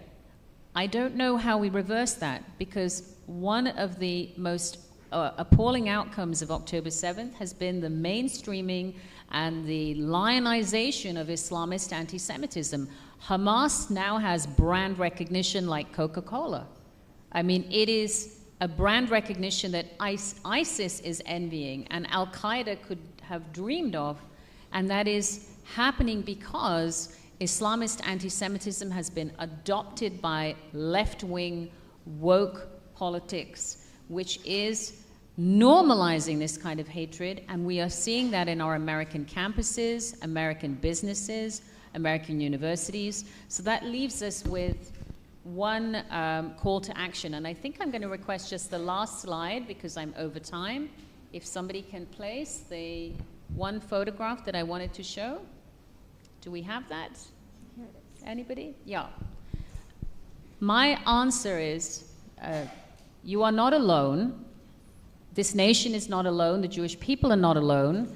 Each of us that has some kind of voice has the responsibility to reject the denial by telling the truth.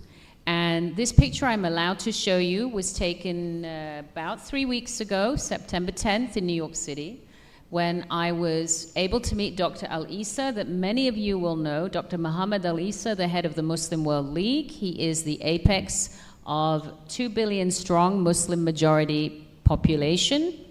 There are about 1.7 billion Muslims by election. He has visited Auschwitz and has recognized the crime against humanity that was the Holocaust. And I was able to show him all of the most explicit evidence that I gathered here from your country, and he was deeply moved and deeply affected. And his question was, Hamas says we kill people, Hamas says we take hostages, Hamas says we deny sexual violence. Because of your work and the work in this country, I was able to explain that they also commit sexual violence. So please keep telling the truth, and please recognize Islamist anti-Semitism is not only confined to groups like Hamas. It has now become mainstream outside of those groups and outside of people with any kind of Muslim background. Thank you. Thank you, and thank you so much for mentioning this. We'll just, I'll say that at a certain point, we found ourselves seeking for moral allies, and we found a few voices at the UN that were able to express moral clarity and stand by our side. And we went outside the UN, country after country, to establish recognition. And I do want to mention what you asked me to, the brutality of against families.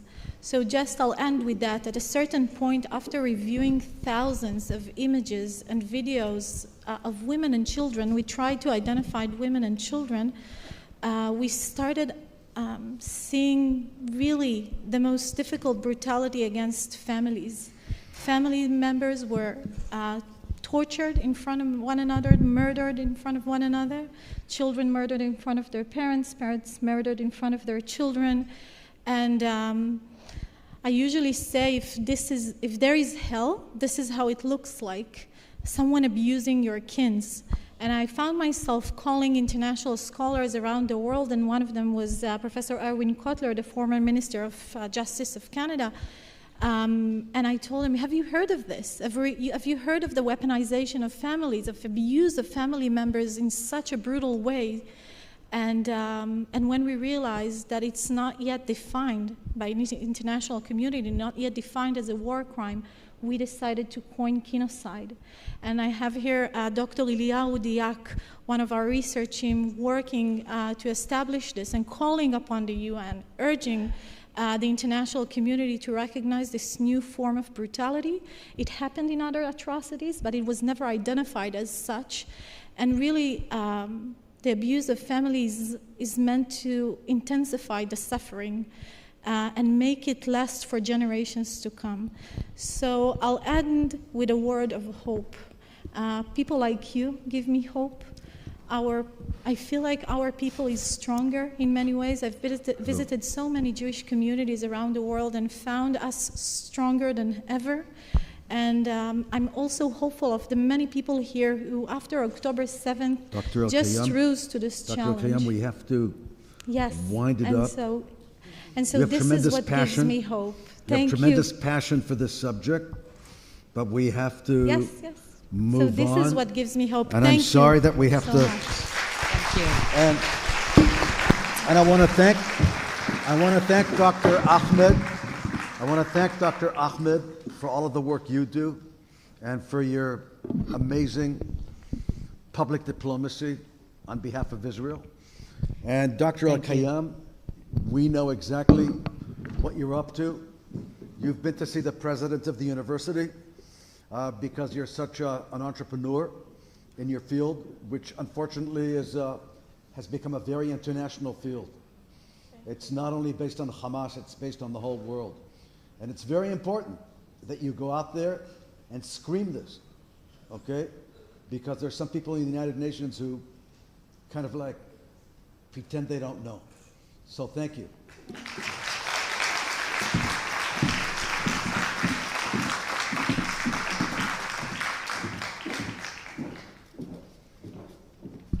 And now it's my pleasure to welcome Gal Hirsch. I'm very pleased to introduce Brigadier General Reserves Gal Hirsch, a highly experienced military leader specializing in counterterrorism, counterinsurgency, and guerrilla warfare. Following the Hamas attacks on October 7, 2023, he was appointed by Israeli Prime Minister Benjamin Netanyahu as the government's coordinator for the issue of missing and kidnapped citizens. With over 25 years of leadership in elite military units, Hirsch is renowned for his contributions to Israel's security. General Hirsch, the floor is yours.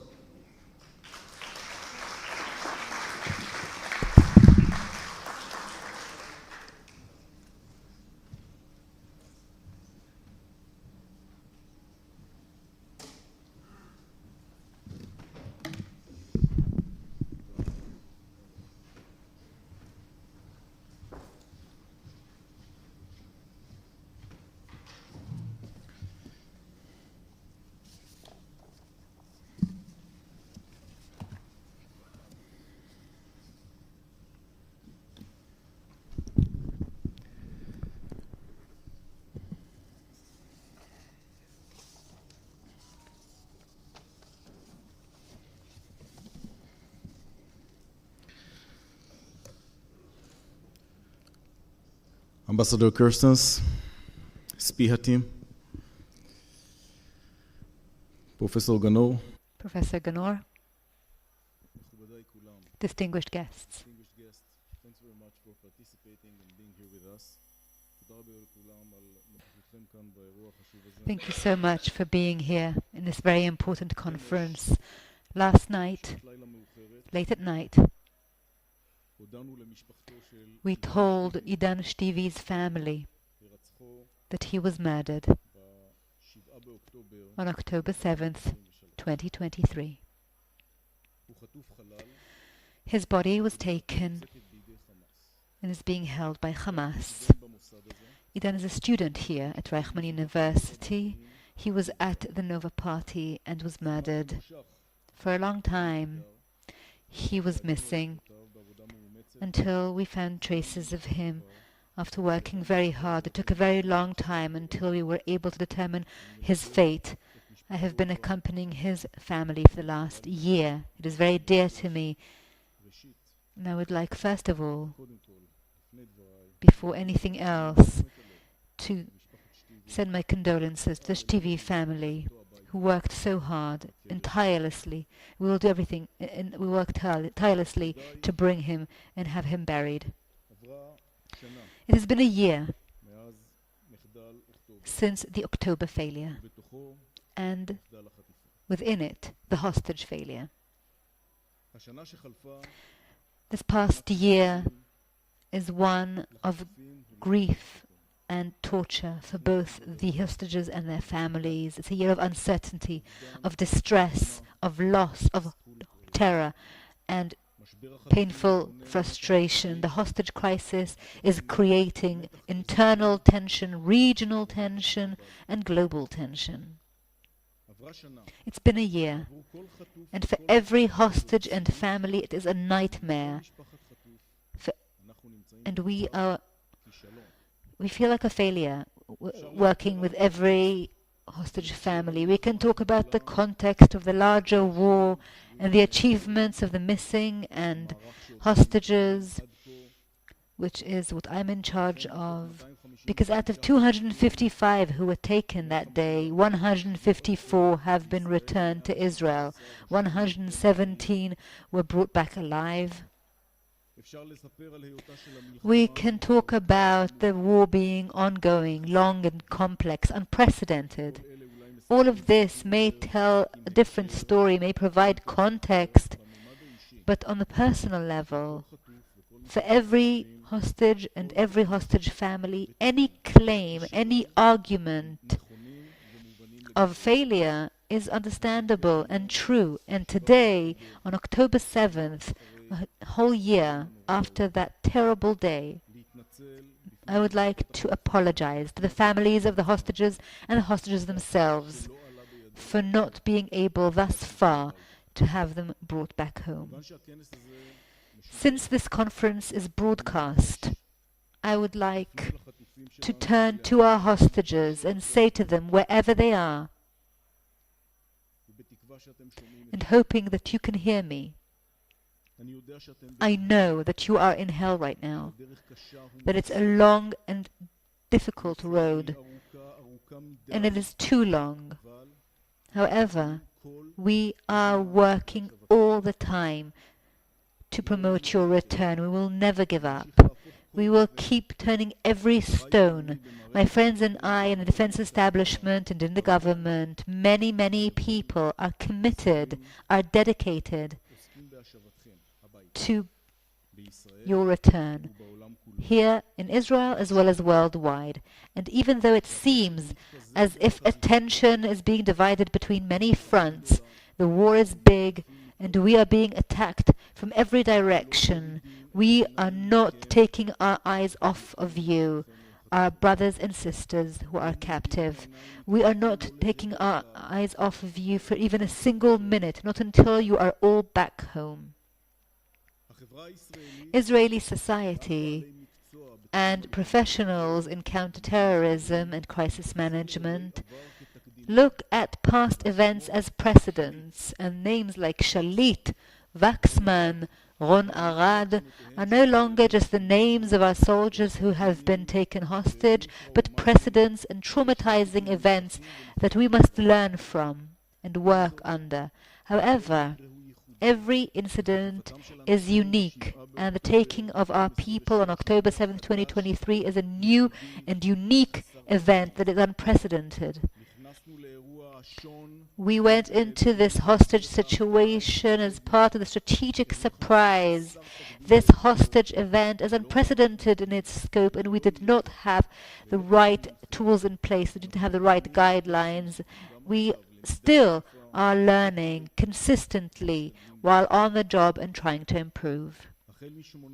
Since October 8th, a hostage and a missing person system was set up. It was not actually, it didn't exist in Israel or elsewhere, and we are making every effort. We have operational intelligence, we have negotiation teams.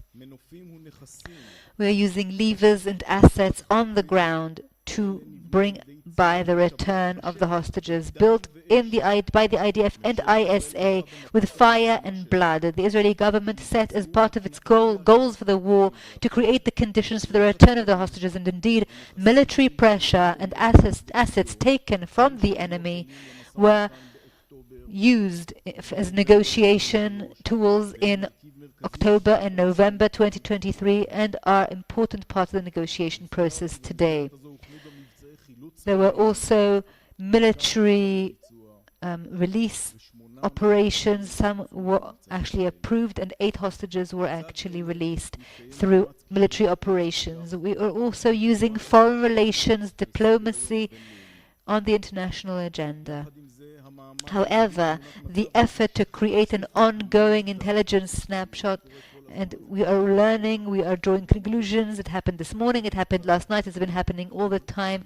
We are updating our assessment all the time.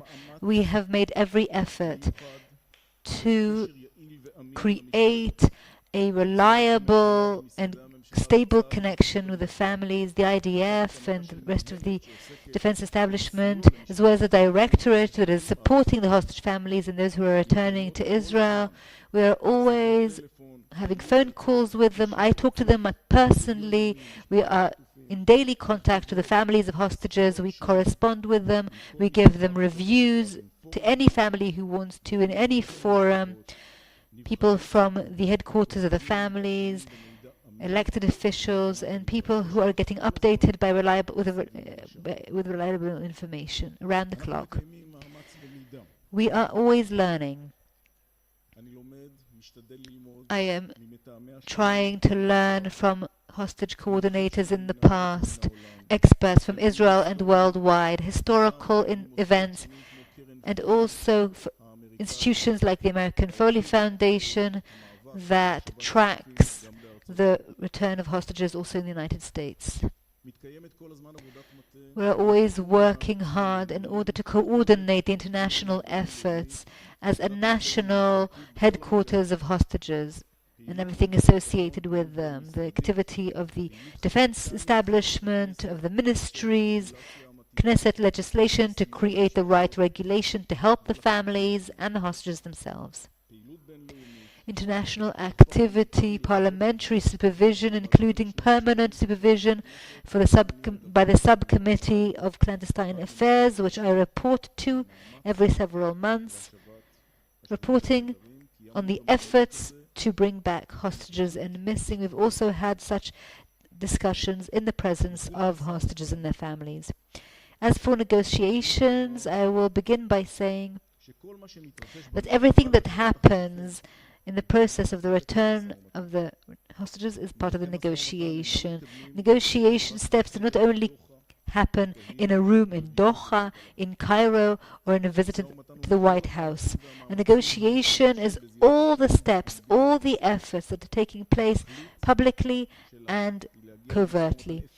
We are trying to reach effective negotiation as we see it, and here, unfortunately, we are encountering difficulties, but we are not giving up. These efforts for negotiation and the steps taken in association with the negotiation are taking place the whole time, even now, because negotiation is lots of steps in different ways, in different channels. This is all happening.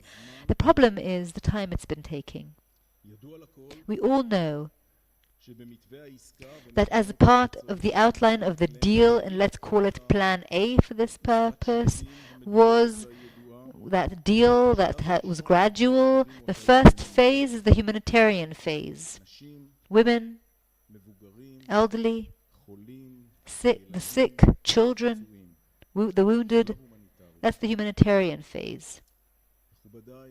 Distinguished guests, in my opinion, the current assessment of the hostages 1 year down the road, I have no doubt that all of them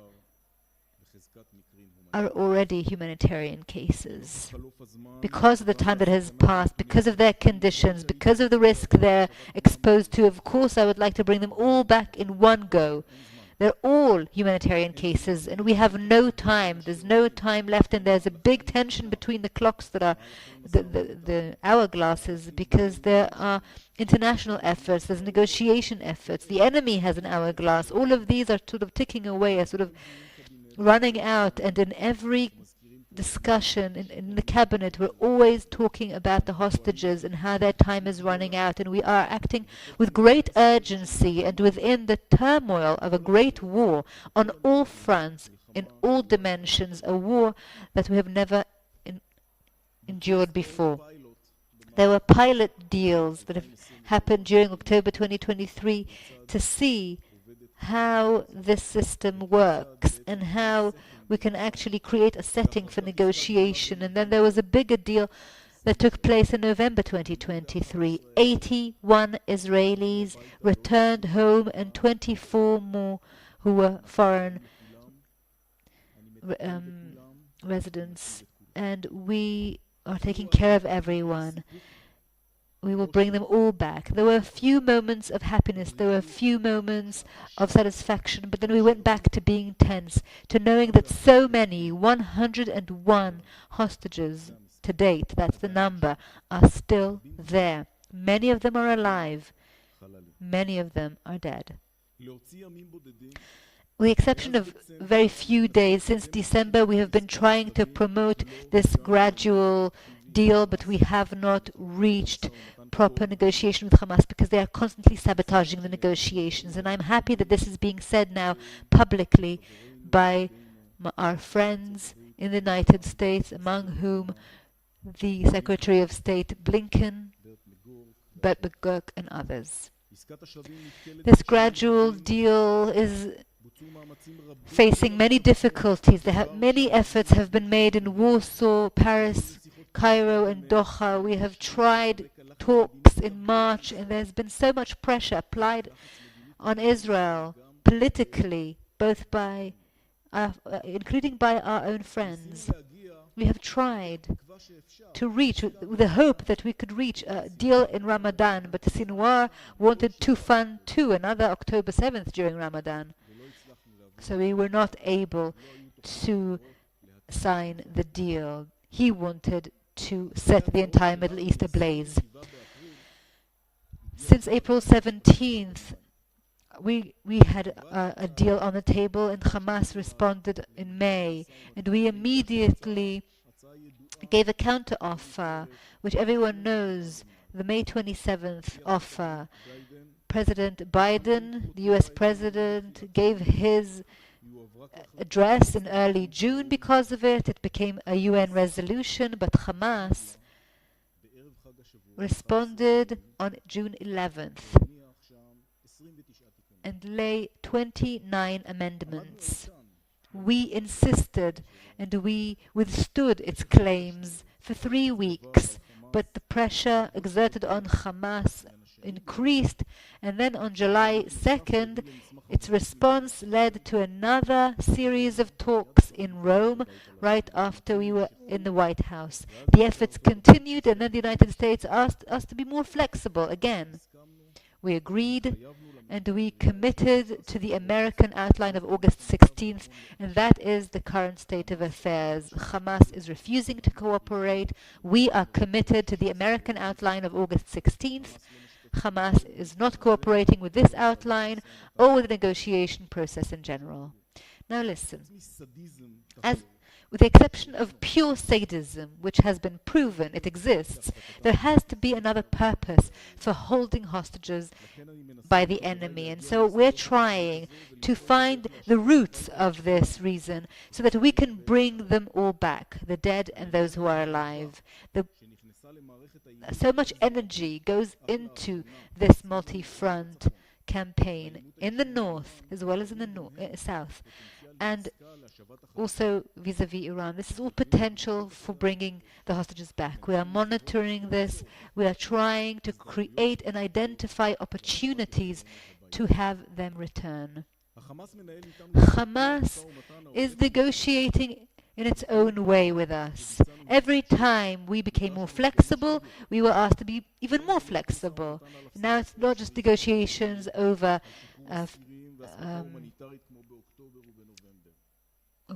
supplies of humanitarian aid, just like in October and November. Now Hamas is asking for strategic political issues, which is very unusual when it comes to negotiating with terror organizations. They're talking about borders, they're talking about border crossings, and so on. And since we need to somehow justify the destruction of Gaza, Lebanon, and other places, what Hamas is arguing, and they were the ones who brought this destruction, is increasing and becoming more sophisticated and more updated, so that they are actually expanding the reasons why they invaded, which began with an Iranian jihadi intention to stop all sorts of international American steps and release of prisoners. Now they're talking about even broader aims. They said they did it in order to set up a Palestinian state, to bolster the Iranian axis of resistance, things like we see in China, and therefore That is why Hamas perceives our steps at the UN and in The Hague and other places around the world. That is all seen as an accomplishment that began on October 7th. In Benjamin Netanyahu's address just this recently in the UN, he talked about this. He talked about all the things we need to do in order to bring back the hostages. And he said, returning all the hostages, and may I remind you that on August 16th we agreed to this outline for releasing terrorists, murderers, in order to get back our hostages. Hamas must leave. This is one of the goals that Israel has set for itself. We need to look about resource management, we need to de-radicalize, we need to demilitarize, and we need to end the war. So we can end this war very quickly. And as part of what I said in the conference in Washington, I told Sinwar and Hamas and everyone else there, Hamas must realize that all they will be able to achieve through negotiations with us is to have their prisoners be released in exchange for our hostages. We're willing to negotiate that. We have done it in the past, and we're willing to pay prices, even heavy prices. And along the way, they will get pauses, they will get they will be able to restore and recover the Gaza Strip, but I'm not sure that they care about that. Families of many Palestinian prisoners will be able to see their loved ones released, but I don't think that Hamas really cares much about that. But what else can it do, Hamas? Because the Israeli government said that Gaza will no longer pose a threat to Israel, and its military and governmental capabilities will be destroyed. So what choice does Hamas have? To be crushed, to be destroyed, or to sign a deal to get many prisoners out of prison, to start rehabilitating Gaza? It can happen very soon, and to try as an organization to continue not in Gaza but outside Gaza.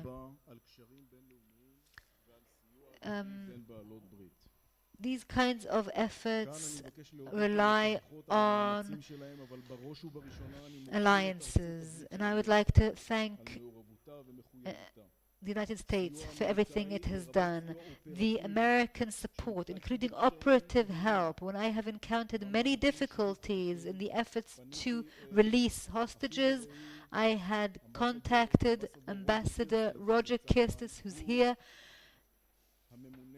He is the special envoy for the missing sent by President Biden. He is special presidential envoy for hostage affairs, and also the State Department have all helped us to bridge gaps, and this is still working today, is still helping us today, and I would like to thank them heartily for doing so.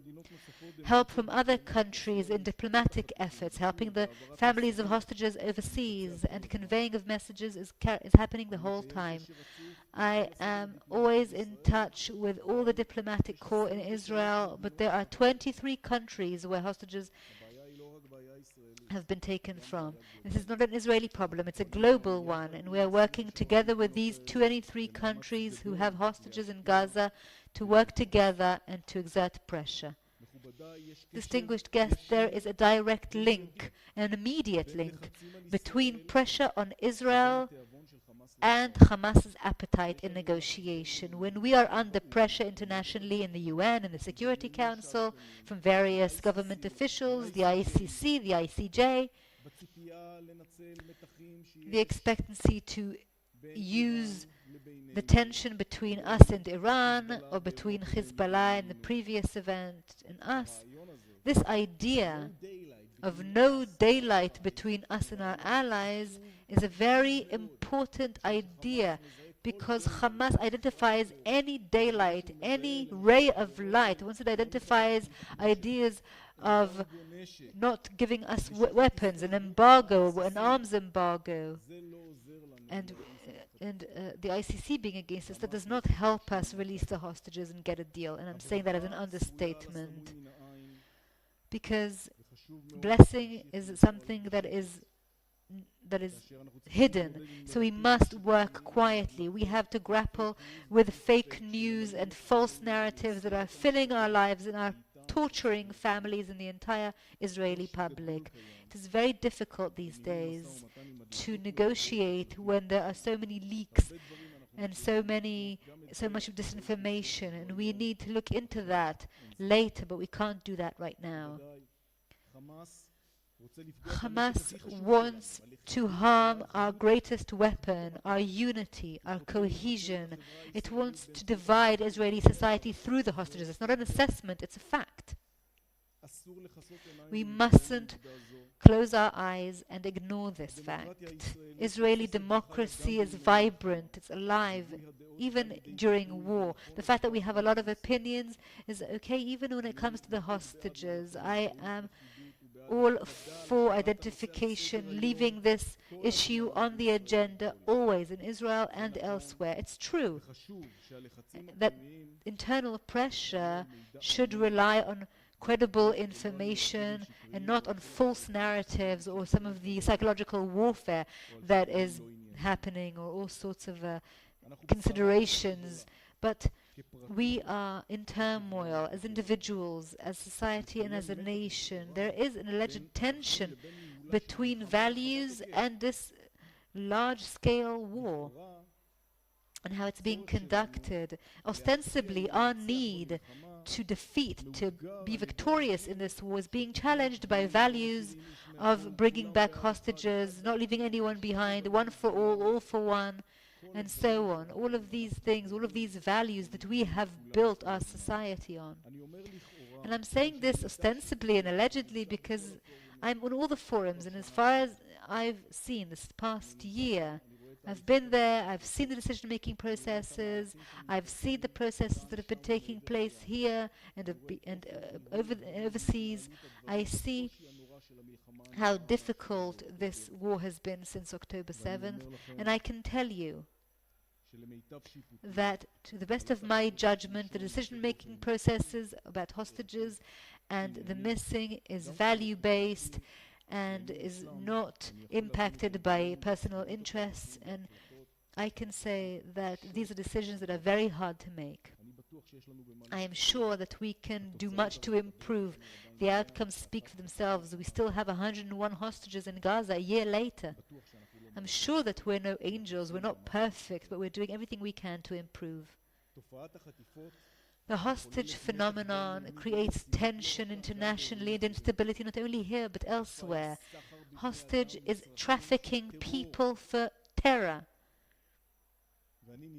And I'm being reminded of the days when the US President Bush declared war, global war against terrorism after September 11th. He divided the world into the good and the bad, and he said they are all GWOT, global war on terror.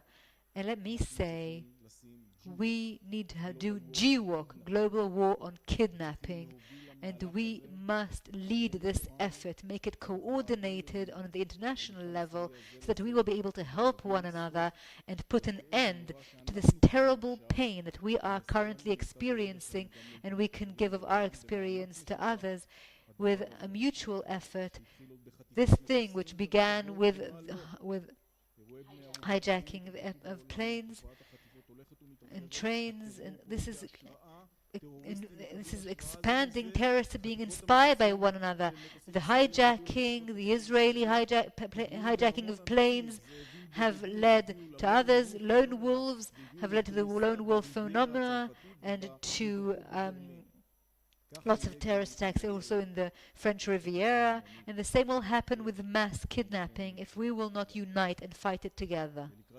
And to conclude, I would like to say to you something that I read in the book of a friend of mine, a true friend of mine, Ori Slonim, who for many years was standing where I am now and engaged in bringing back hostages and helping the families. He defined his position as knocking on doors.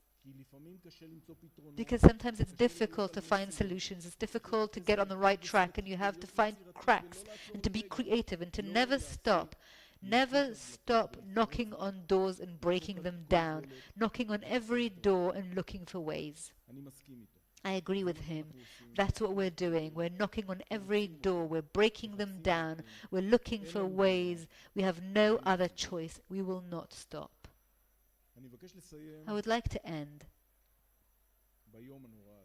on this terrible day, October 7th. I grew up as a child on October 6th for many years. For many years, on October 6th, on Yom Kippur Eve, we would be putting on our uniform, waiting to run to battle. Many years after the Yom Kippur War on October 6th, 1973, we were still terrorized by it. We were afraid of it. And then 50 years later, October 7th, 2023, I am shocked by the failure. I ache and I agonize over what is happening with the hostages and their families. But I also have hope, and I am impressed by the valor and courage of citizens, civilians, soldiers, police officers, and also I am awed by the achievements of the IDF and ISA and defense establishment. As an IDF wounded, I met with the disabled, I met with the wounds. I feel the spirit of the people, I feel the spirit of victory, I feel the ability to withstand, to be resistant, to fight for the hostages' return, the ability to recover, to unite, to run to battle. As it says in the Bible, we will be as a lion. Today, October 7th, we have been hit as we never were before. They tried to challenge the Zionist approach of having a home for all Jews. But because of the IDF spirit and the spirit of this nation and the understanding that we are justified, I believe that this disaster that we have experienced will be a new driving force for the Zionist vision for the next 73 years of independence. Thank you.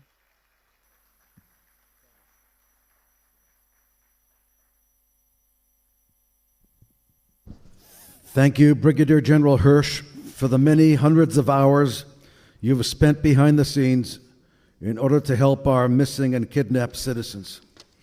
It is now my distinct honor to introduce Advocate Idan Kleiman, Chairman of the IDF Disabled Veterans Organization since 2019. He is now climbing up to the stage. Idan served as a combat soldier in the Givati Brigade, where he was critically injured in a close-range encounter with terrorists while commanding an operational activity in Khan Yunis, the infamous Khan Yunis. After a long rehabilitation process, he was left wheelchair-bound and has since held various key positions within the IDF Disabled Veterans Organization, leading as its chairman for the previous 5-year terms. Most importantly, Idan is a proud graduate of Reichman University and shares many joint programs and ventures with us to help our own students, which was basically organized between Professor Ganor and this young man over here. Thank you.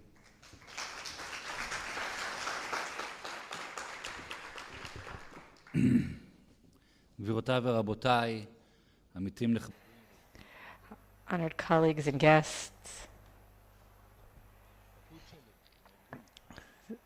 someone I commanded in the organization, I want to say thank you for all the excellent security work you've done from the day you were recruited until the day you were discharged from the Army. You were the right person in the right place, and I pray for you to successfully bring all the hostages home. I want to thank the organizers of this conference for the opportunity to speak at this important event.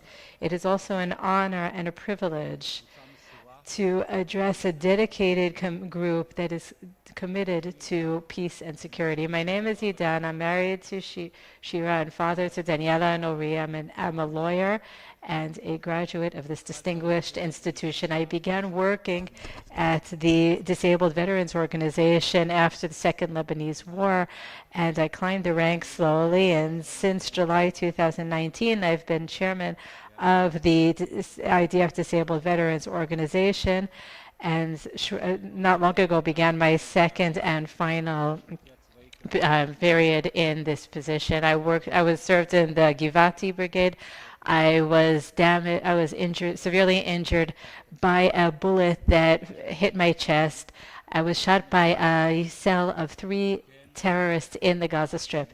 Yes, Khan Yunis, the same Khan Yunis, the same Gaza Strip that we are dealing with now. I was injured, and since then I've been limited to this wheelchair. 2 terrorists were killed and 1 was arrested, and they will not hurt and not injure any civilians. On the security level, the outcome was successful for me because it was my role as a soldier to protect civilians, although I obviously would have preferred to escape the incident uninjured. The Organization for Disabled Veterans in Israel before treated over 53,000 veteran soldiers and police officers who were injured. But right now we are building and as we grow, we are building now our 5th building. We run some of the most sophisticated rehabilitation centers in the world, serving 14,000 members and their families. I also went through my rehabilitation at the Rehabilitation Center in Tel Aviv. Exactly a year ago, about 11,000 new wounded soldiers and police officers joined our ranks. This is an enormous event, even greater than during the Yom Kippur War. And unfortunately, the number is continuing to rise considering the battle that is still underway in the north and in the south, and will continue until we destroy Hamas and bring all of our hostages home. These numbers place enormous challenges for Israeli society and for the Disabled Veterans Organization specifically. In the short time that I have, I want to talk about a basic characteristic that is needed from all of us in order to face the challenges successfully, and that is resilience. And you mentioned that. Resilience begins within each and every one of us. And the unshaking, the firm spirit that we have is what enables us to overcome the challenges and individual disabilities. Me and my fellow disabled veterans, I encounter stories of determination and courage on a daily basis. Our soldiers are coping with inconceivable challenges and are a living testimony of the price that we have to pay in order to defend our beloved country. However, they are also testimony of the ability of the human spirit to rehabilitate, to thrive, to recover and to thrive. Take, for example, our Noam Gershoni, our Paralympic champion, formerly a pilot, combat pilot who lost the function in both legs during the Second Lebanon War. I met him many times while visiting wounded soldiers in hospitals, and together we began a journey of rehabilitation in the world of sports and academia. Instead of surrendering to despair, he found new ways of contributing to society and inspiring others. His journey reminds us that personal resilience is not only survival, but also finding a purpose and finding new strength after the trauma, after the injury that is both physical and emotional. Personal resilience is only part of the equation, and a no less important component is the community resilience, and we gain strength by supporting one another in a community in which each person feels supported and feels valuable. Then we create a network that can withstand even the greatest threats. Strength and power that is the result of mutual responsibility. In the Veterans Organization, we develop we support among the communities and among the families by providing resources, building a supportive community, consultations, and in developing facilities.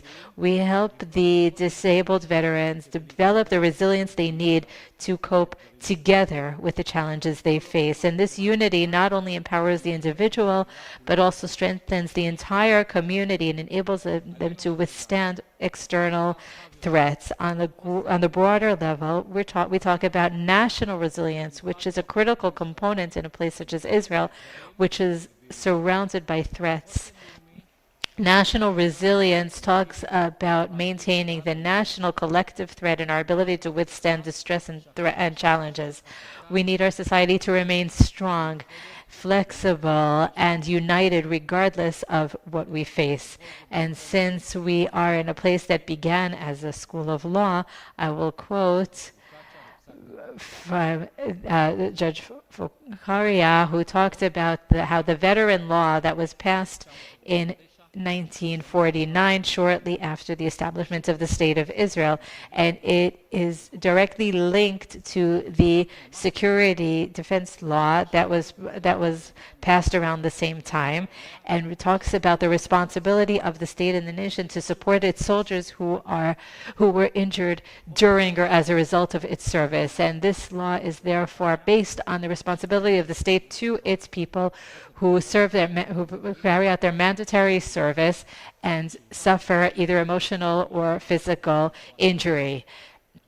Their contribution for society requires the society to support these people on behalf of society in accordance with the degree of their injury. And for the High Court of Justice requires beyond this is not just a basic principle, but also a need, a necessity for maintaining national resilience and the unity of the Israeli people. Golda Meir, one of the greatest leaders that Israel ever had, once said, and I quote again, we can forgive the Arabs for killing our children, but we cannot forgive them for forcing us to kill their children. We will have peace with the Arabs only when they love their children more than they hate us. This very powerful declaration demonstrates the importance of national resilience, creating a society that wants peace, the understanding, and humane principles, and does not seek conflict and hatred, a society that sanctifies life. As we build our personal, community, and national resilience, we must remember that resilience is not the path of an individual. It is a collective journey that requires each and every one of us to support and assist one another as we face terrorism and distress. Resilience becomes one of the most powerful weapons we have. And this, ladies and gentlemen, is what leads to 130% of the people who were called up for reserve duty to appear at their bases. Through the strength of our soldiers, of our communities, and of our nation, and together we will be able to build a future in which resilience wins fear and peace overcomes conflict. Let us continue with our journey with unshakable resilience, united in our goal to build a better, stronger, and more peaceful world for the next generation. Together we'll be able to overcome any challenge, every fear, and guarantee a future of peace and resilience. I would like to extend my condolences to the bereaved families and a speedy recovery to all those who were injured, and pray for the return of all of our hostages. May they return to their home and their land soon and quickly and safely.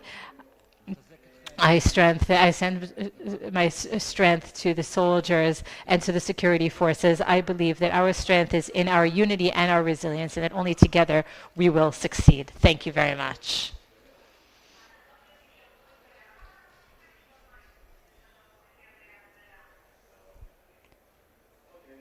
Thank you, Idan.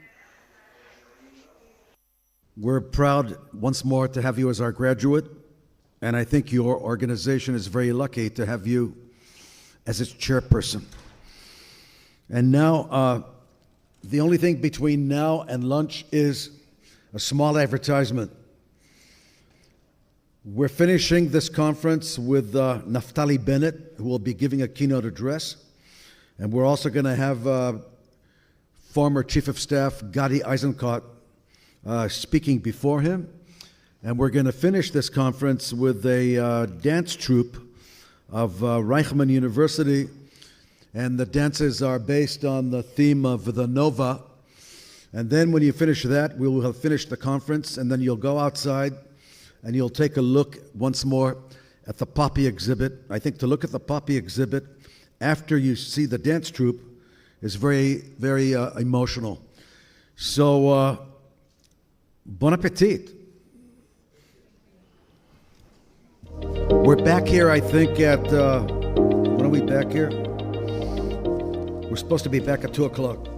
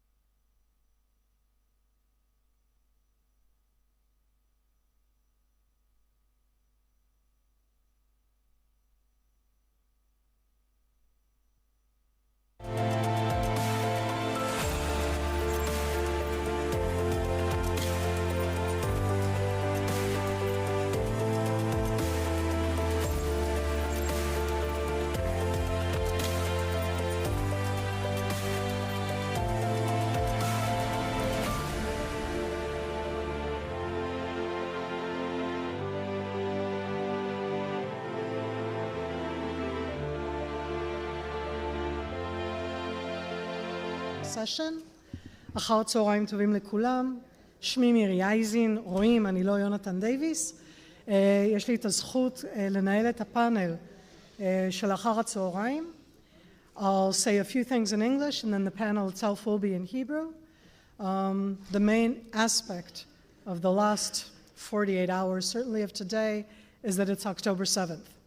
And this entire summit is not about specifically October 7th. It's about lessons learned. It's about the big picture. And in this panel, we're going to try and dive into that big picture. הפאנל כרגע הוא הפאנל לגבי השבעה באוקטובר, אבל ברמה שבה אנחנו ננסה לצלול בשורות התחתונות לגבי מה קרה, למה, לא על מה קרה העובדות, אלא על הלמה מה קרה, וקצת לנסות לראות האם למדנו משהו בשנה האחרונה. לטובת הנושא הזה, שמי מירי אייזין, עמיתה בכירה ב-ICT, תקופה קצרה גם מנכ"ל למי שזוכר, ואני מתכבדת להזמין לבמה שורה של 5 בכירים, שכולם היו במוקדי קבלת ההחלטות של מדינת ישראל בתקופות שונות. אני מתכבדת להזמין לבמה ופשוט תתיישבו איך שנוח לכם כרגע, ואני אציג אתכם כרגע בצורה הזו, את מר דן מרידור, שהיה גם מזכיר הממשלה ושר בממשלת ישראל, כולל שר המודיעין, את האלוף במילואים איתן בן אליהו, תתחילו, אתם יכולים ככה, אתם יש לכם צעדים גדולים. האלוף איתן בן אליהו, המוכר לכולנו, מפקד חיל האוויר לשעבר, בין השאר, האלוף זאבי פרקש, שהיה ראש אמ"ן, מפקד 8200, ואני אוסיף ואומר גם מפקד אגף טכנולוגיה ולוגיסטיקה, גם בסוגיה של הכנות ומה הופתענו. האלוף במילואים גרשון הכהן, שכיהן כן כמפקד המכללות, מפקד מב"ל, מפקד גיס ותפקידים מבצעיים רבים בצבא ההגנה לישראל. תת-אלוף במילואים איתי ברון, שאיתי היה גם ראש חטיבת המחקר וגם בשנה האחרונה ממלא מקום, תקופה מסוימת ובתוך הקבוצות השונות. אז הנה מה שנקרא כולנו על הבמה, ובזה אני אעבור לפה. שלום רב. זה מדהים לשבת פה עם כולכם. יש לי גם את הזכות מהבחינה הזו שעבדתי עם כולכם בתקופות שונות של חיי. אני בוחרת בהקשר הזה, דן, להתחיל דווקא איתך, בתור זה שיש לך את העומק להסתכל על אז מה קרה לנו במדינה בדבר הזה שנקרא 7 באוקטובר.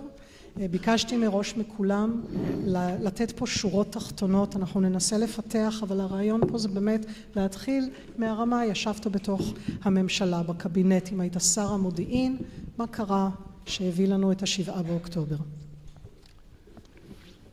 צהריים טובים. נתבקשתי על ידי מירי לדבר על ההיבט של הממשלה. זה שב7 באוקטובר היה כישלון נורא של המערכת כולה, מודיעינית, צבאית, מבצעית, מדינית. כישלון שלא היה כמוהו, אנחנו יודעים. זה שהכישלון... Precedented failure in deterrence and defense and offense, and we are still not seeing the end of this process. And I will talk without taking away from the responsibility of others from the failure, and some have taken responsibility, some have not, but I want to talk about the role of the political level. In Israel, the place that security takes in its policy is different than in other countries because it's critical to its existence. If the Dutch military isn't perfect, then there is no threat to its existence. But in Israel, obviously, it is. And the Israeli government, its first and most important role is to defend its citizens and to protect its borders. And everyone agrees about that, but it doesn't end with that. In order to understand security, you have to learn, you have to study, you have to invest time. I talked to many people, the Chief of General Defense, the head of the Mossad, the head of the ICA, the Prime Minister. It's not enough. Security is a very complex issue. What are the challenges, positive and negative? What are the risks? What are the potential issues? What are the costs? How does it relate to international relations? What has to be developed? Should we develop? What should we import? It's very complicated. In order to make the right decisions, we need a holistic approach for the national security, and based on that you define the size of the personnel and the budget, etc. And acting without a clearly defined security policy is a recipe for failure. And I won't get into the entire history, but I do want to go directly to what happens in this case. The problem with security conception is that everything changes very rapidly. On the one hand, you want a perception that looks ahead 10, 15 years, but the truth is that while you're formulating the policy, the reality changes. I've analyzed this quite a few times. In 2006, I wrote a paper. It was the result of 2 years of work, 20 people, 20 very intelligent people, and we formulated a security perception that we thought was suitable at the time. And I won't go into the details, but we clearly said that this is correct as of now, and we recommend checking every 2 years whether we made any mistakes in our assumptions and to rewrite the perception, because the world is changing and we have to monitor the changes, monitor the developments, and address each era accordingly. 18 years have passed since then, and that was never done. And I'm saying this not to try to be critical, but to say I'm not trying to preach, but I want to say the following. You take a group of intelligent people work on a committee. They sat 2, 3, 4 years ago, and they talk about the current challenge. What's Hezbollah? What's Hamas? What do we know about them? What are their plans? What are our plans' responses? We can assume that many things would not have come up. If I was there, I would have asked, could we assume that if our policy is unsuccessful and there is an attack, do we know how to defend ourselves? The fence doesn't protect itself. I assume they would have asked that question.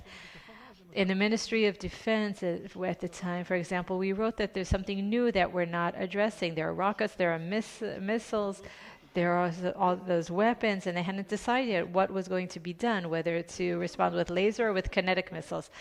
But we said it has to be done. Things are happening. And I'm saying this because I think, and I just want to add one more thing, unless you need me to stop. I want to add something important. Hamas took control over the Gaza Strip, not at our initiative in 2007. They took control. And then the Israeli government faced a dilemma. What should they have done? And now these people are saying we should have collapsed the government. And I think that it's not a simple decision, because sitting in Gaza has very difficult consequences. And then there was the government. There were multiple governments, Olmert, Bennett, Netanyahu, of course, and they said to themselves, okay, we can't make peace with them because they're a religious extreme organization that that can't tolerate our existence. But their decision was that we could try to tolerate one another, to live quietly.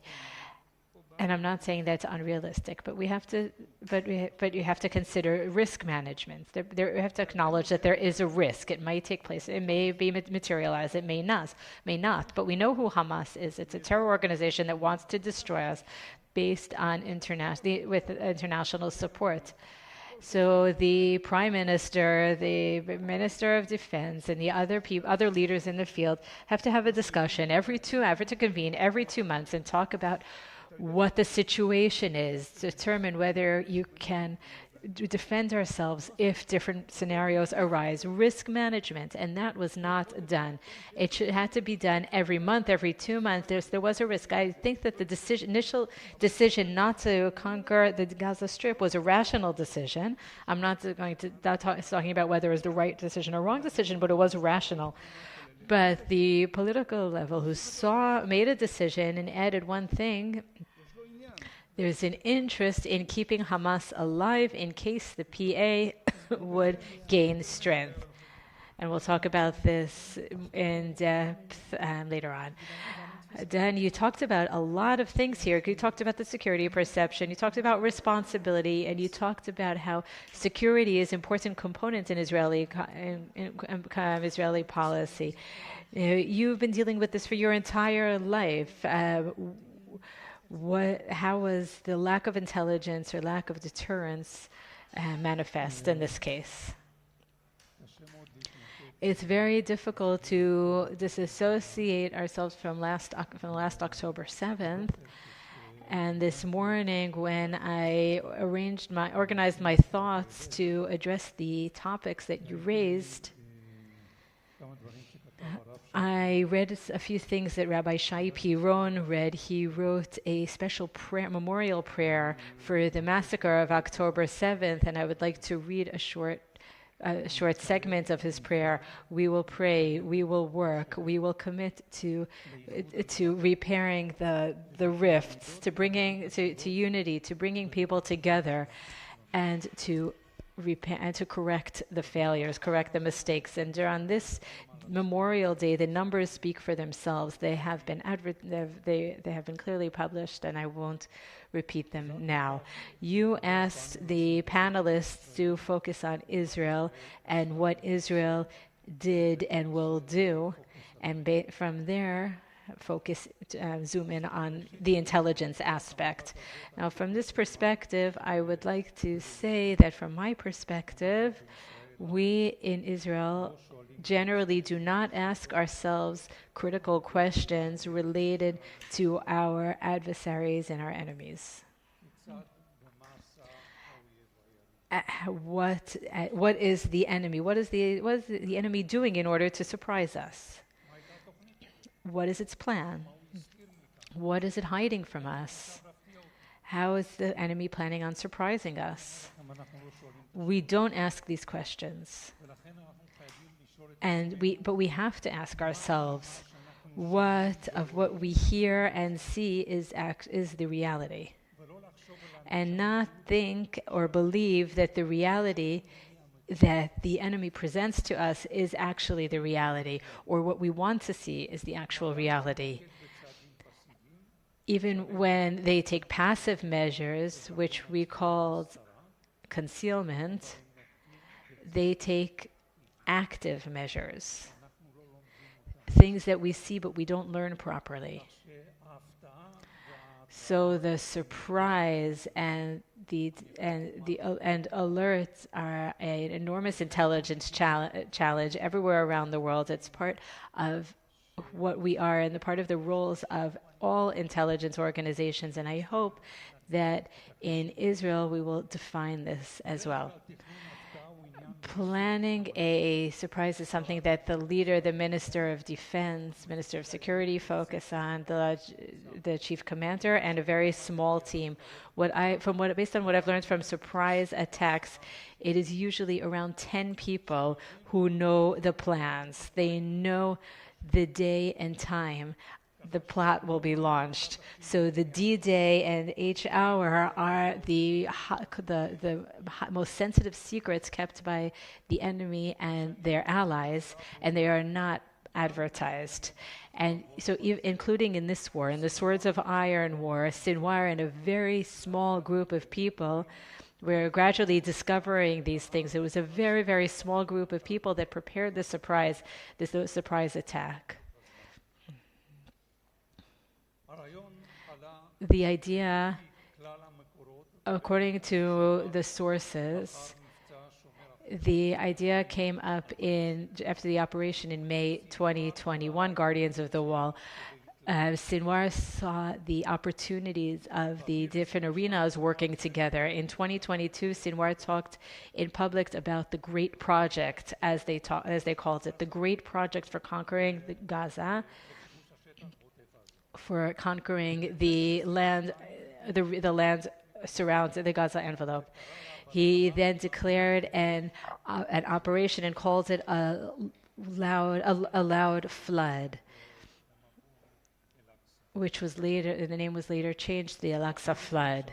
In April 2023, Sinwar declared that the operation of the next life is about to be mounted, and he talked about the great project, saying that it would be initiated soon. I will stop here because of the time limitations, but in conclusion, I want to emphasize that intelligence, surprise, concealment, and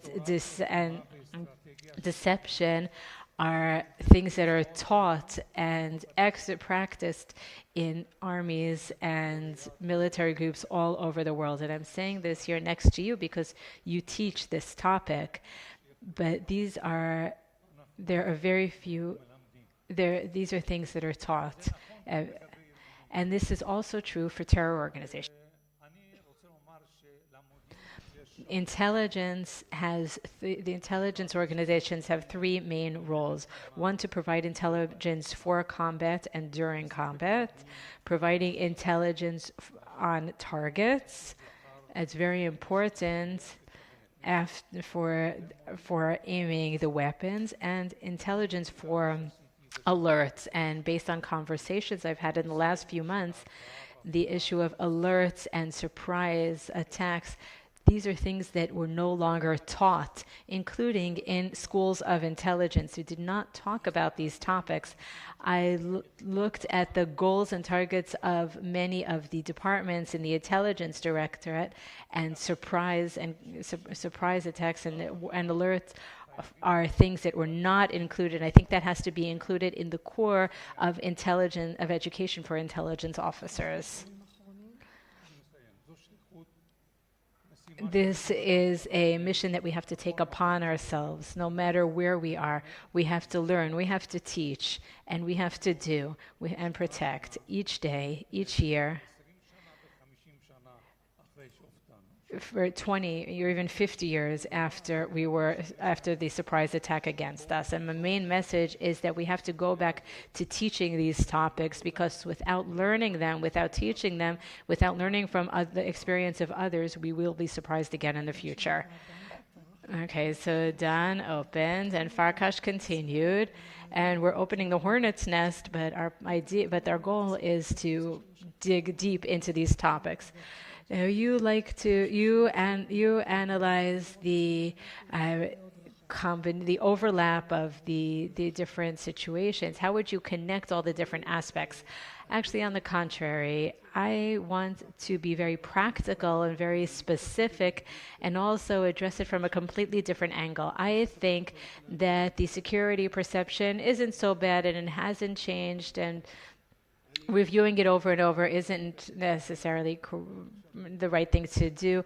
We see that the IDF was built, the organizational structure is effective, it's controlled in the right way, and in complex systems, when there's a crisis and when there is an incident on the scale, I have a tendency to look for that point where the one thing that you have to address in order for many things to fall into place. If you look at all the different things that went wrong, the mistake made by this officer, or a telephone call that wasn't made, the question is, where is the point of balance? Where is the point that could have changed the situation? And I think, in my opinion, it was improper preparation for the situation in the field. We were not prepared for a surprise, and I want to elaborate a little bit, and then I'll talk about the future. We have two incidents, and I think I might be the only person on this panel who experienced both. Farkash in 73. Okay, it's a commander. Okay, so I'm not the only one. Never mind. I'm not the only one who experienced 73 as well. It's a compliment. I thought you looked younger. Everything was there. The information was there. The means were there. The spies were there. The reports were there. But the interpretation was wrong. The same thing was here. Everything was in place. Everything existed, but our interpretation was wrong. the mistake was in our minds. If the mistake is in our minds, then it could happen again. And therefore, the state of Israel, living in a situation that went from a level of calm, the lowest level of alert, went the distance from the lowest level alert level to the highest alert level, and the alerts in the previous definitions for alerts are no longer relevant. If I assume, we have to manage our security lives in Israel in a situation in which I assume that I will encounter a surprise attack again, then I have to be prepared to face a surprise attack at every moment. And in order to make that possible, if there were adequate forces on both borders, Gershon will talk about that in a minute. And if they had I don't think it would have made, if they had a strong battle preparation on both borders and had been able to stop things, at least on a reasonable level, it would have been horrible, but it wouldn't have been the catastrophe that we saw on October 7th. And therefore, based on your body language, I see that you don't agree, but that's okay. That's okay. That's perfectly fine.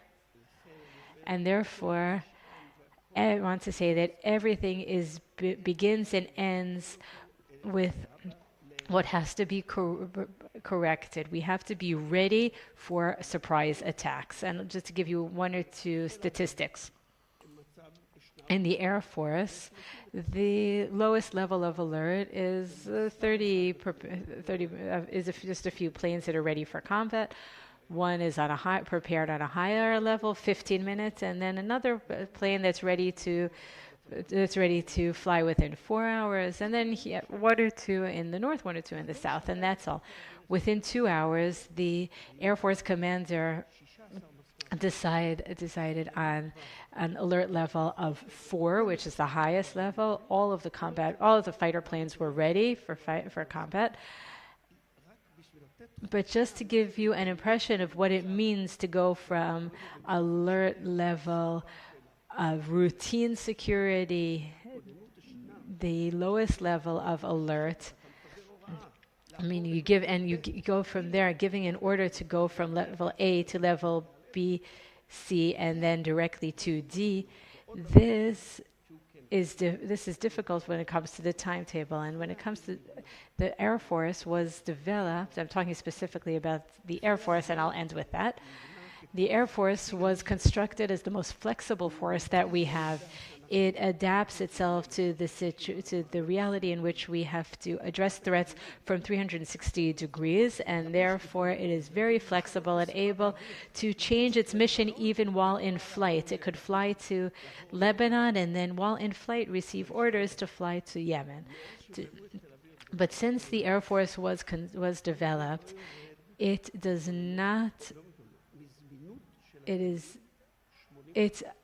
maintains availability of 80%. It will never have more than 20% of its planes in maintenance or under repairs, and that is part of the security perception. But when it comes to the tactics for an incident of this kind, everything comes down to no time, and therefore the solution is adequate preparation. Not that I want to disrespect what you said, I just want to share one story after. On October 5th, 1 year and 2 days ago, Thursday night, I was on a live panel on television marking 50 years since the Yom Kippur War, and I was asked, Miri, was the failure of the Yom Kippur War, the operational or intelligence failure, could it happen as said? And on television, on October 5th, I looked at the presenter and I said, absolutely, it could happen tomorrow morning. So the surprise that Farkash was talking about, that you're reflecting, it's very important, and Gershon will talk more about it. If it is a possibility, how do we prepare? But before we get there, Itai You all talked, Farkash mentioned it before. There is an enemy that did something on October 7th, not only on October 7th, but on October 8th. Hezbollah joined. And as we talked about the previous session, Iran, sorry for interrupting, but in order for it to be less of in order to make it more of a discussion, pay attention to what I said. Not that I'm underestimating the importance of deterrence, but I want to bypass that. That connects to what Dan said about risk management. It's a matter of priorities, and I'll let you talk about this in further depth. But we are not talking only about security budget, not only a security country. There are other things in the state of Israel, and constantly being on alert. After a year of alert, that also comes with a price. So now I'll give the floor to Itai. Well, Farkash talked about Hamas on October 7th, and Idan talked about preparing on the lines. I think that what you're saying, and I totally agree, is that the story here is not just the ability to contend with surprise. It doesn't only have to do with alert and with preparing, but with understanding, because the key to grappling with surprise is understanding. And here let me suggest that today, 1 year ago, in a few hours, when the fence was crossed, a gap was revealed that is deeper in our understanding of the enemy than emerges here. It doesn't only have to do with Hamas. So briefly, I think that what was revealed is a deep change in the enemy's assessment of us. I'm talking about Iran, Hezbollah, Hamas, Islamic Jihad, Bashar's Syria and others, the Iraqi militia groups and the Houthis. A fundamental change in their assessment of the power relations, and this is a historical change that I believe has happened in recent years, and this is the framework within which this Hamas attack took place. So you're saying it's a change in the enemy's view of us, of understanding of us? Yes. If you like, in our terms, the basic Israeli deterrence, the idea that we have instilled around us for many years, that our existence here is obvious, is not really, the situation cannot really be turned back. That has been undermined. That has become unstable in recent years, around 2021. And I will use the term victory theory. When you think about victory, what's victory? So it's basically part of two worldviews that were prominent in recent decades. The first was in about 15 years between 1991, the first Gulf War, and the second Lebanon War, which we called winning by not losing. This was a theory that came as part of an inferiority attitude, but knowing that we have some dependence, we have some weakness, and therefore the idea that we need to hang on in case of a conflict, and ultimately the fact that they are holding on is a victory. Why? Because they have held on, and because it takes the idea of total victory. And do you think that's changed? I think that in 2006, give or take, a new period begins as a result of the lessons learned from the war. And during it, there's more of a balance. Nasrallah talked a lot about the equation. It's not only winning by not losing, its capabilities have been developed, and now there's going to be winning in points. And I think that 15 years later, between 96 and 2021, between 2006 and 2021, there was a change, the development of weapons, rockets, precise missiles, and also the young people realizing that the fronts can be united. Together they are stronger than each one separately. It also has to do with two other things that might sound a little strange, but I think that it is authentic thinking from the other side. In the assessment of the American weakness, they view themselves as part of the rising global force, whereas the United States is going down. And of course, the weakness of Israel. Of course, it has to do with the last 12 months before the war and the disputes and the rifts and so on. But still, this has led them to the realization that they were able to imagine October 7th. Now, when Sinwar sent his people to cross the fence, did he expect this axis to join the war where we will be defeated? Did he expect that? Did he hope for it? Did he not just estimate it would happen but hope it would happen? Or did he even try for it to happen? Did he even try to gain a success so that they will have no choice but to join? And that we will not know. But without a doubt, he was part of that perception, that broader view that says we can defeat the Israelis. They're not as strong as they used to be, or as we thought they were back when we were feeling inferior. And this is a good question, and perhaps we'll talk about that later. But what happened over the last 12 months? Because something has happened. But not as a spoiler, I believe that this perception in many ways still exists. And this morning began with Khamenei, the Iranian leader, tweeting on X, what used to be Twitter, that this operation, the October 7th operation, took the Zionist regime 70 years backwards. And of course there's demagogy in place here and whatever. And I don't think he means the good things in 70 years ago. I think what he's saying here is that Israelis should know that they are going back to the years when your existence was not something that was obvious. Okay, so at this point we have several failures, A, B, C, and D, each from a different direction, but all of them basically relate to the entire country. Gershon, let's sort of connect this to what's happening on the ground. Well, I would love to keep going with Itai's direction, but I'm talking a lot. I'm talking with much commitment, with much humility vis-a-vis those who have failed. Because I was even quoted somewhere saying that it wouldn't have happened otherwise. It's the kind of quotes that give you a headline, but I'm not sure it would not have happened to others. I can say this clearly. Many people don't. These are good people. I'm saying this with humility because it was very convenient for us to believe that if we have the leadership that failed, we'll be able to replace it and we'll be on the safe side and we can go back to bed. No, we have really excellent people, outstanding people, and that's why we have to start with something simple. Yoel Ben Porat, who was very serious and took very hard the failure of Yom Kippur, one of his last papers was that fairness means that we need to look with perspective at the failure of the Yom Kippur War, and with the fact that we have at hand, we should look at something differently, where we see the partners outside the intelligence, meaning the commanders.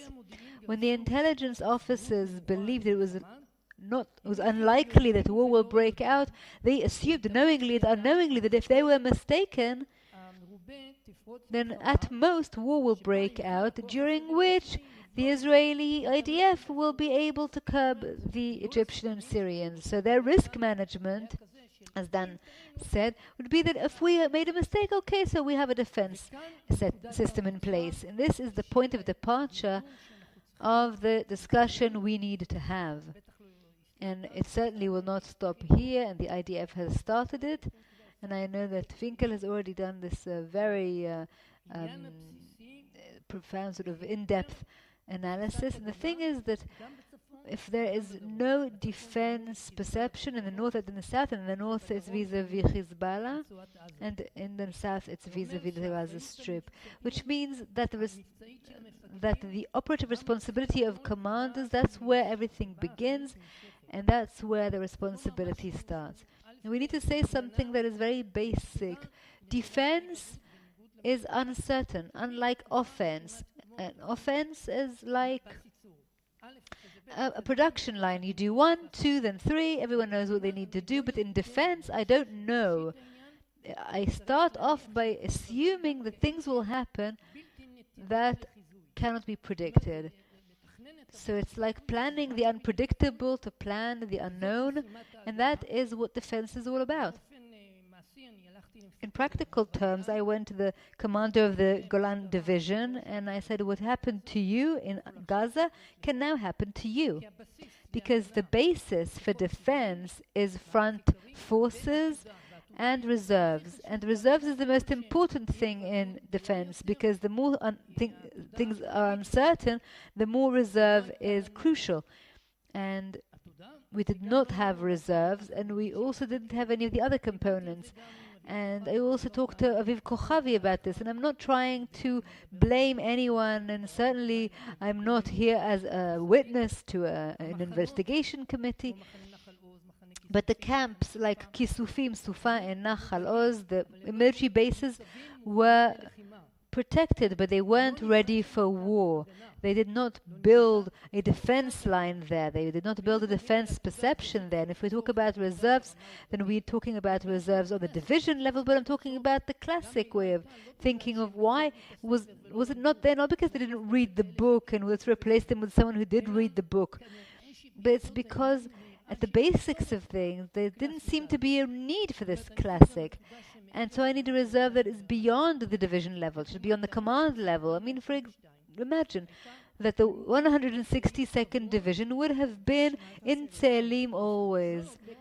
Gershon, don't go there. No, I'm saying, just like the 36th Division would be in the Golan Heights, just like it was on high alert on the Golan Heights after Yom Kippur War. That within half an hour, they are ready. It doesn't take 4 days to gather forces to go out to the Litani operation. You have a division that is ready with all the components and can just go and start the operation. So in many ways, the way that this was carried out, also the way that the IDF was organized on the ground, that this actually corresponds with what Eitan just said. We didn't have this perception of what could happen, and to have reserves ready, even without the ability to say, this is the warning, tomorrow this will happen, but to say defense at its basis is independent of warning.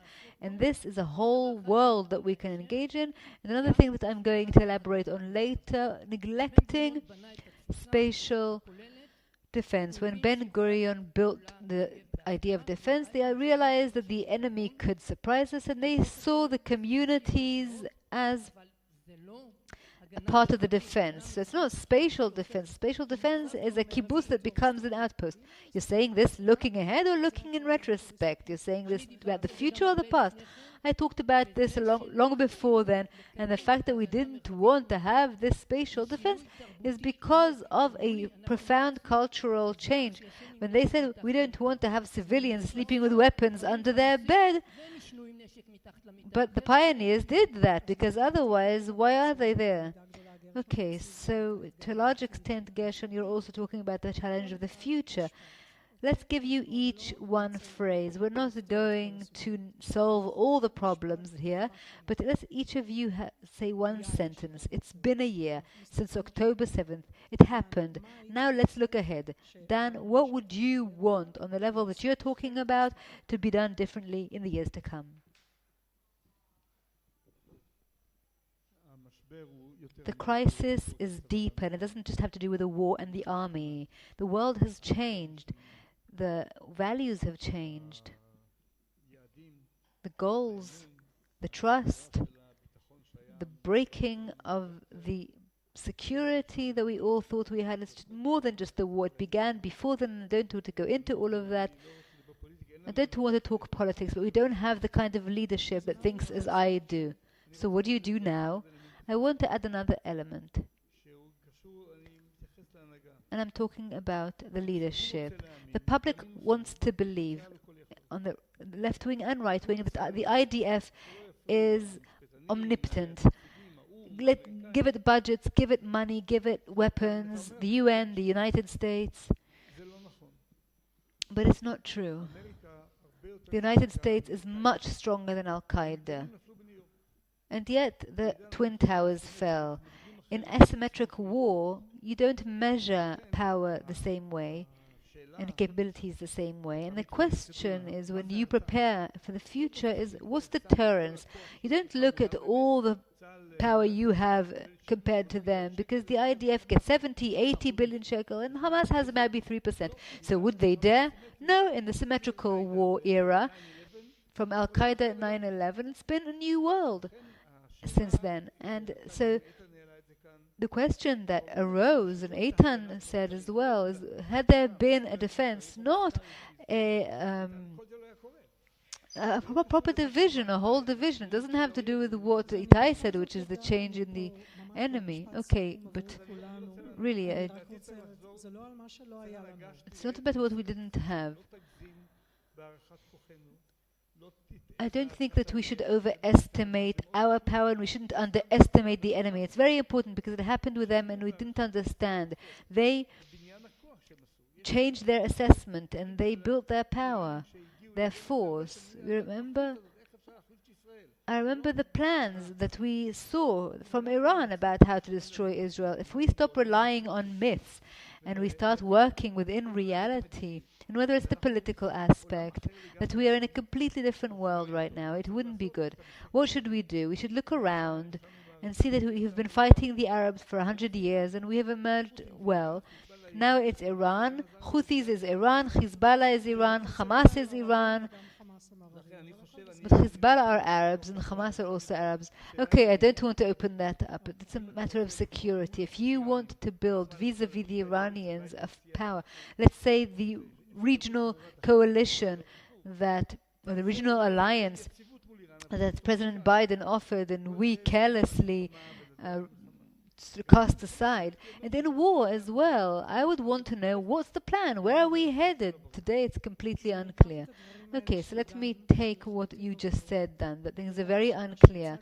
I know that what we have presented here is just a little bit, it's just the tip of the iceberg, but catch them later and ask them then. This is all the time we have right now. Thank you very much, Itai Brun, Farkash, Gershon, Dan, Eitan, and all of the distinguished audience. Thank you very much.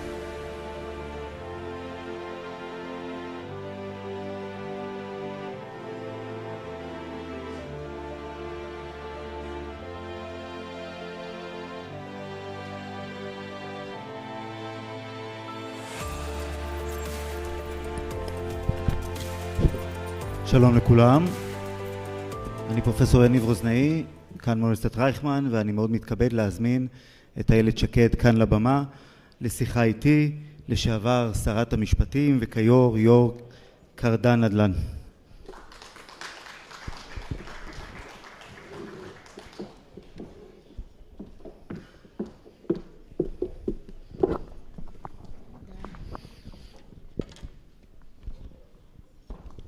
תודה רבה איילת שאת מצטרפת אלינו.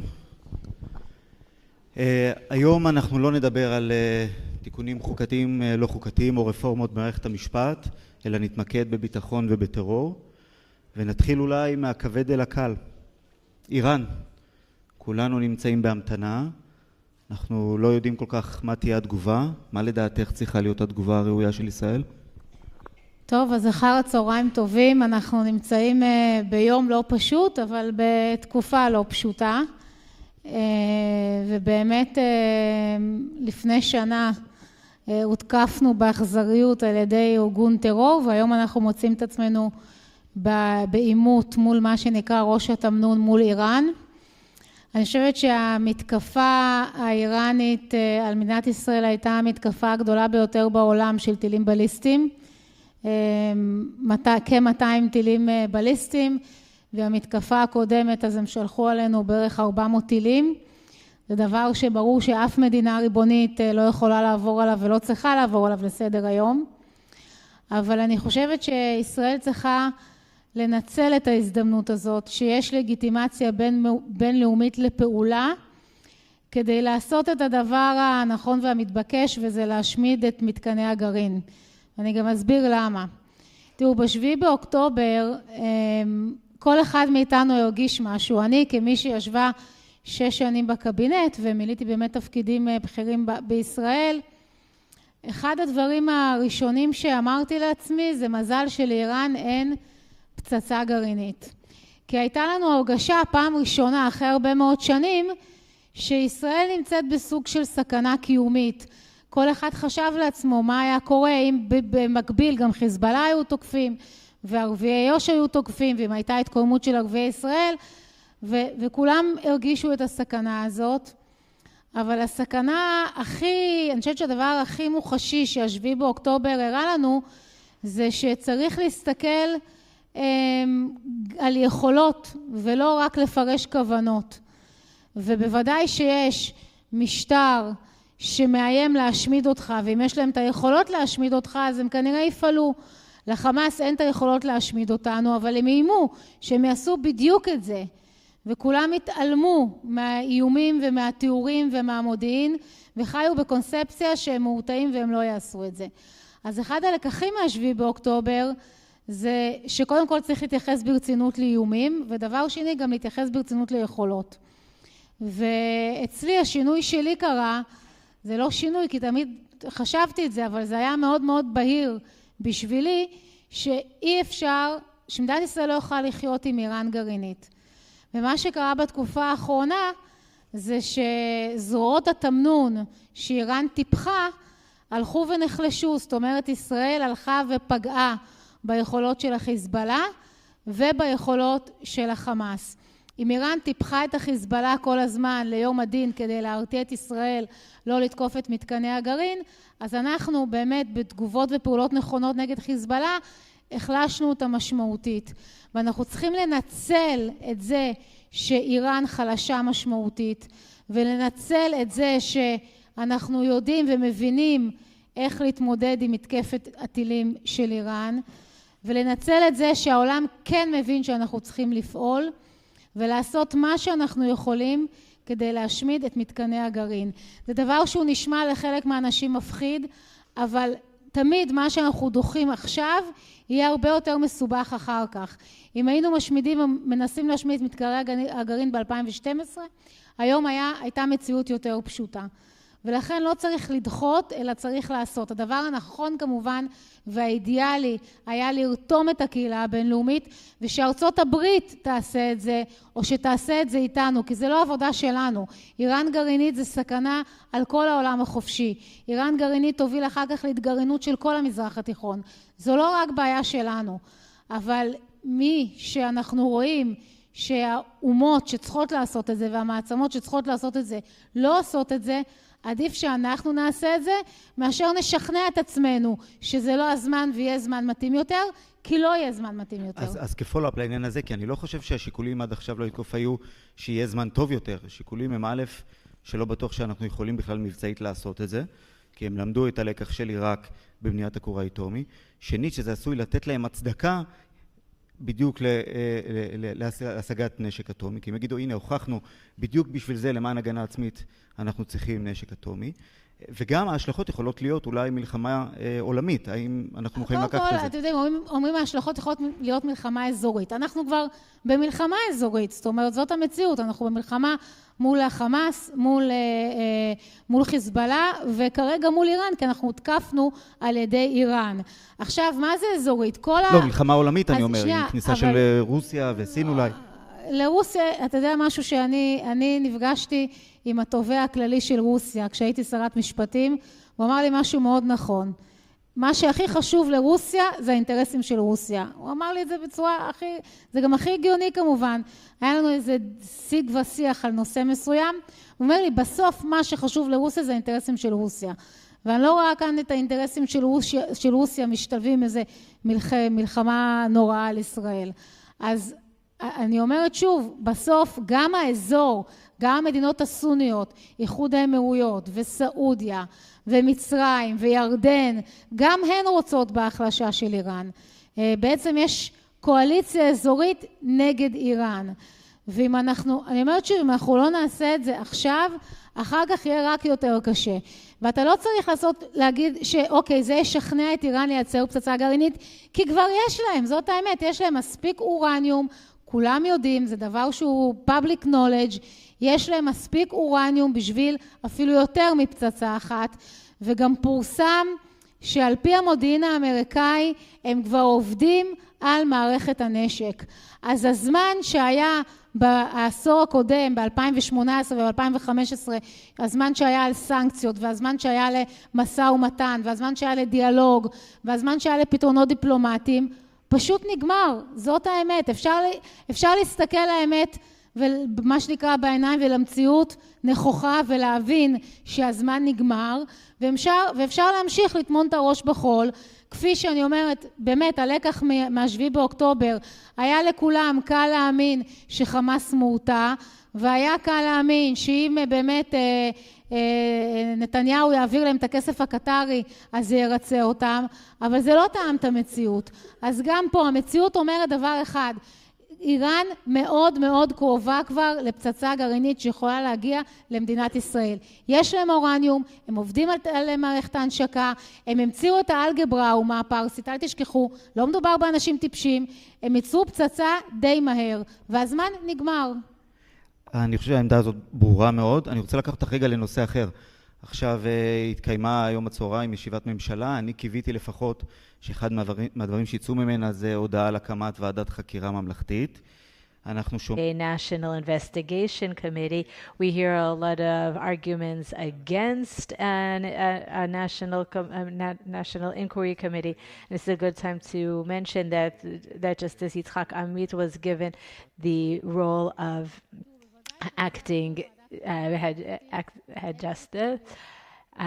Obviously, I think October 7th is the largest tragedy that happens to the Jewish people since the Holocaust, and an official inquiry committee has to be established.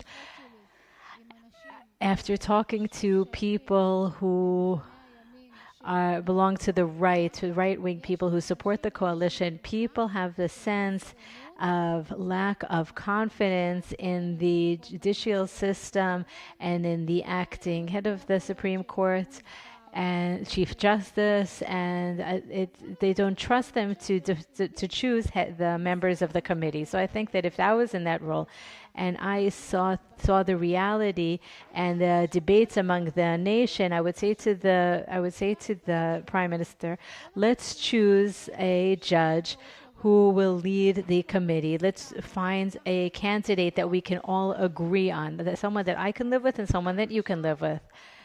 I think that we can and we should establish a committee, an inquiry committee, and I think that this committee must have the broadest possible acceptance among all parts of the nation. And when do you think that should happen? I think it could happen now. I think it could be done now or in 2 or 3 months from now. It could be done after the war in the north. If the intensity decreases or ends, we don't know when there'll be an agreement. We didn't think that we'd be at war for a full year. Yes, it has to be done in the near future. I also think that the fact that the military leaders who are responsible for the failures of October 7th are still in their positions is also problematic, and the Chief of General Staff is appointing new commanders. That's also very problematic. Gadi Eisenkot said not long ago that all of the levels of command, all the higher commanders have to go home, and the Prime Minister obviously has to go for new elections. I think that we need new leadership, and I think that the Prime Minister should declare elections. On a different topic, while we're sitting here and while we're talking about October 7th, many people around the world gathered read an investigation by Al Jazeera and about the lessons learned about crimes committed by IDF soldiers, and we found ourselves in the most necessary and just war, and now we're being accused in the ICC, ICJ, and I think that our actions on the legal level was correct. Let's start with the truth. The IDF is the most moral army in the world. This war is a difficult war. It's a complex war in an urban terrain, very, very dense, very crowded, one of the most dense areas in the world. And when you fight a war, especially a war that was forced upon you, because as we know, we did not initiate the war, we were attacked. In this war, the ratio between the number of citizens that were killed compared to the number of terrorists was higher than any other war, including wars waged by the United States and Russia and different countries. So I don't want to join this celebration, this hypocrisy that's so prevalent around the world. I think this is a necessary war, and the IDF is doing everything possible to avoid killing civilians as much as possible. But ultimately, the ones who decided to massacre civilians in Israel and in the Gaza Strip was Hamas. So we have to fight. We have to fight for international support. We have to fight the tribunals. And it's good that Israel represented itself at the ICJ. Israel has been presenting material to the ICC. It's not ignoring these institutions, but you have to realize that these are political institutions. They're biased, in many cases anti-Semitic, including the UN is also a biased or political organization. And there's any connection between these organizations and justice is completely coincidental, and we don't want their decisions to decide our steps. We have to do what's right for us, but we have to present our case in these institutions as well. And other than these institutions in our supervision bodies, that they have to monitor situations, they have to check for war crimes. Israel has a military legal department that it's functional, and it does a good job. And I think that's one of the reasons why we've always said that we don't need an international investigation body, because we have our own. Since we have our own investigation division, we don't need internal inspection. The final topic for discussion, unless we have more time, is that we heard lately that Sinwar and other terrorists were indicted, and we're deleting the accusations of the terrorists that committed the massacre on October 7th. Why is it being delayed? And what do you think should be done with the Nukhba terrorists? I don't think that the existing criminal legal system can handle such an event. The existing legal system can handle crimes committed by people from within the civilian community against other civilians. In this case, we're talking about mass murder by terrorists, and I think the right thing to do is to pass a special law for the terrorists of October 7th and their assistants, including Nukhba terrorists, Hamas terrorists, and the looters that raided apparently civilians, quote unquote, who came in masses and participated in the massacre. We need a law. We need a special law.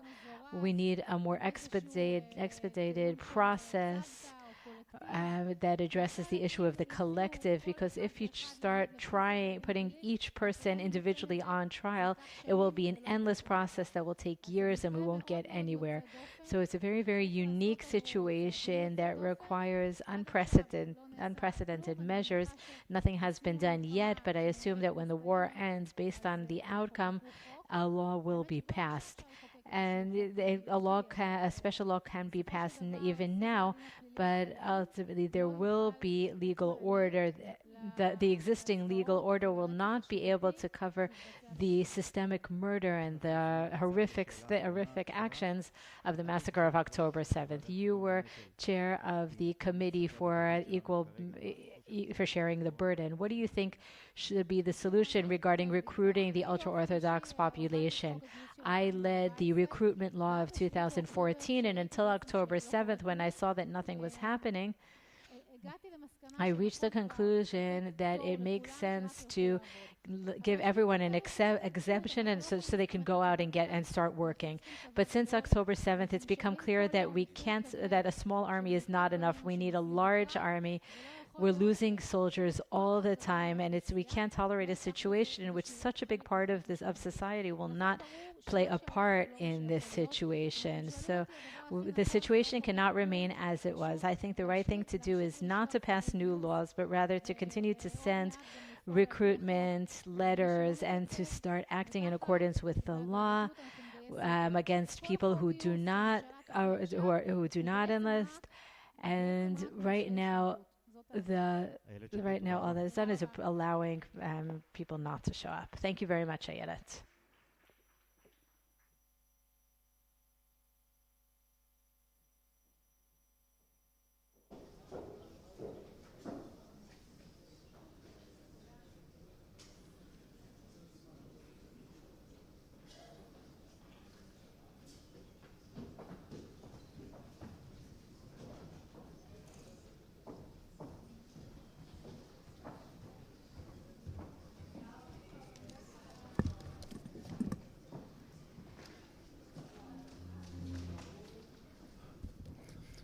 In a little less than 1 hour from now, we're going to have a dance group here, and this performance will go through a journey together from darkness to light at a time when the ground seems to be dropping beneath our feet and great devastation has fallen upon us.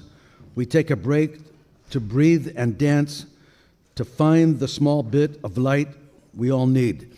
That is from the dance troupe of Reichman University, which will appear here in 1 hour from now, so it's well worth your while to wait around. That's going to end the conference. We're going to end the conference with the dance troupe.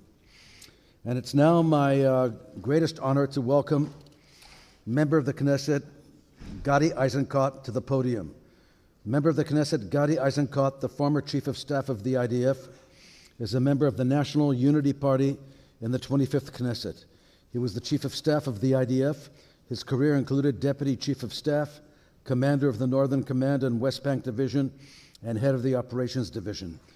As Chief of Staff, he introduced a program granting scholarships to veterans.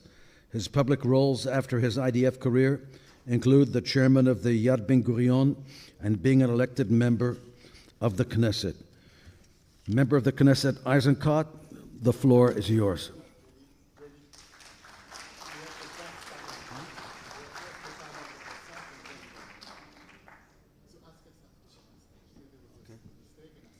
Asaf, please come on stage.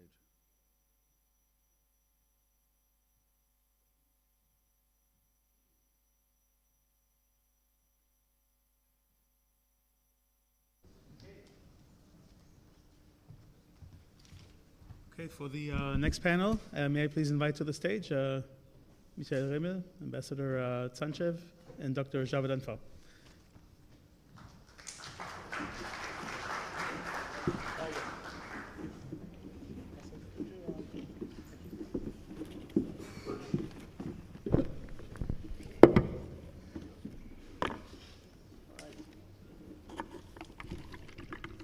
Good afternoon. Good afternoon, ladies and gentlemen. My name is Asaf Mogadam, and it's my pleasure to moderate this next panel under the title, The Geopolitical and Global Terrorism Impacts of October 7th. I would first like to take the opportunity to thank our colleagues from the Konrad Adenauer Foundation for their long-standing support for the Lauder School of Government Diplomacy and Strategy, Reichman University, so we're delighted to have here with us the new director of the Konrad Adenauer Foundation's Israel office, Michael Rimmel, who sits here to my right. He assumed his new position in late August this year, and before that he led the executive branch at the foundation's headquarters in Berlin from 2018 to 2024.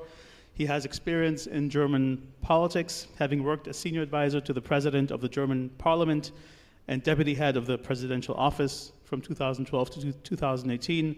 He also headed the parliamentary office of Professor Dr. Norbert Lammert between 2009 and 2011, and he holds degrees in political science from the Freie Universität Berlin and Tel Aviv University. We're also delighted to have with us here today Ambassador Dimitar Tsanchev, the ambassador of the European Union to Israel. Ambassador Tsanchev is a seasoned diplomat with a deep connection to the Middle East, having studied Arab and Middle Eastern history and politics in his youth. His diplomatic career spanned several high-profile roles, including service as Bulgaria's ambassador to Israel and to the UN in Geneva. So this is actually his third stint in Israel, third diplomatic stint. He assumed his current role as the EU's ambassador to Israel in 2021, bringing with him a very, very strong commitment, fostering peace and strengthening EU-Israel relations. And our third panelist is my colleague from Reichman University, Dr. Meir Javedanfar, who is a lecturer at Reichman University and has previously worked, among other things, as a foreign affairs commentator for BBC Persian.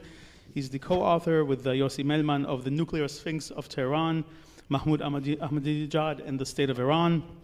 And he received his PhD from the University of Haifa, where his dissertation examined Mohammad Reza Shah's security decision-making in relation to Iraq and the Soviet Union. So thank you very much for being here. And let me jump right into it. And let me start with Michael Rimmel to my right here. I wanted to ask you, could you share with us, Michael, a bit your perspective or your notion of the German perspective regarding the current war in the Middle East, and also how has Germany's perspective also influenced its cooperation with Europe? Yes, thank you, Asaf, for the question. Thank you for being here today for us in this important day, the 7th of October, 1 year after the beginning of the war and the horrific terror attack from Hamas.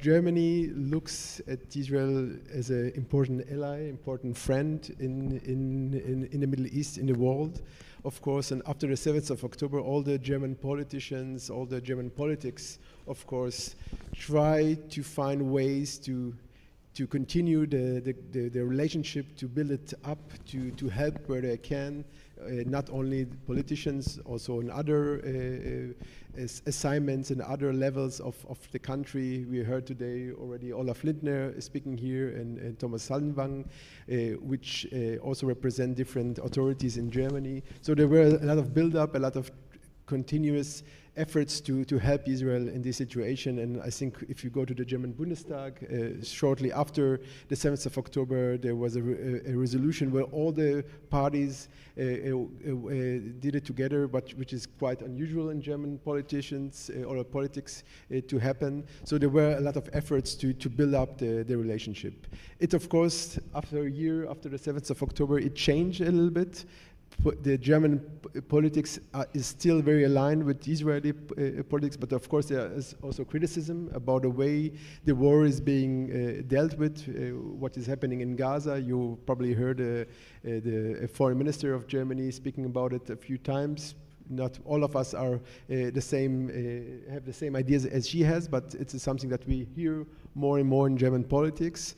And maybe a different level from German politics is the German society.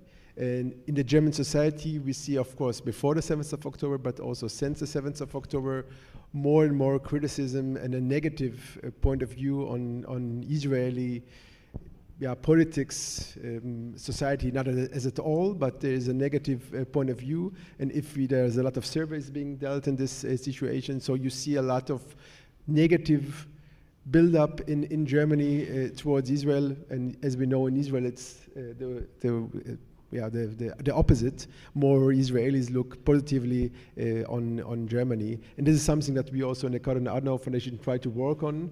We have to show the German society why is Israel fighting Hamas and Hezbollah. What is meant also for Germany, and in the last months and weeks we saw also that Germany tries to deal more with terrorist organization. It's not a subject only for Israel. It's also a subject for Germany and also for the European Union to deal more with. But it's something we have to explain better. And I think something very important, maybe as a last sentence, we have to do more. Israel has to do more to win its allies. So to keep its allies close to it, you have to explain better what you are doing, what is your policy, and where you want to go to, in order that your allies will stay on your side. Thank you so much, and I think we've seen in this conference really how important an ally Germany has been and continues to be with Israel, especially during this crisis. Let us from Germany maybe zoom a bit out and look at the European Union and Ambassador Sanchev. I wanted to ask you first of all, the relationships between the European Union and Israel. How to put it? They've had their ups and downs. But could you maybe, just to get us started, talk to us a little bit about how the EU, your perception of how the EU reacted to the October 7th attacks? What did the EU do concretely also? Well, first of all, today we mark the most, I would say, the saddest anniversary of the first year anniversary of the biggest tragedy in the history of the Israeli people and the biggest anti-Semitic pogrom after the Holocaust. And the European reaction in these first days after the Hamas terror attacks was very unequivocal, from wall-to-wall support to the State of Israel, to its right to defend itself according to the international law. We had very strong declarations made by the President of the European Commission, the President of the European Parliament, the High Representative for Foreign and Security Policy, Commissioner for Enlargement, Neighborhood, other commissioners as well. We had special events of solidarity in the European Parliament. We had the building of the Commission enlightened with the colors of the Israeli national flag. And also, I would quote here the very clear words of the President of the European Commission, Ursula von der Leyen, who said on 13th of October during her visit of solidarity that in the face of this unspeakable tragedy, there is only one possible response: Europe stands with Israel. She was also very clear to say that there is no justification for Hamas acts of terror, and that she condemned these acts clearly in strongest possible terms. And these are the acts that brought immense suffering not only upon the people of Israel, but also upon innocent Palestinians. And that Hamas, and what Hamas did on October 7, 1 year ago, is in fact that ignited the spiral of violence which brought the entire region to a state of instability and extreme tension. So I would say this initial reaction is the core of the European reaction to October 7.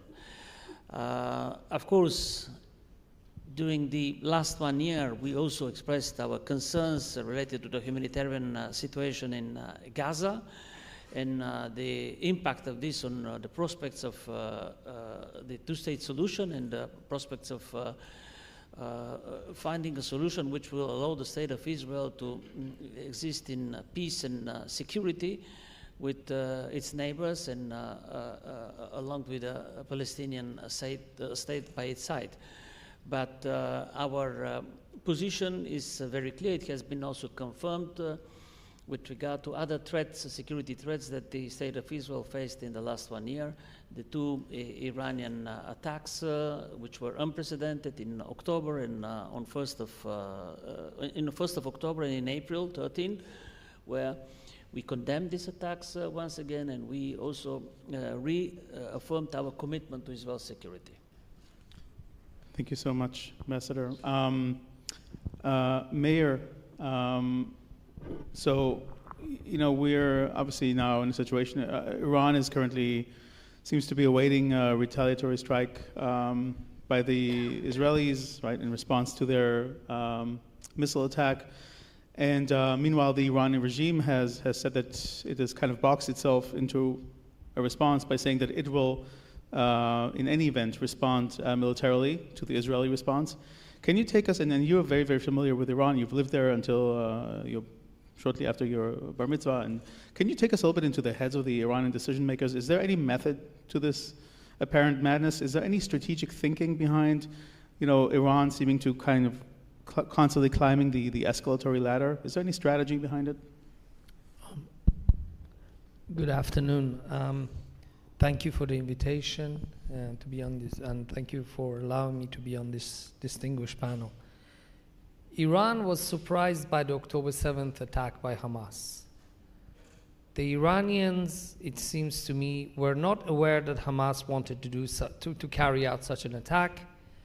Their response was haphazard. They were thrown into this, and the first initial reaction was to save Hamas by all means possible by getting Hezbollah to attack Israel on the 8th of October. It is my strong belief that if Iran knew Hamas wanted to carry out such a strike, they would have either stopped them or they would have made sure that Hezbollah also joins in by attacking Israel in the north, because Iranians know that Hamas on its own would not be able to withstand an Israeli onslaught. So initially, the Iranians have had to come up with a short-term strategy and a long-term strategy. The short-term strategy, first and foremost, is to stretch Israel out militarily and economically. They do so by getting Israel engaged in as many fronts as possible.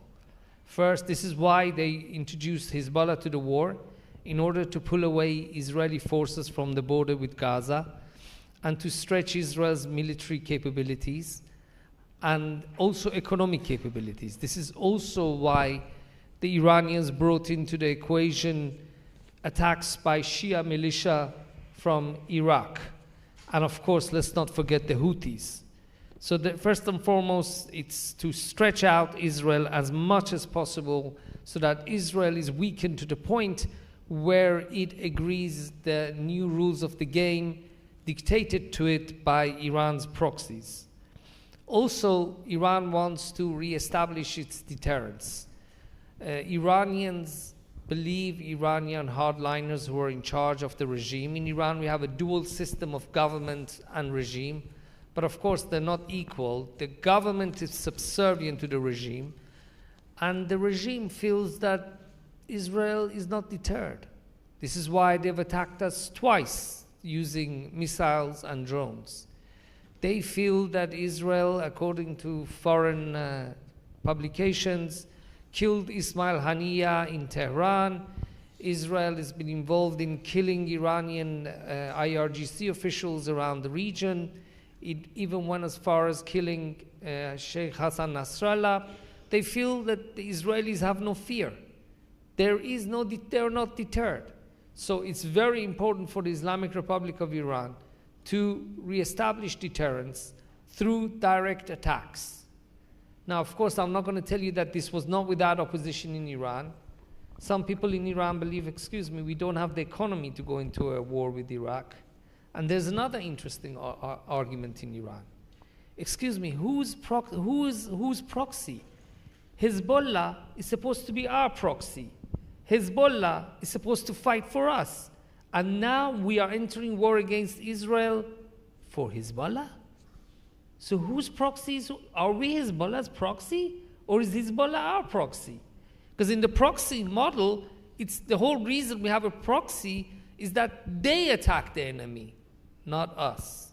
When the enemy responds to the proxy, not us. But now this whole model seems to be failing, and this is concerning the Iranian regime. Another important long-term and short-term strategy, I know I have 1 minute, you told me 5 minutes. Ladies and gentlemen, the Iranian regime wants to destroy Israel through numerous ways. One of them is not going to be nuclear weapons. I don't think they're going to use nuclear weapons. But they will do everything in their power through conventional means to scare Israelis into leaving this country. They want Israelis to leave this country. They check the migration figures from Israel. This is part of their strategy. They want more and more Israelis to go and get a second passport and to leave this country. So ultimately it leads to its collapse. This is part of their short and long-term strategy. I have 10 seconds for the long-term strategy. I'll answer it in the next allotted time. Thank you. Okay. Thank you so much. Let me turn again to you, Michael. One of the major consequences of the October 7th attacks, which went beyond Israel, is that we've witnessed this dramatic surge in anti-Semitism. Could you maybe shed some light on how this anti-Semitism has manifested itself in Germany, and your perspectives regarding the German role? What is Germany's role in addressing this scourge of anti-Semitism?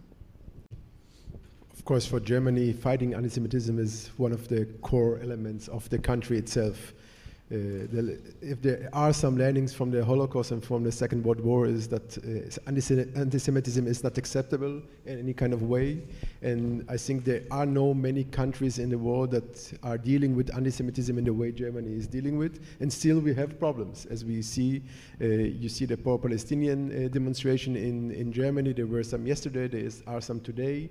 And this is something that is still happening, but it's something that is concerning German politicians and German public very much. They tried, or they made a law after the 7th of October that you cannot say different slogans openly from the river to the sea, for example, and different other ways to fight anti-Semitism, but it doesn't work so easily as we would like to. So there's a lot to do. Lawmakers have to do a lot more in order to prohibit and ban anti-Semitism from the streets, from schools, from universities.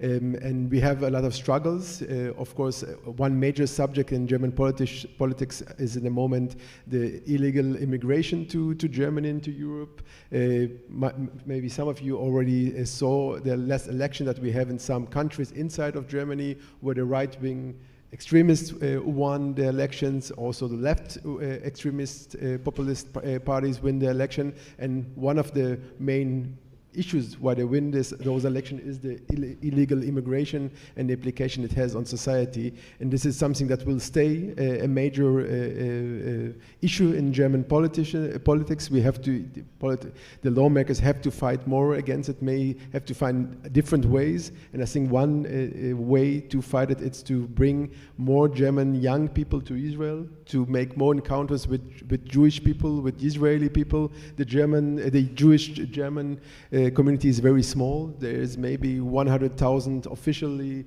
members of the Jewish community in Germany. Maybe there are 200,000 if you count the Israelis. So there are almost no encounters between those communities. And this is something I think we have to do more. Thank you. And shout out to our many German students here on campus. So we have many of them, and we're very fond of them. Ambassador Tsanchez, going back again to Europe, what do you think what role can the EU play in helping to diffuse the current crisis, and what do you think are the main challenges for the EU in doing so? Do you think that it has leverage here in Israel? The main challenge for the European Union in this specific situation during the last 1 year is to face two tragedies going simultaneously. One is the enormous trauma and tragedy of the Jewish people that had to face once again the deadliest anti-Semitic pogrom after the Holocaust. The deep trauma of the Jewish people that feel unsafe in their own country, and this is the only Jewish country in the world. The trauma that 70,000 people are still displaced, and the northern part of Israel is depopulated. It has never been since the establishment of the State of Israel, but even before, with the beginning of the Zionist project. And at the same time, the drama of the Palestinians, the normal Palestinians that are not involved with Hamas, because Hamas is also affecting the core interests of the Palestinian people. Not all the Palestinians are Hamas, and Hamas does not represent the Palestinian people. They also suffer under this tyrannic regime for already 18 years. And the humanitarian situation is something that deeply worries the European Union. Why? Because these are human beings, but also because the longer and the deeper is the humanitarian suffering, the more difficult are the prospects to find afterwards some solution. We in Europe have faced in our history situations where nations and communities and people that have fought against each other for centuries, at the end, after a lot of bloodshed, two major wars, two world wars, have come to the conclusion that they should find a way to live together. And this has been the basis of what is now the European Union. So we still believe that this will be also possible in the Middle East. And one of the major impacts of what Hamas did, followed by Hezbollah on 7th of October last year, is that it very negatively impacted the prospects to build a new Middle East. All the processes that were going in that direction have been seriously affected. I speak here about the Oslo process. I speak here about the Abraham Accords. Everything has been thrown years back.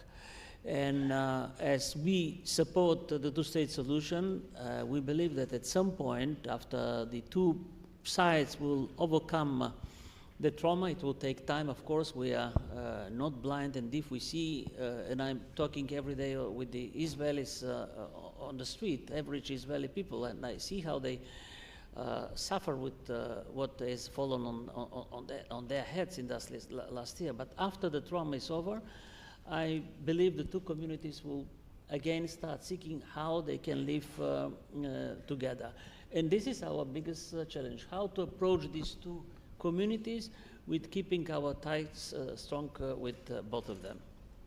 Thank you so much. I hear the time's up, but yeah. I have to ask Meir just one very, very short, less than a minute. In terms of Iranian regime stability, do you think that Iran is any closer to seeing its regime go down? And if not, do you think that at least is Iran reconsidering its proxy strategy now that it has suffered a major setback? Very short, please, because otherwise they're going to kill me. Unfortunately, the Iranian regime is only falling in my dreams and the dreams of millions of other Iranians. The simple reason being that judge a man by his friends. Who is Ayatollah Khamenei's friends? Mr. Bashar al-Assad, Mr. Vladimir Putin, and they know how to stay in power. Unlike Mohammad Reza Shah of blessed memory, this regime is willing to rule on a sea of blood. Whether it's going to reconsider its strategy, I think the Iranians are going to continue, they're going to rebuild again. But I think our response, and I really hope that we're going to be careful with our response to Iran, but our response against Iran, which is coming in the next few days or whenever, could have strategic implications on Iran's calculations towards Israel. We all complain that this government doesn't have a strategy. Fair enough, Gaza, Lebanon. But on Iran, Lady Luck has provided us with an opportunity to bring a strategic change to the way Iran calculates its dealings with Israel. Let's hope that this opportunity is used wisely. Thank you so much. On this note, thank you so much to the panelists, and interesting times ahead.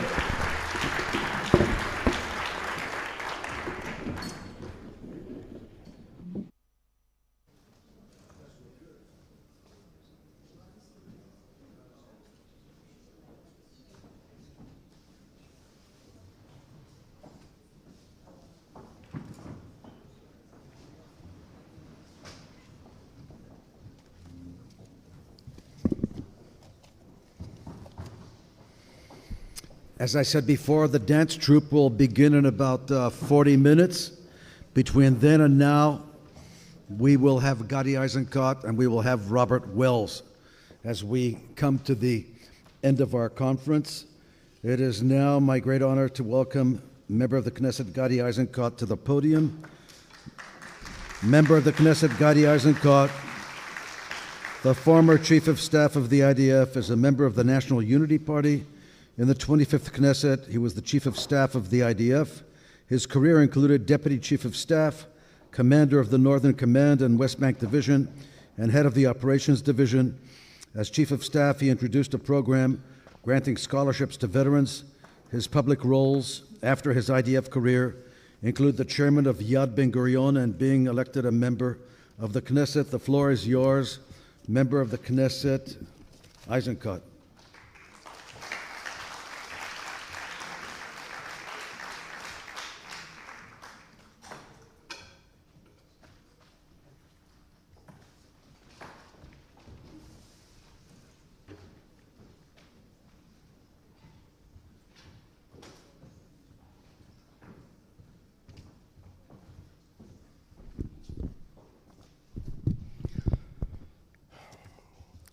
Good afternoon.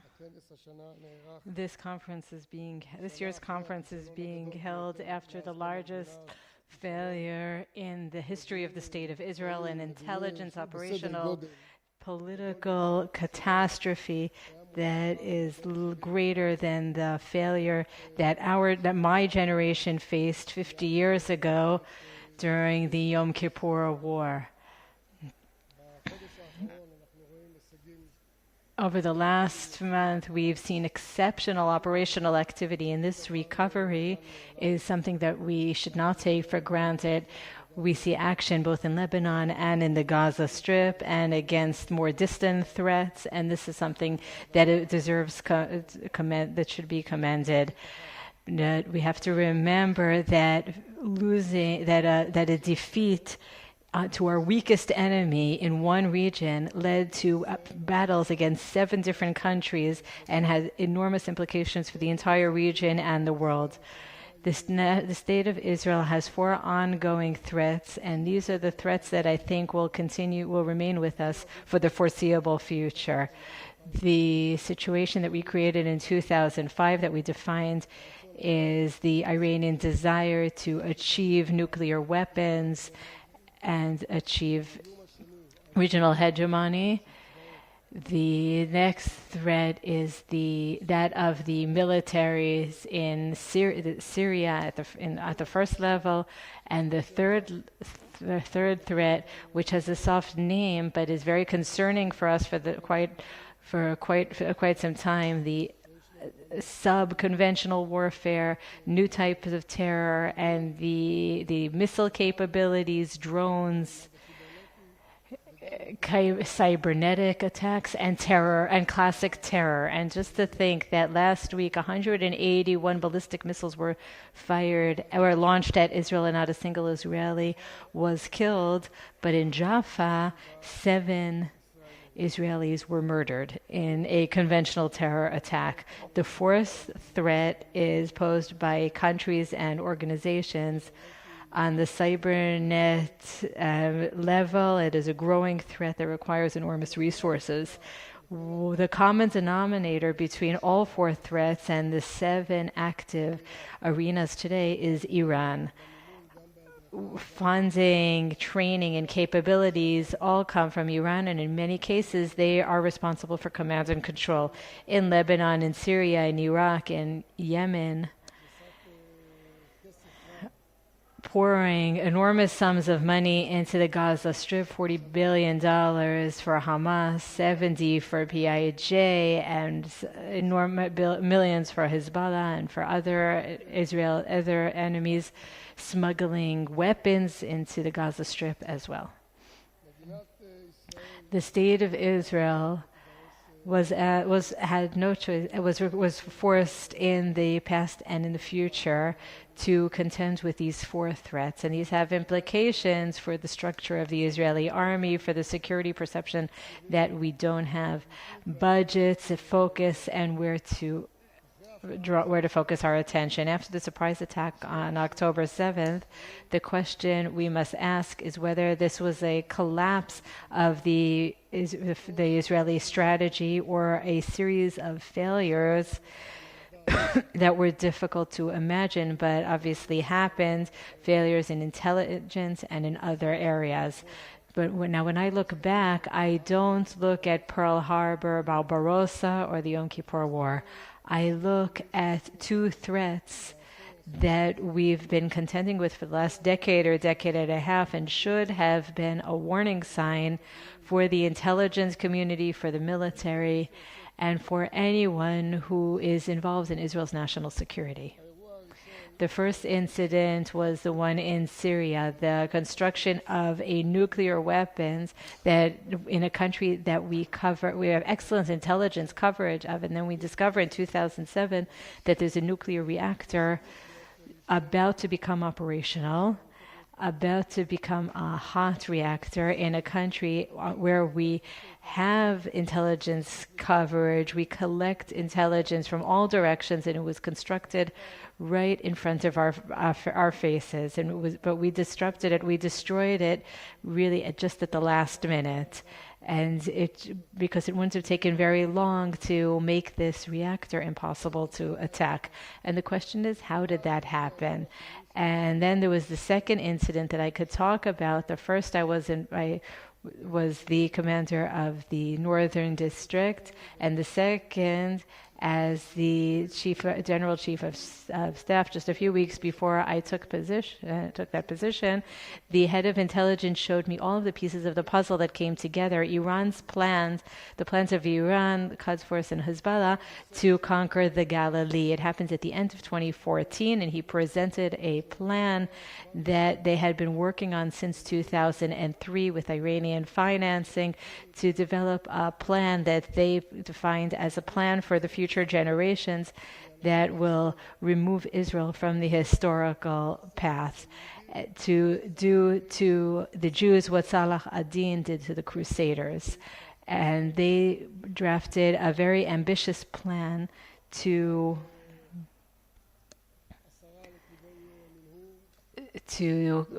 dig 10 tunnels leading into Israel, and we know of 6 tunnels that infiltrated Israel.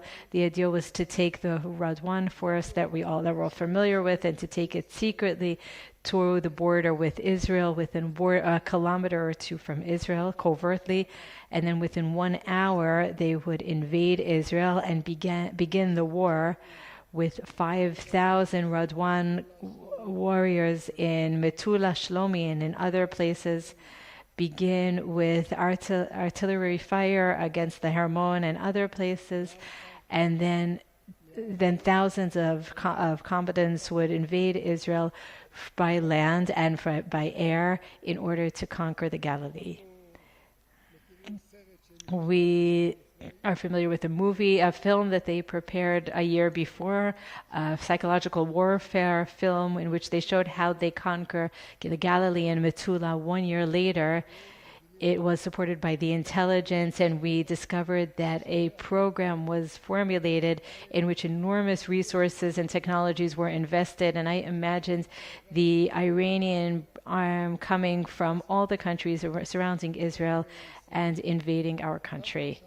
Here too, I asked myself quite a few questions about how we reached that point. We have excellent intelligence, and now we see that we have exceptional intelligence in Lebanon, very deep intelligence and infiltration and ability to destroy infrastructure that was built for many years. This is something that we have managed to identify and to thwart, even though it was difficult to identify dead bodies 86 meters underground. We managed to locate them. We prepared the army for thwarting the tunnels and for deterioration to the point of war. And this big chip was taken from Hezbollah, even though during those years the Erdogan forces were very busy with Syria, and in 2014 to 2017 it was fighting in Syria, it was acquiring experience. It's not hard to imagine what such an attack would have looked like if 5,000 would have come from underground and 9,000 more would have joined them in Nahariya and Metula as they had planned. And yet, the last tunnel we discovered on January 13th, 2019, and 4 years later, our weakest enemy, it's not as if we underestimated it, but still attacked us, surprised the state of Israel, and makes it lose its balance for many days. And just to imagine, just to think that an enemy would conquer an area, would stay for 24 or 48 hours in kibbutzim is something that was inconceivable. A year later, we began the war in 7 fronts or 7 arenas, depending how you count them. We are seeing great risks to the opportunity, to the possibility that we go into a war of attrition. If you know the Iranian vision for Israel, it is exhausting Israel to the point of destruction. That's what the Iranians are going for, and they are paying heavy prices for that, especially in Lebanon.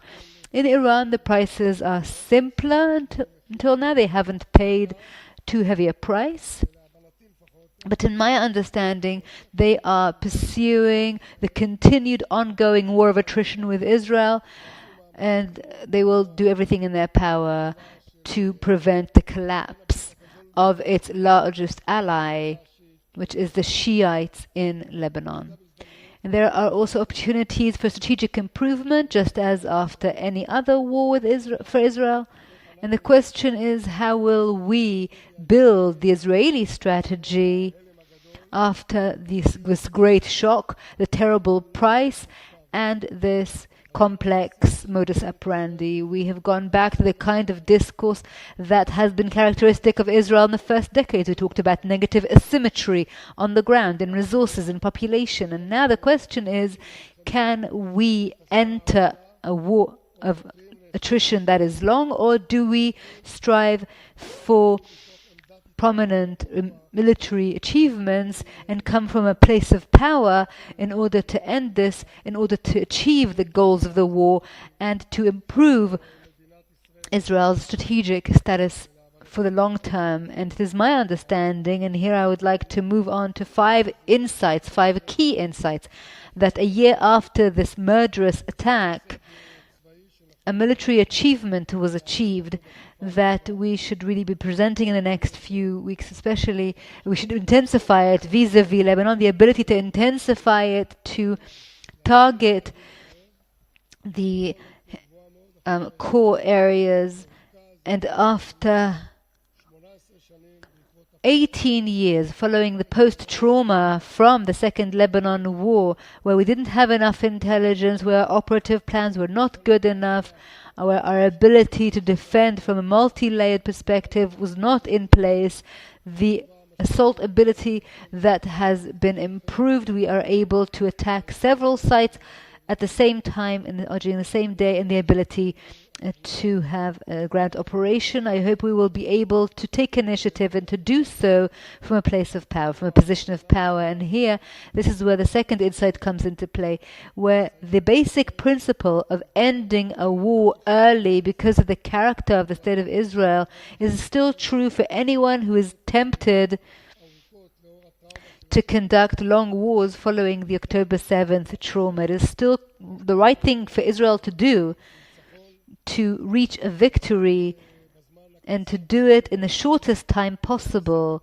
with the best, greatest achievement possible, and to distance war from us as much as possible, and to allow Israeli society to develop out of power and might, rather than to continue in an ongoing war of attrition with an asymmetrical enemy. And therefore, I hope that we will find the wisdom to put together ending mechanisms and to talk about the end game, whether it's a few months away or a few weeks away. And unfortunately, as long as I was a member of the cabinet, and one of the reasons why we decided to leave was because there was a disinclination on the Prime Minister's end to discuss ending mechanisms, to discuss the future, because of political sensitivity and the need to take a stand. And therefore, we did not discuss the day after in the Gaza Strip who will be the alternative regime to Hamas. We are still taking our time with hostage deals. We are taking our time with reaching an agreement with Egypt in order to close down the Philadelphia corridor. We're waiting with reaching a solution for the Gaza Strip, and we are hoping that some of the cabinet ministers will manage to get their way and will be able to military conquer the area. I think this will be devastating for Israel's security. I don't think it will promote our national interests at all. Certainly not in the current situation where we are after 4, 5, 6 years.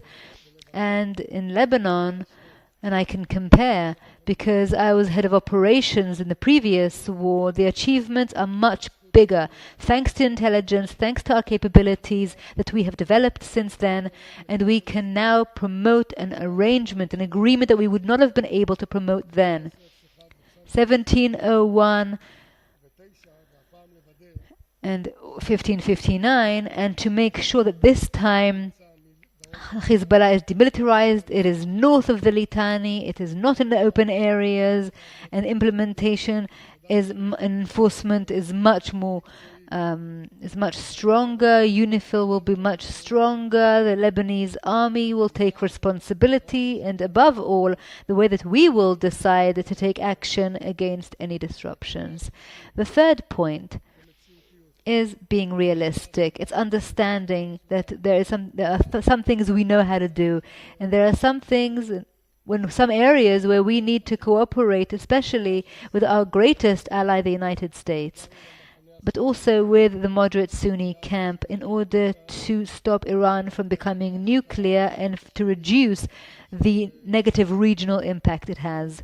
And this is where we need to come together with a shared plan with a Sunni camp, moderate Sunni camp, and the Americans. And we talked about a decade ago about the strategic Middle East alliance together with the moderate Sunni camp, and we saw part of this kind of process on 14th and 13th of April vis-a-vis the Iranian attack.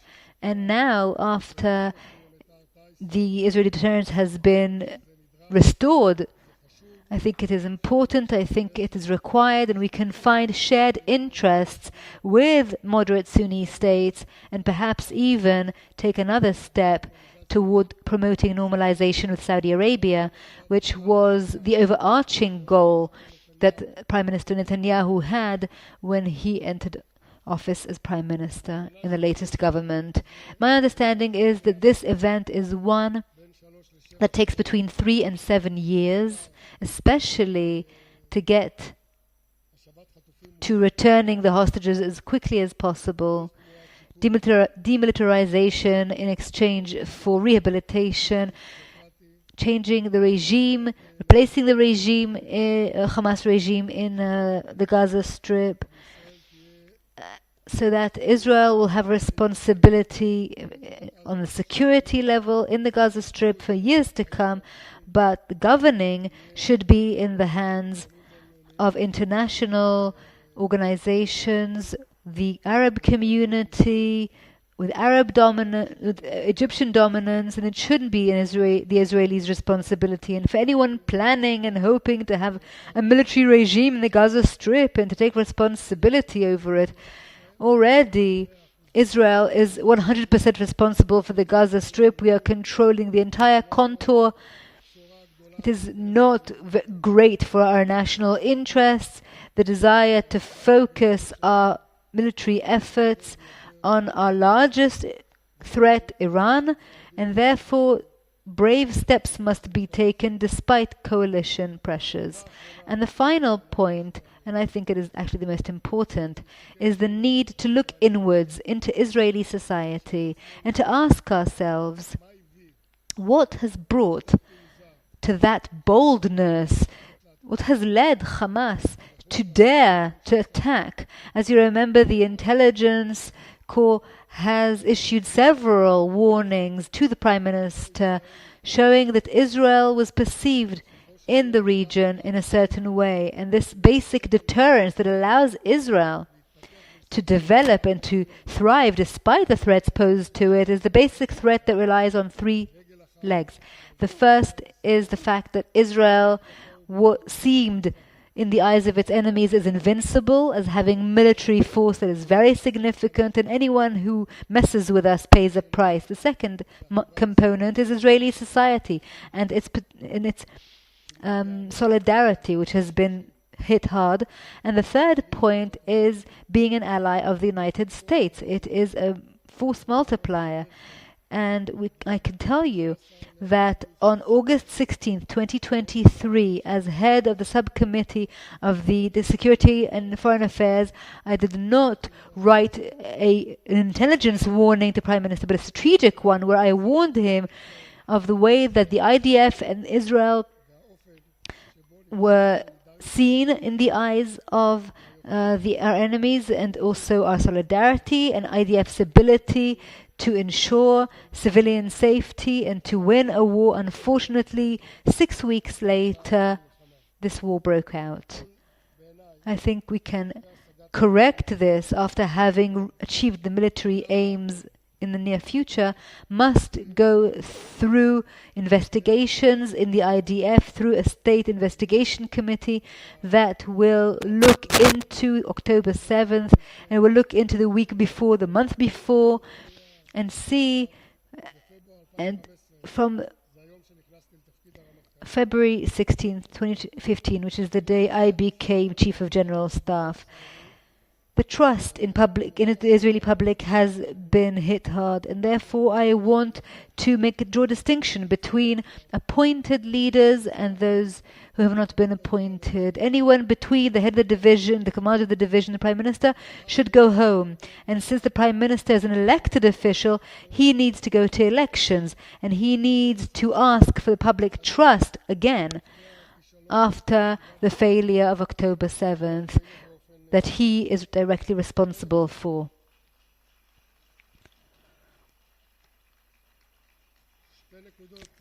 Two more points. I've said this here at the IDC dozens of times. Security is the most important thing. It is our insurance policy to be living in such a violent neighborhood, but to think that after 76 years, the State of Israel does not have a formal security perception. I hope that in the near future, a law will be legislated by the Knesset that will bind all Israeli governments in the future to take the responsibility and to decide on a law of national security because not doing that is just running away and not being a leader. And the final point, and it is very symbolic, I think, it seemed after October 7th that there's no need to talk about solidarity, about mutual responsibility, about working together as a nation, but the fact that just 48% of 18-year-olds in Israel, of Israeli citizens, joined the army, just 67% of those who are eligible, is detrimental to our national resilience and security. And I certainly hope that this will be corrected soon, even though there is great room for worry and concern, again, because of political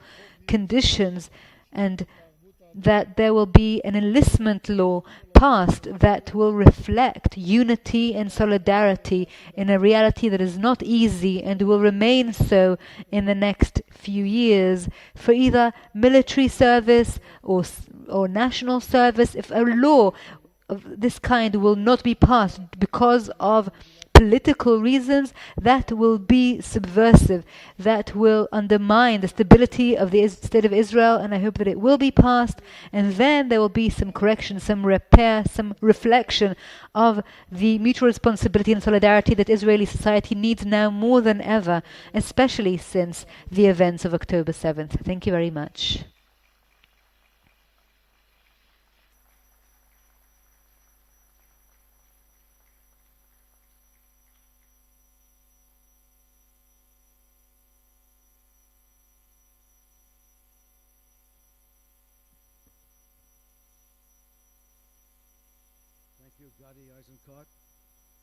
For your courage and for the great sacrifice, personal sacrifice your family has made this year for the state of Israel.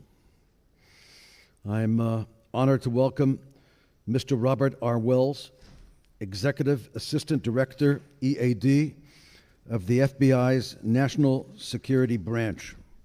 Mr. Wells oversees all investigative and intelligence operations associated with counterintelligence, counter-terrorism, and weapons of mass destruction, WMD cases, as well as the Terrorist Screening Center. He has previously served the FBI in various positions, including Assistant Director of the Counter-Terrorism Division, Deputy Assistant of the China Branch in the Counterintelligence Division, Special Agent, and Crisis Negotiator. The floor is yours, Mr. Wells.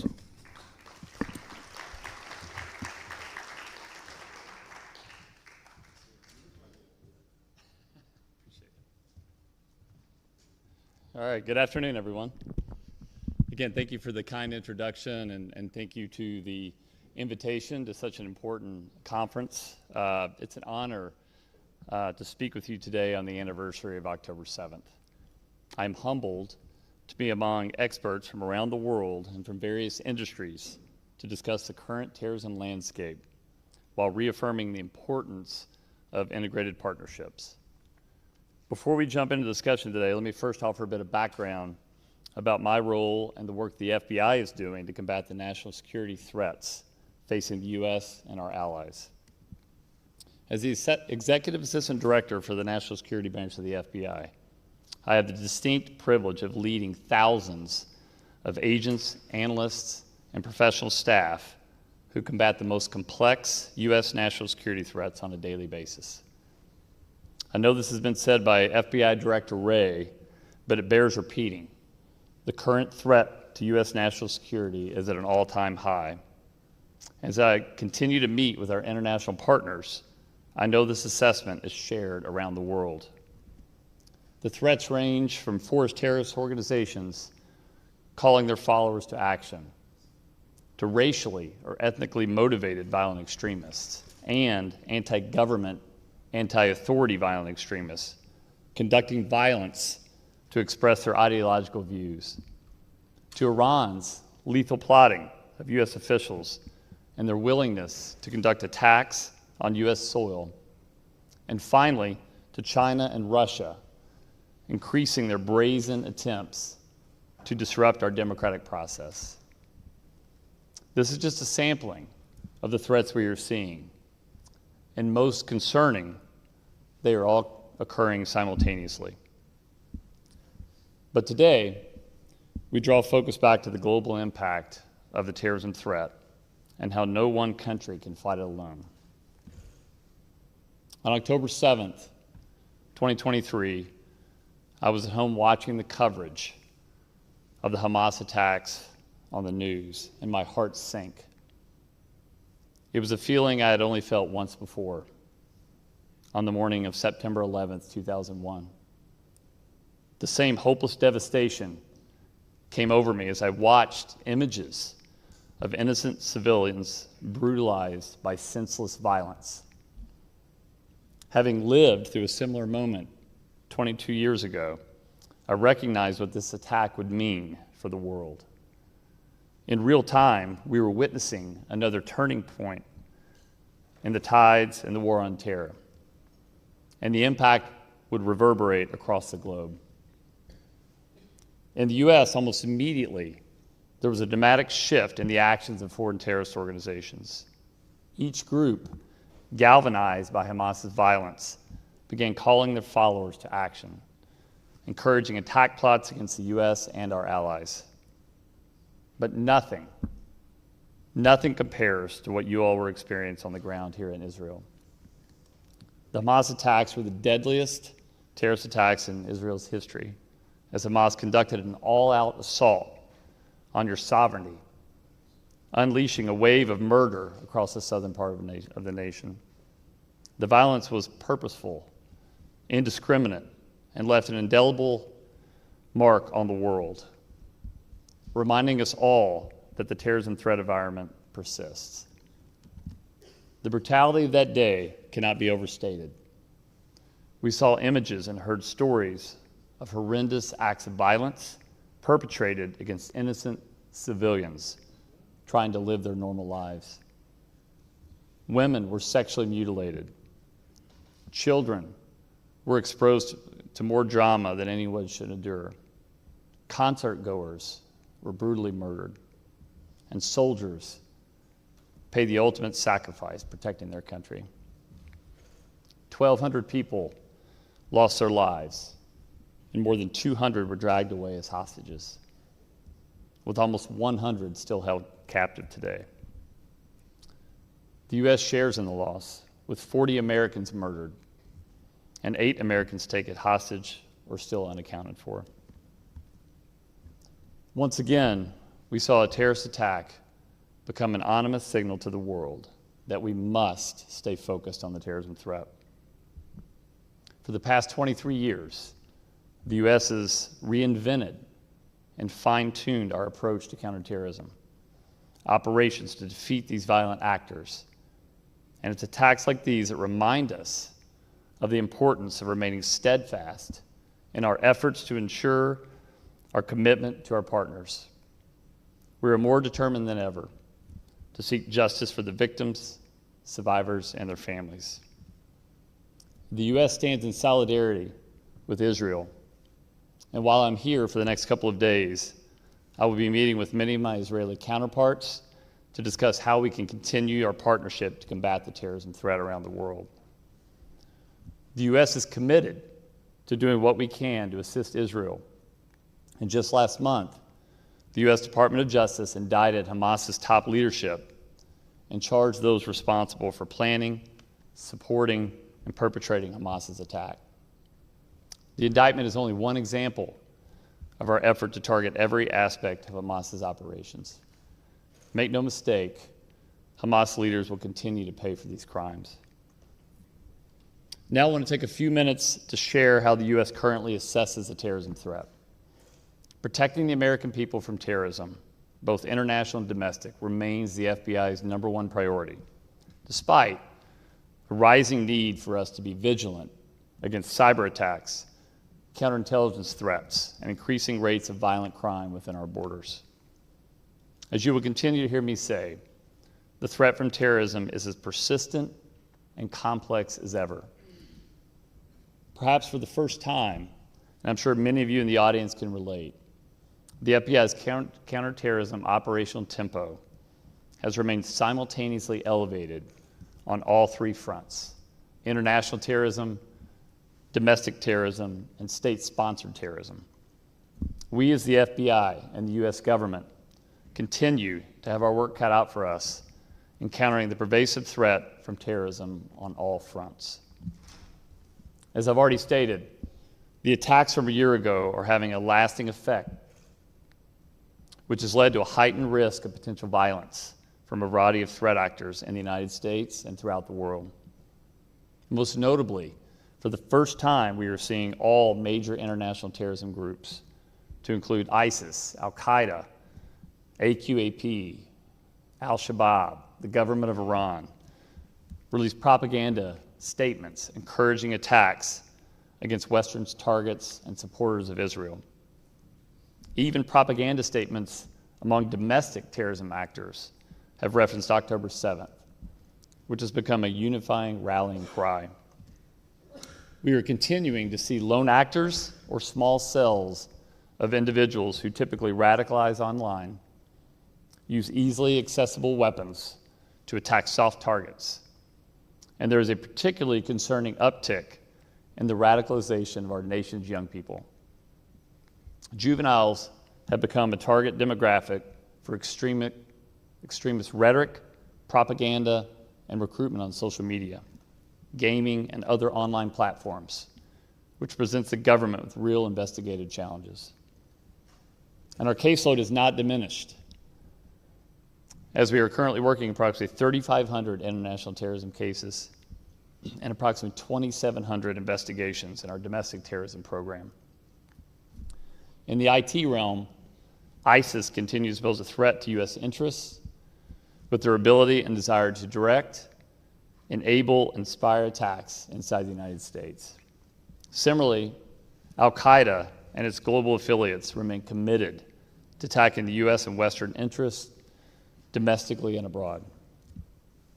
We also remain concerned about terrorists seeking to exploit our borders.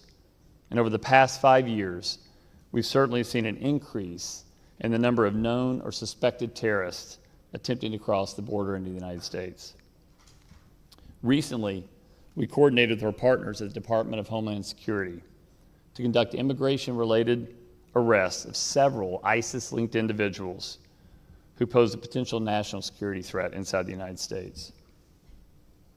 However, we are not just facing threats from overseas. We are also concerned about the domestic terrorism threat.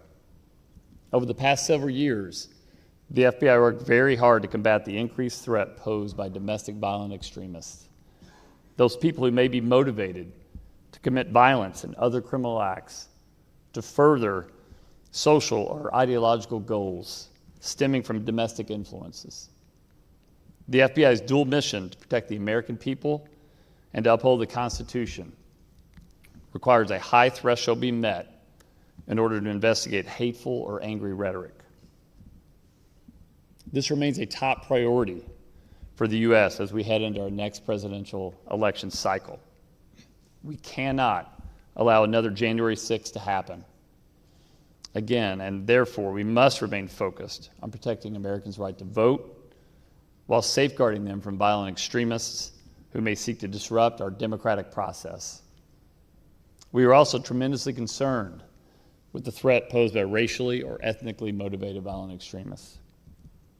Just 2 years ago, we saw this threat exemplified in the horrible murder of 10 black individuals at the Tops grocery store in Buffalo, New York, at the hands of an individual motivated by racist hate. And just last year, the Department of Justice secured the death penalty for Robert Bowers, the individual who murdered 11 congregants at the Tree of Life Synagogue in furtherance of his anti-Semitic hate. These RIMVs pose a consistent threat of lethal and non-lethal violence against vulnerable communities.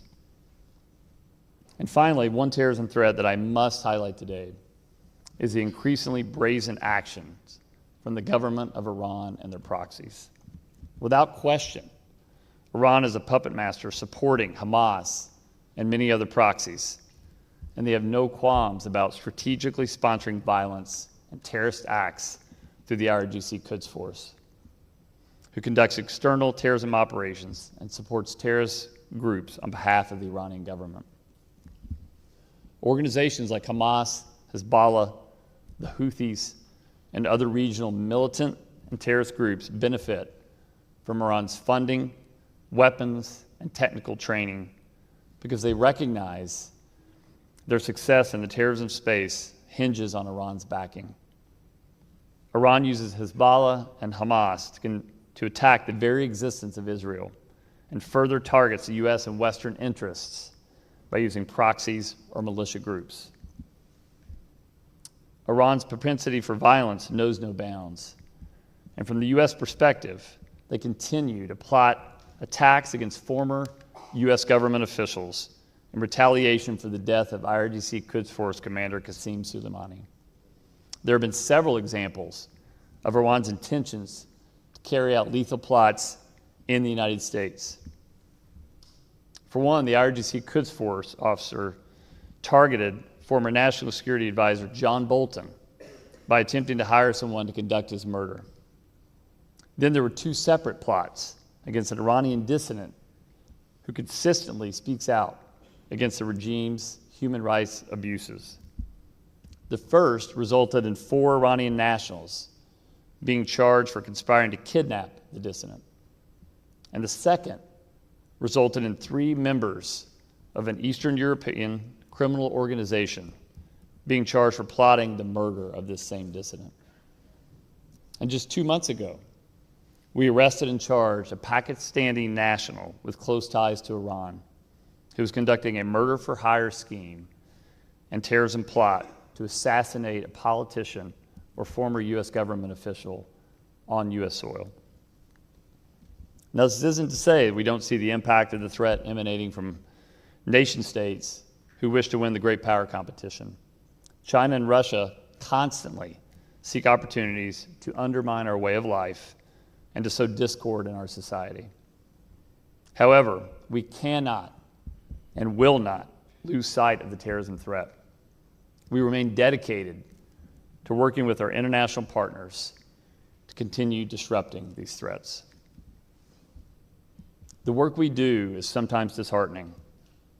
We witness the worst the world has to offer, and it's often easy to feel bogged down by the constant threats we are facing. But on the dark days, I find strength in the resiliency of the victims and survivors we all serve. I recently had the humbling experience of meeting with some of the families of the Americans taken hostage by Hamas. I was inspired by the courage of these families as they shared with me the stories of their loved ones. For me, it was an incredibly powerful experience to hear firsthand accounts of what the attacks meant to them. I was honored to be trusted with their stories, and I carry them with me every day. To share another example, I recently attended a conference with the FBI's Counter-Terrorism Division, where the focus of the engagement was to hear stories from survivors of various terrorist attacks from around the world. There was a panel discussion with the rabbi and chief of police from Colleyville, Texas, and our former Dallas special agent in charge, where they shared the harrowing details of how an armed terrorist held the congregation of Beth Israel hostage because of his violent, ideological-driven beliefs against the Jewish faith and its people. The rabbi shared a story of strength and heroism on the part of the congregants who maintained their composure throughout negotiations. Ultimately, the congregants were able to fight off their captor and bravely escape. The chief and former Dallas SAC addressed the key components of an integrated law enforcement response and the importance of real-time information sharing when mitigating a threat. All panelists reminded the audience how a routine prayer service can quickly turn into a nightmare situation. The incredible feat accomplished by the congregants that day cannot be overstated. The rabbi's actions saved lives, and he is a true testament to the power and resiliency of survivors. These are the heroes that motivate me to do the work I do every single day. To conclude, I want to bring it back to why we were all here today. The attacks of October 7th. It was another benchmark tragedy that ultimately changed the trajectory of the terrorism threat. And the impact is something we all will continue to deal with. We cannot forget the names of the people who were taken far too soon. We must not forget the sacrifice of the soldiers and the everyday heroes who stood up to this brutality. And we will not lose our sense of urgency to always protect our way of life. No one nation can defeat adversaries we are up against. Everyone in this room can play a part. This is a fight that demands partnership and collaboration between governments and at every single level. Although the threat continues to evolve, challenging us in new ways, the FBI's resolve to disrupt and defeat terrorism is unchanged. We seek justice in all that we do, and we commit to holding the guilty accountable, no matter how long it takes. Together, we can confront challenges before us and adapt the new challenges that arise. Thank you for the opportunity to speak with you today. Appreciate it.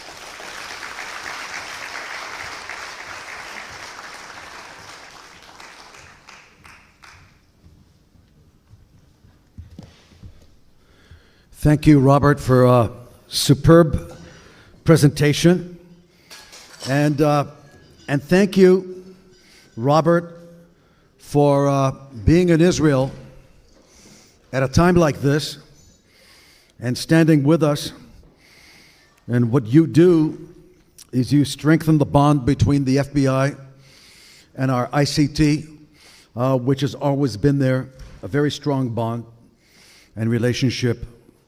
And we thank you very much for being here.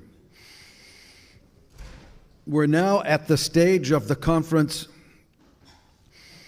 where normally Evelyn would hold a gala, which we're not going to hold this year because we don't want to rejoice this year.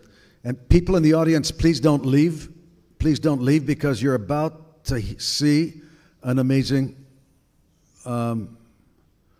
group of dancers here, so please don't leave. Stay with us if you can. Okay.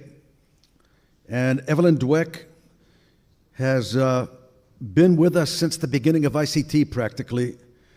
I remember almost 20 years ago when Evelyn produced the first video clip for ICT.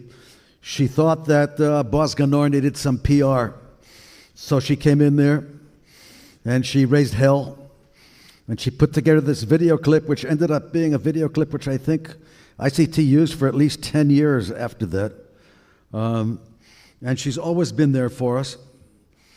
She helped dry the swamps when we still had swamps here, even before Ofer. And you had 2 kids who studied here, and you are just the amazing Evelyn you've always been. And Evelyn basically wanted this part of the conference, as we end the conference, she wanted us to now rise for a moment of silence in memory of the civilians massacred and soldiers who fell in action on October 7th and the resulting war, including 14 members of the family of Reichman University. Please, everybody, rise for a moment of silence. Please, please have in your thoughts as you rise the speedy recovery for all of our injured soldiers. We have dozens of amputees coming to Reichman University next year to study here, dozens of them.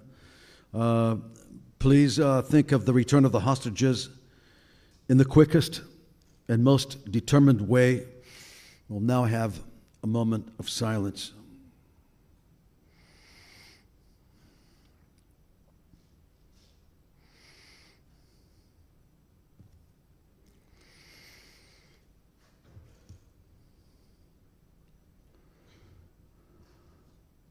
You may be seated.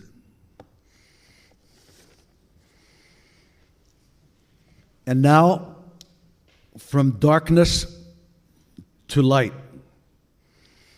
In this dance performance, and I'm glad to see we have a large audience here. At the end of the day, you've been an unbelievably patient audience, and there are at least a couple of hundred people in the audience that I can see from here, which is amazing for this time of the day. From darkness to light. In this performance, we will go through a journey together from darkness to light. At a time when the ground seems to be dropping beneath our feet and great devastation has fallen upon us, we take a break to breathe and dance, to find a small bit of light we all need. The show will present diverse works from different angles of the company's choreographer, Natalie Ravitz, with personal works from the company's dancers.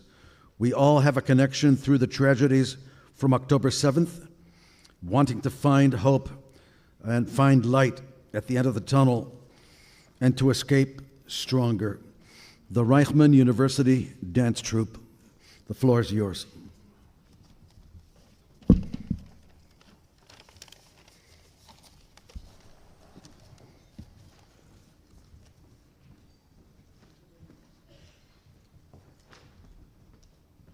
היי, אני אגיד גם כמה מילים בעברית, עד שהם מסיימים פה לארגן. אז מחושך לאור. Darkness to light. Together we will take a journey from darkness to light at a time when it seems like the world, that the ground is just falling from our feet. We will take some time to dance, to sing, and then try and find the small light we all need. We're going to see some choreographic artwork that I have choreographed, Natalie Ravitz, together with individual work by the troupe dancers. And the common ground from all of it, to all of this, is the pain that we all feel since October 7th, and also the need to find hope, to see the light at the end of the tunnel, and to come out stronger. This is a combination between light, dark, music, song, music, dance, and we all hope that the hostages will return home, that we'll be able to grow from this terrible tragedy and to begin recovering and healing, each of us individually and as a society. Thank you and enjoy.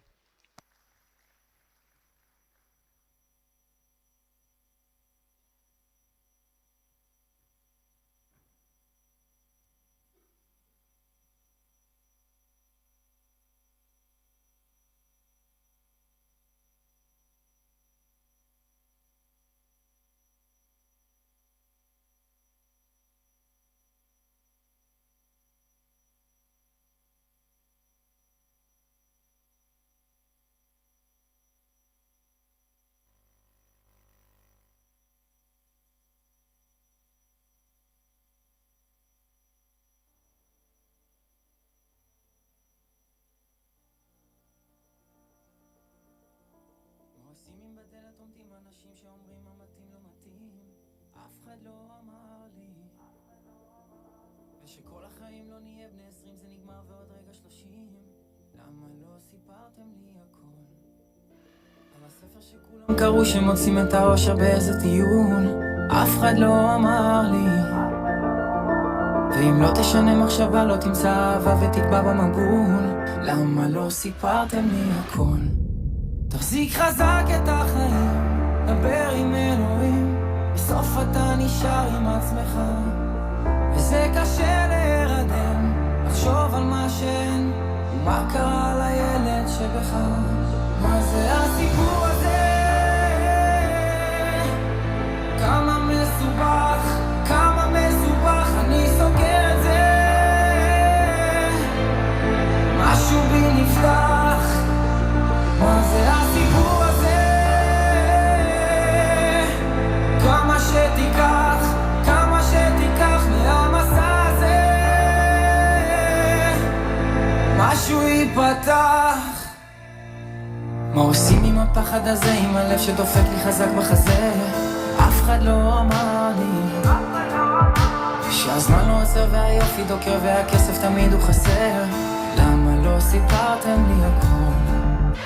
מה עושים עם שיחות ארוכות? לא הפסקתי לבכות שעות ארוכות. אף אחד לא אמר לי על הרגע שמי שדיבר איתך פעם בוחר לדבר בשתיקות.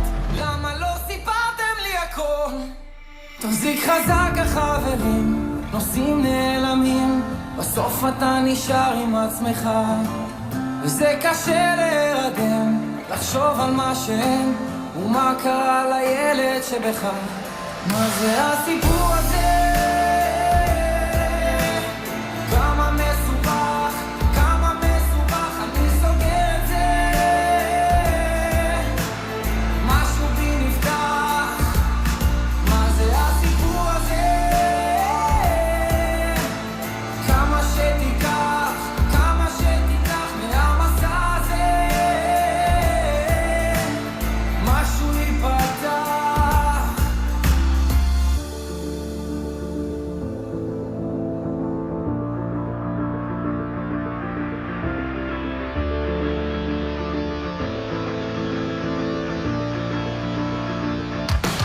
מה זה הסיפור הזה?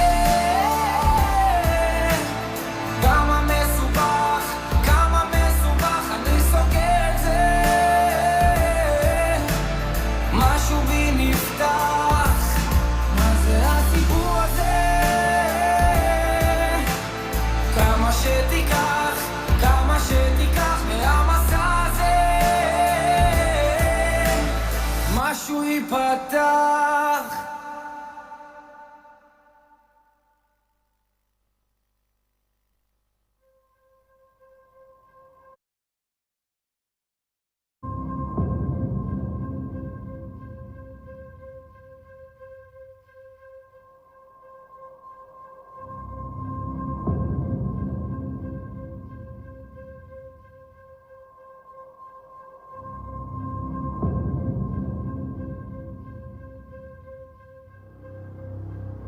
Stand up.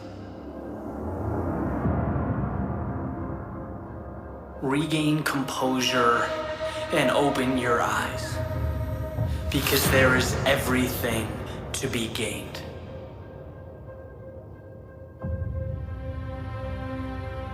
This is a fight against the tyranny of the subconscious, against enslavement by the mind, which mandates that you take the path of least resistance. How long does one need to be cornered, stagnant, or overpowered before they fight for what belongs to them? Before they take what is truly theirs? Imaginary limits, make-believe inadequacy will soon be a thing of the past, soundly defeated. This is not a negotiation. This is war.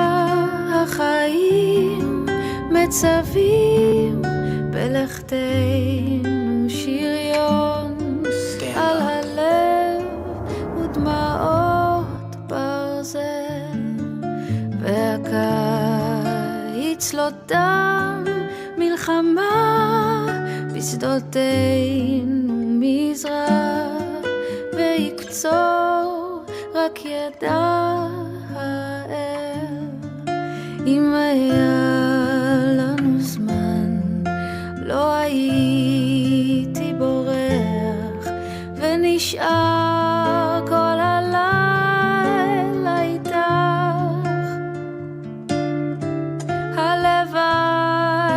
הלוואי שיהיה לנו כוח שיהיה בשביל מה עוד לשוב כמו אחרי מלחמה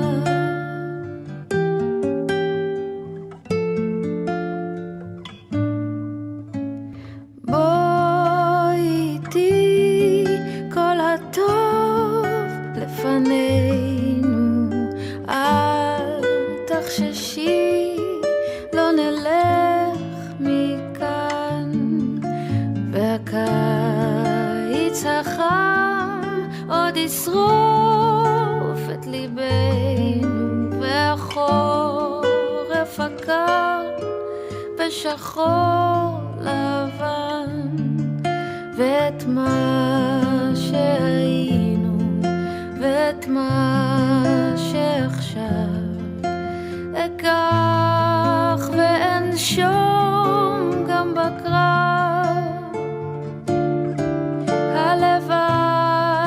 הלוואי שיהיה לנו כוח עוד יהיה בשביל מה עוד נשוב כמו לפני מלחמה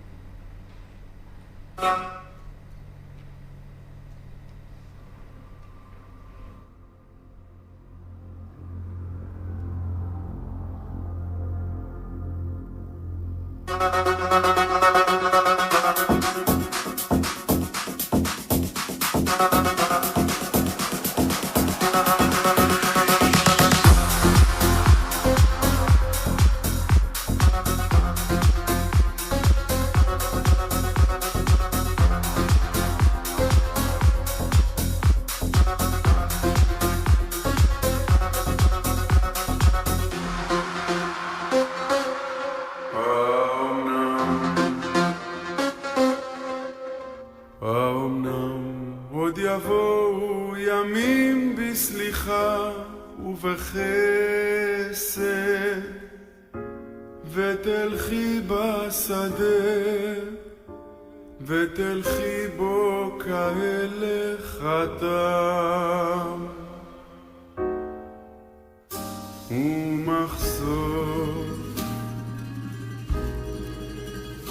ומחשוף כף רגלך ילטף בעלי אספסת או שלפי שיבולים יתקרוך ותמתק דקירתם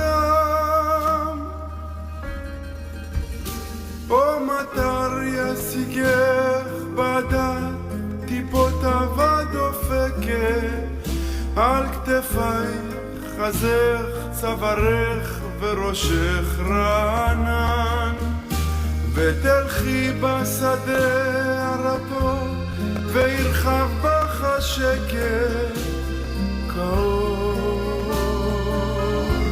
בשולי הענן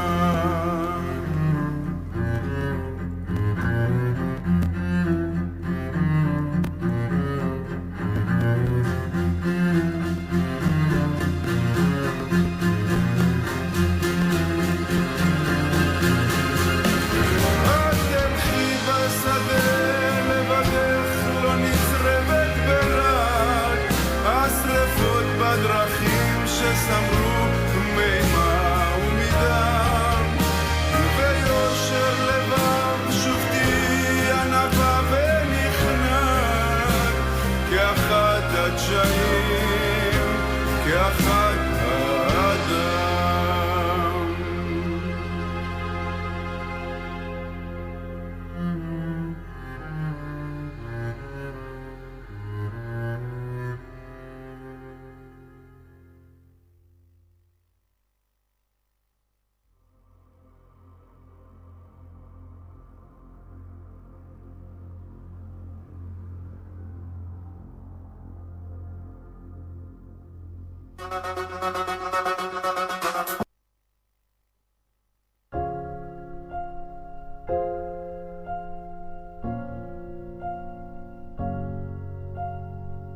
הייתי מאושר לרגעים קצת כמו כולם בלילות הדיכאון ואז בגג של העולם שוב אותם שירים שינחמו אותי עוד קצת עוד פעם אהבות געגועים לאנשים ומה שבא איתם כבר נפלנו מול מיליון לילות כאלה וכבר מזמן שהתמכרנו לכאב בשביל לחיות מחיאות כפיים סוערות האגו מלך ומה אכפת לו שישבר לנו הלב לאיזה 1000 חתיכות וזה טוב, כן זה טוב, כן זה טוב בסוף הסדקים זה כל היופי וזה טוב, כן זה טוב, כן זה טוב בסוף הסדקים זה כל היופי אפשר לרגע קצת כמו כולם.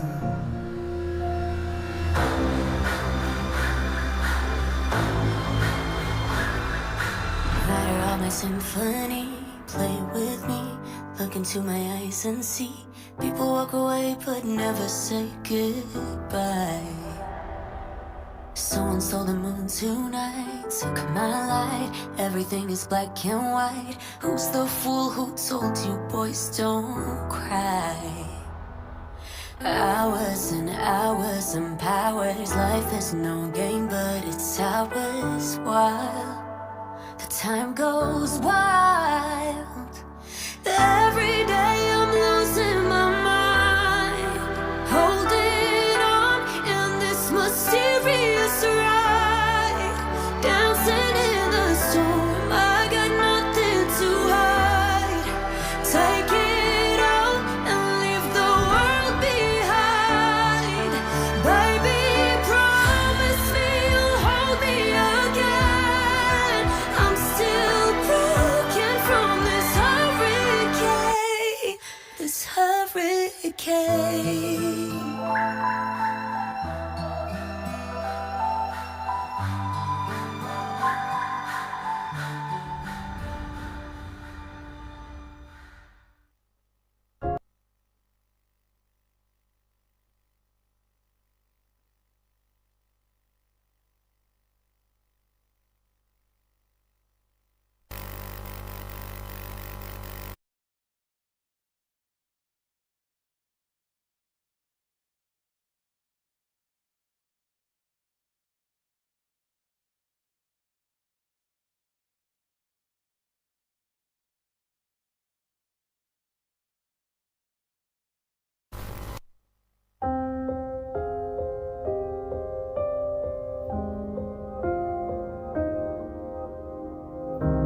מוזר, איך החיים שלי כבר לא נראים בכלל אותו דבר כשאת אינך.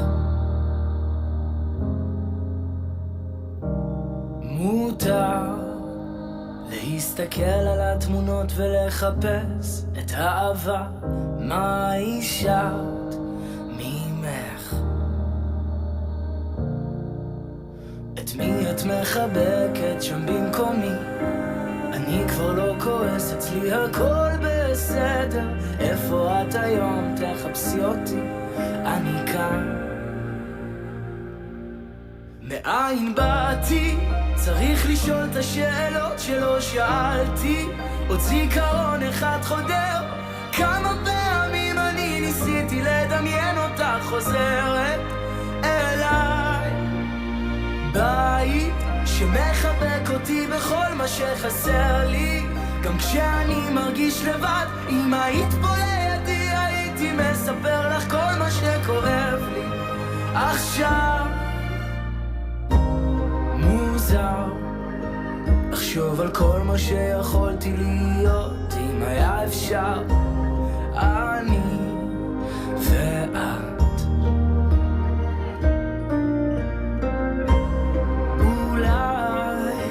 תבואי להגיד שלום לרגע, תסתכלי אליי, אשאל אותך.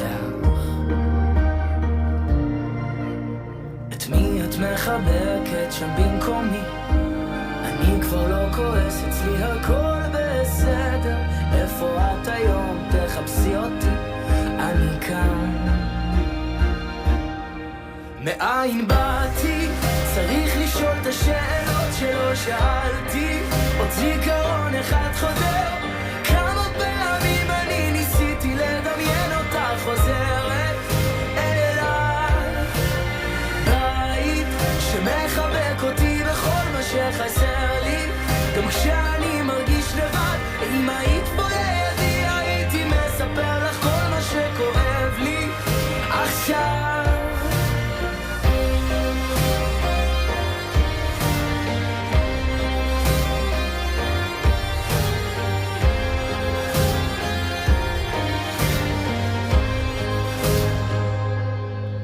מאין באתי? צריך לשאול את השאלות שלא שאלתי. עוד זיכרון אחד חודר, כמה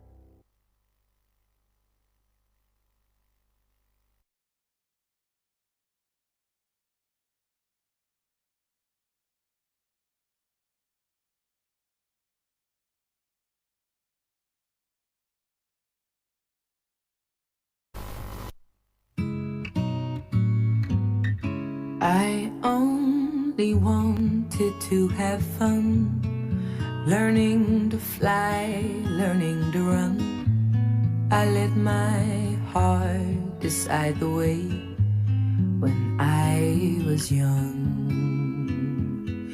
Deep down, I must have always known that this would be inevitable.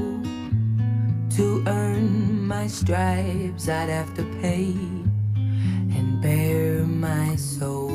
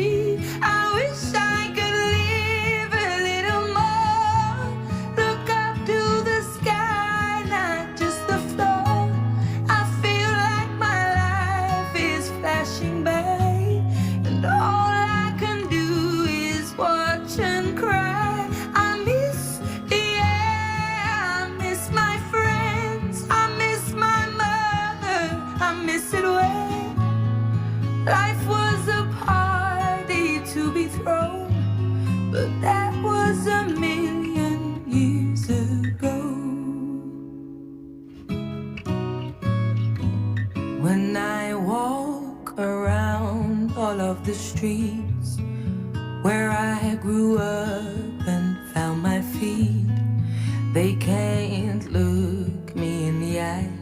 It's like they're scared of me.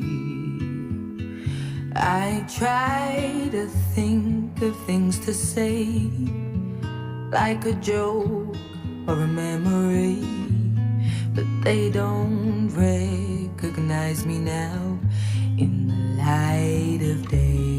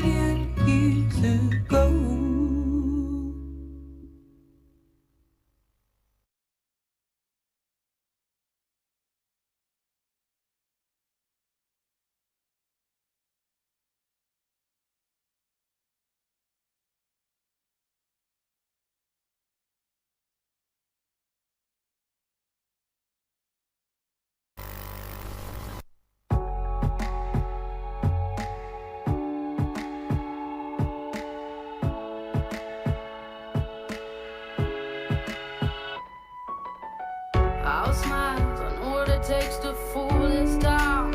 I'll do it till the sun goes down and all through the night time. Oh yeah, I'll tell you what you wanna hear. Keep my sunglasses on while I shed a tear. It's never the right time. Yeah. I put my armor on so you wanna show my hand. I put my armor on, I'll show you that I am. I'm unstoppable. I'm a bunch of pistol bricks. I'm invincible. Yeah, I win every single game. I'm so powerful.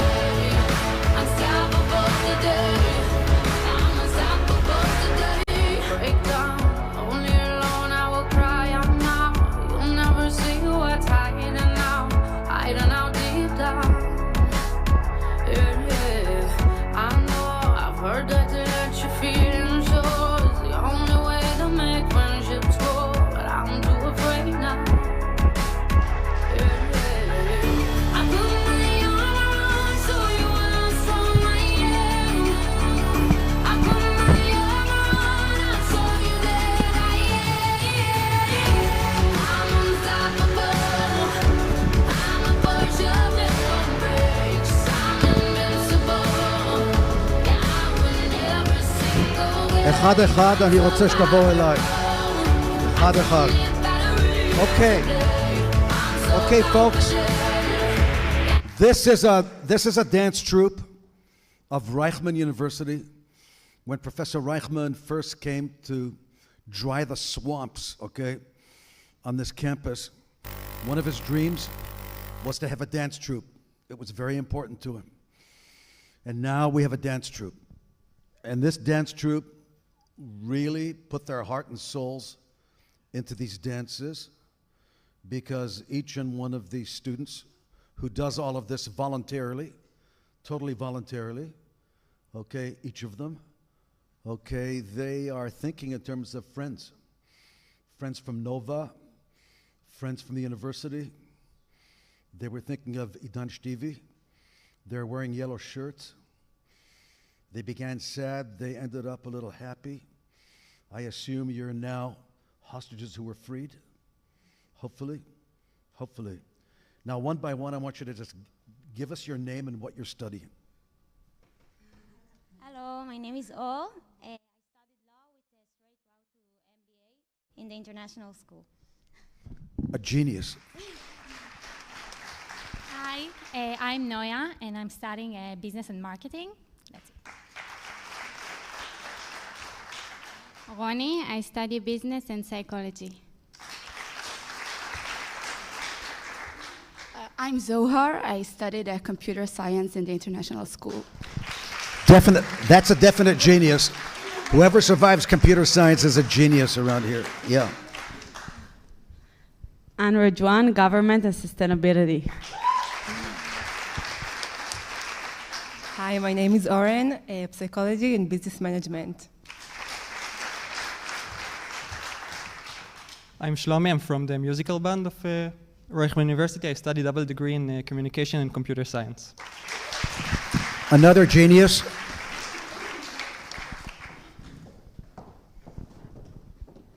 Hi, I'm Noah, and I'm a psychology student.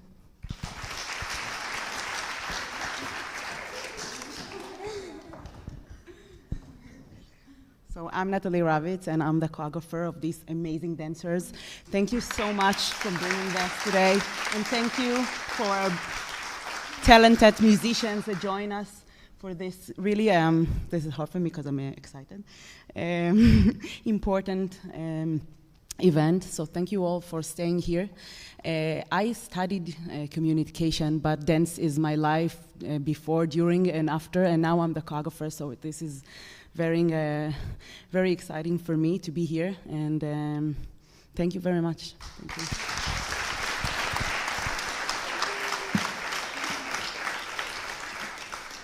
So basically, all of these dancers who you just witnessed have some sort of a connection to October 7th, because this whole university has a connection, and they're wonderful, and some of them are even sweating.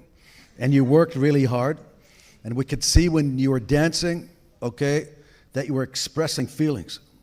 And we really embrace you for doing that. So thank you very much. Let's have another hand for the group here.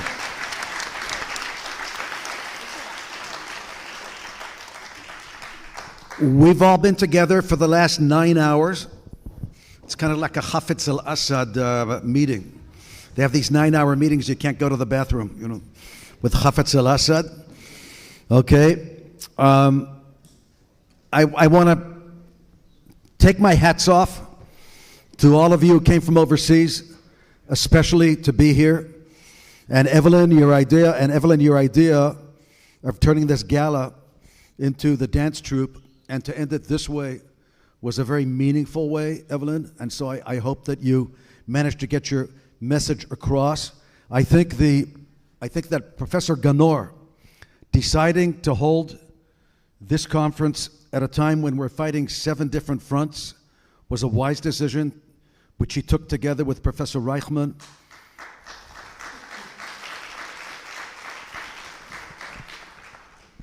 I think that it's the best answer to the Hamas and Hezbollah and Iran, the head of the rattlesnake in Tehran. You've all brought us resilience. It's still Hard to believe that we're holding this conference in the Husidman Hall, which we don't take for granted, because whoever works around here knows the relationship between Professor Uriel Reichman and Daniel Husidman and how this conference hall came about. It's at least 6 years history in the making, 10 years in the making. A lot of whiskey was poured in the midst of all of this between Daniel and Uriel. And last but not least, those who are flying back overseas, fly safely. Those who are driving out of here, drive safely. Boaz always says there are more people killed on the roads due to terrorism usually in a given year. Unfortunately, not this year, but in a given year, But still be careful. There's no need to get into a traffic accident. And that's it. Lastly, when you walk out of here, having experienced this dance troupe, walk outside, look to the left at the exhibit of the poppies, and then I think you'll get the whole finale of this conference on counterterrorism, which took place here today. So thank you very much, everybody, and thanks for your patience.